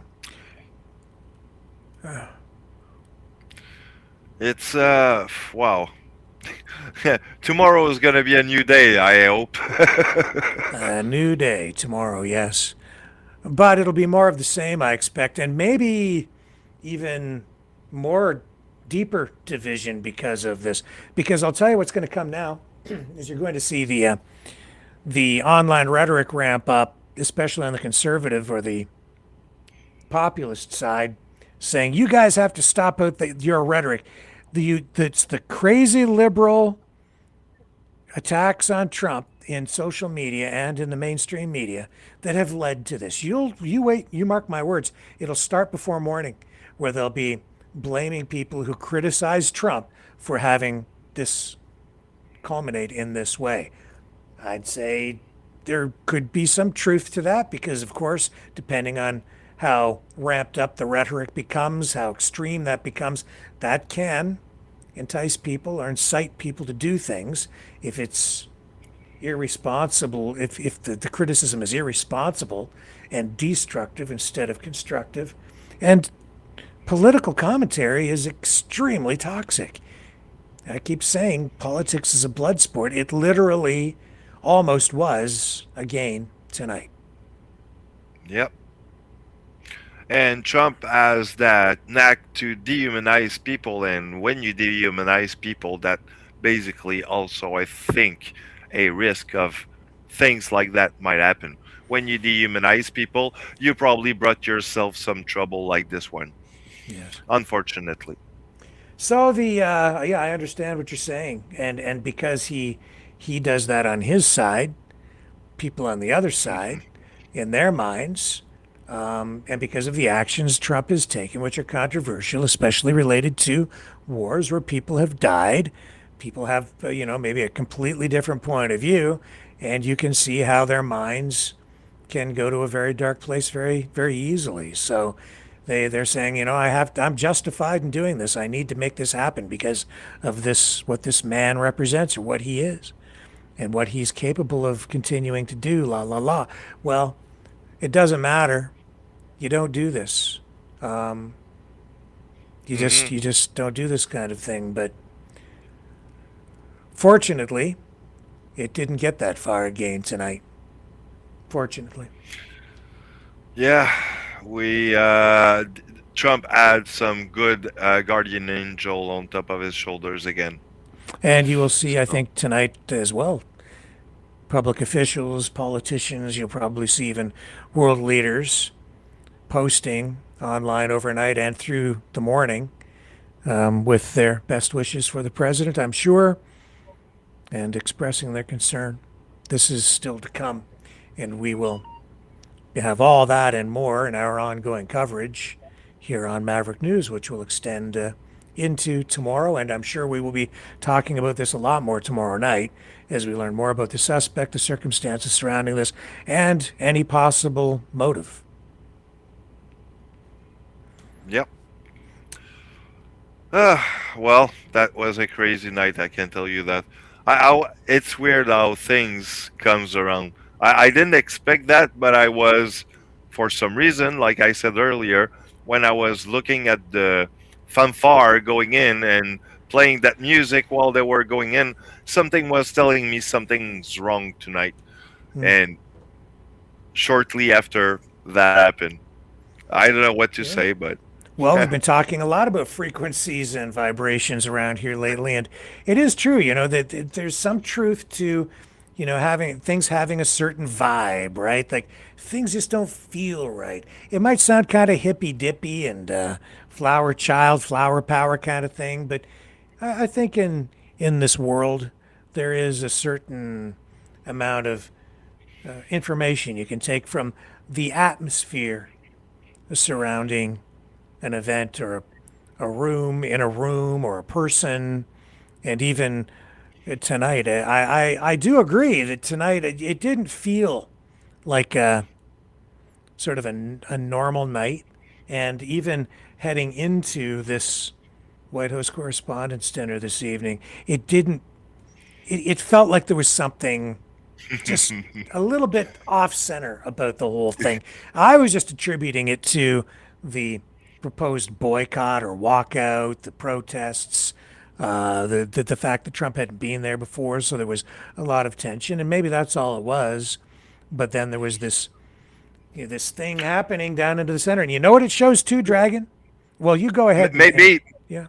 Maybe it was something in your sensation. I mean, you were feeling off yourself, like sometimes you're organized into when you starting your program, right? But then something start like off. You feel like compabulated because something comes in the between, but it's in your mind. It's not something that happened in front of you, and then you go like, yeah, something's wrong here, and there you go. You got that situation happening. And what does this actually show us tonight as well? When you're talking about events like this, or even protests, there are always layers to these things. Where tonight we had an event in a ballroom where everybody had been screened. It was journalists.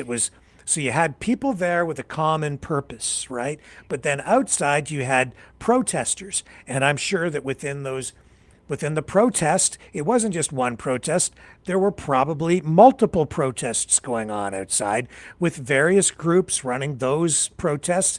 You could look at it as a one blanket thing, but you had all these different things going on at the same time. And among them, you also have this would-be shooter who did shoot a police officer in the bulletproof vest, but this lone assassin, perhaps, or maybe he was motivated by a group, or maybe we'll find out he was associated with other people. We don't know yet, but that was going on there too. So you see how more than one thing can be true at the same time. So it's not always sufficient to say, no, that was a completely peaceful event, or this event it wasn't just a correspondence dinner. It was also a protest. It was also protests within protests. And so if you say, well, this was going on because of that, well, it's actually because of that and that and that and that and that. And then you've actually got this guy armed with a gun who's going in to try to kill the president. So that's true too. That's why when I talk about certain kinds of protests that we've seen current and in the past, when I say more than one thing can be true at the same time, and all these people were there for really, I think, good reasons. There are also people there who are there for not such good reasons if you dig in and you get the information. That's why it's such a difficult job for law enforcement, because they Very need true. to balance the rights of people to protest, show up, and at the same time make sure that everyone is kept safe, especially the president, who is obviously a constant target for violence. But they did their job tonight. They managed to subdue this guy. But yeah, you gotta be able to do that, but also make sure that people there to legitimately protest get to legitimately protest without infringing on their rights, and the people also get to have their events. So everybody gets to do their thing. Tonight, it actually, if you look at it in that frame, everything kind of, everybody did their jobs and everything went down the way it was supposed to go down. The only thing that really could have been better is that they might have figured out a way, or maybe intelligence could have identified this guy and before he showed up, or maybe some way they could have identified him because they detected the weapons or whatever before he got that far and shut him down before he ever became a threat to that level. But who knows what the circumstances are on this and what lengths the man went to in order to conceal the weapon, get it in close. We're told he assembled it inside the hotel. And Yeah. so he had a plan. Obviously, it wasn't just something that he decided to do randomly. And man, he was moving when he ran in there. Yeah. And I mean, anybody could also use a protest, have the color of the protest, if you will, goes around there to pass safe for anybody else, and then run in and get into as close as you can from your target, kind of thing. That also is a possibility. So. Okay, so hang on a second here. I'm just going to take a quick break. We're going to come back. I'm checking for some updates here from the authorities. May have some new information for you on the other side of this. So don't go away.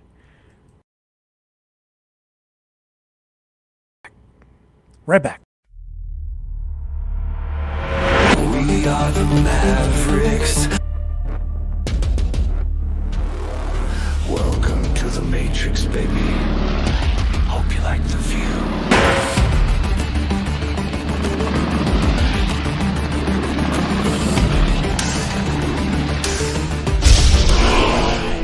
We are the Mavericks. The world is watching.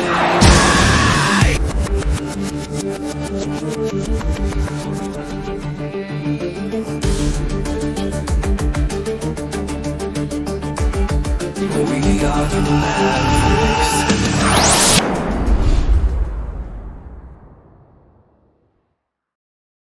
Okay, we are back, right?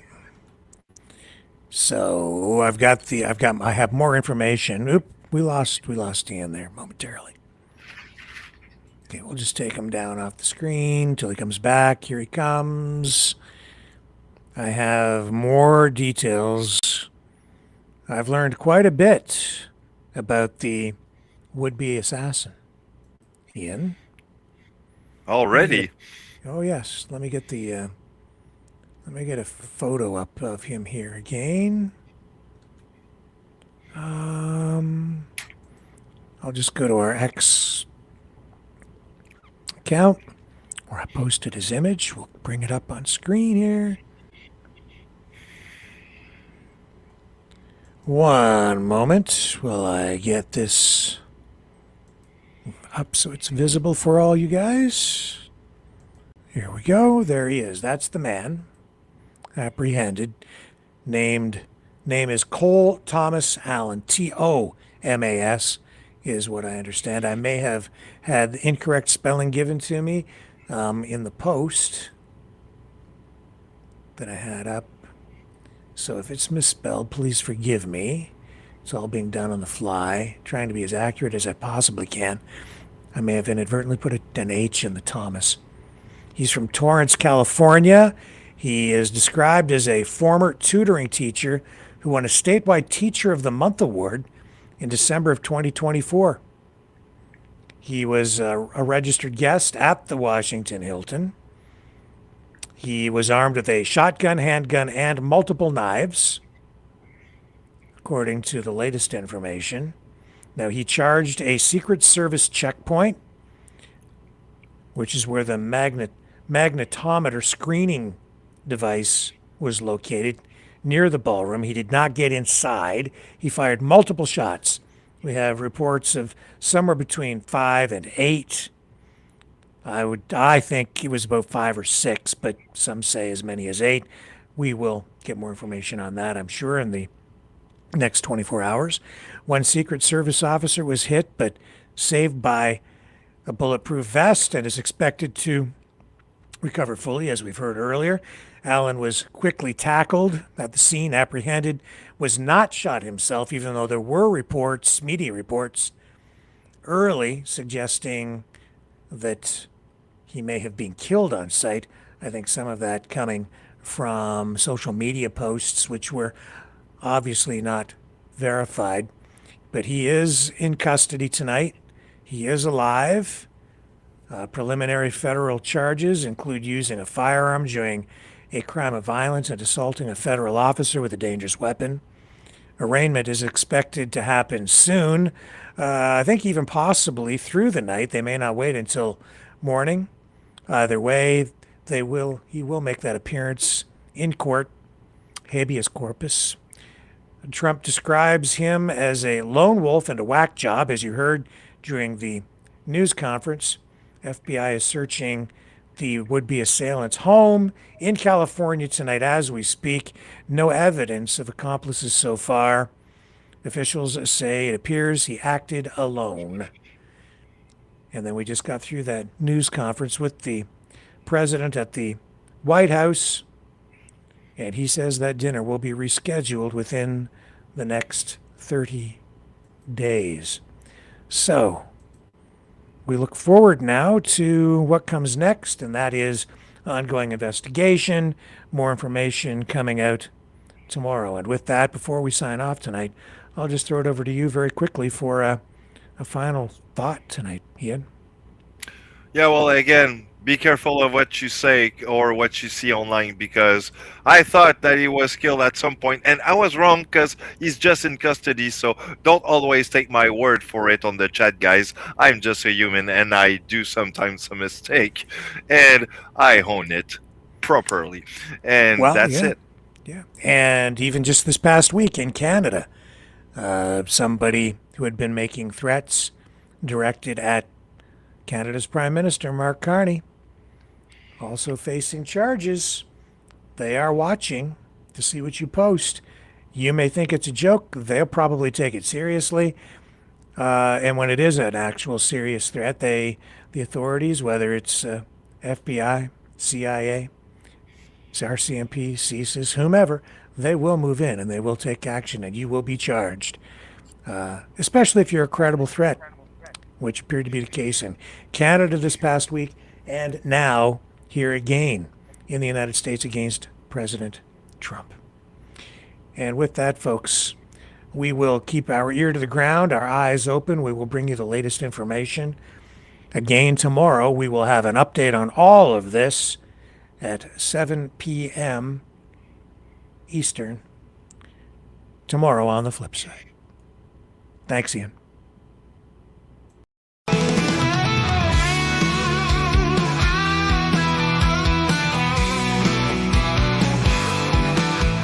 Well, I heard old Cosmo howling last night up on the hill where the moon shines so bright. He was singing a tune, lonesome dogs cry about freedom, running and touching the sky. If I leave here tomorrow, would you still remember me? Cosmo's free, running wild, wild as the wind can be. He's a free dog, he's a free dog, he's a free dog. Cosmo's got them paws that just itch to roam. He's chasing his dreams, he's far from home. With a heart full of love and a spirit so free, he's living his life wild and carefree. If I leave here tomorrow, would you still remember me? Cosmo's free, running wild, wild as the wind can be. He's a free dog, he's a free dog, he's a free dog. He's got the stars in his eyes, the wind in his fur, a tail that wags like it's never heard of a bird. Cosmo's on a journey.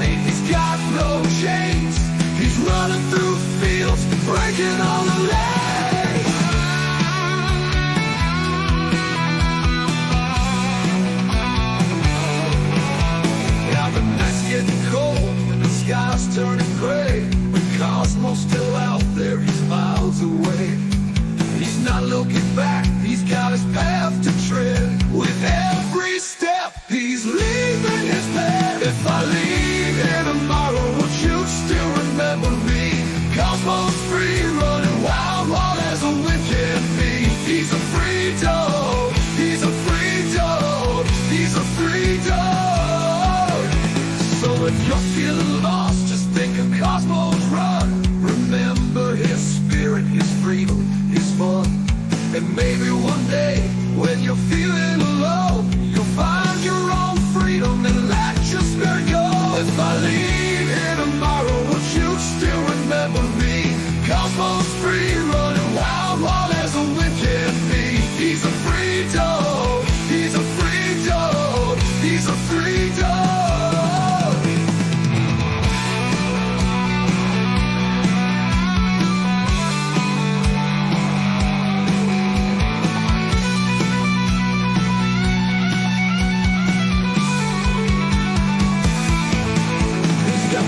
In his eyes, the wind in his fur, a tail that wags like it's never heard of a bird, a heart full of love and a spirit so free. He's living his life wild and carefree. He's got the stars in his eyes, the wind in his fur, a tail that wags like it's never heard a bird. Cosmos on a journey, he's got no chains. He's running through fields, breaking all the lanes.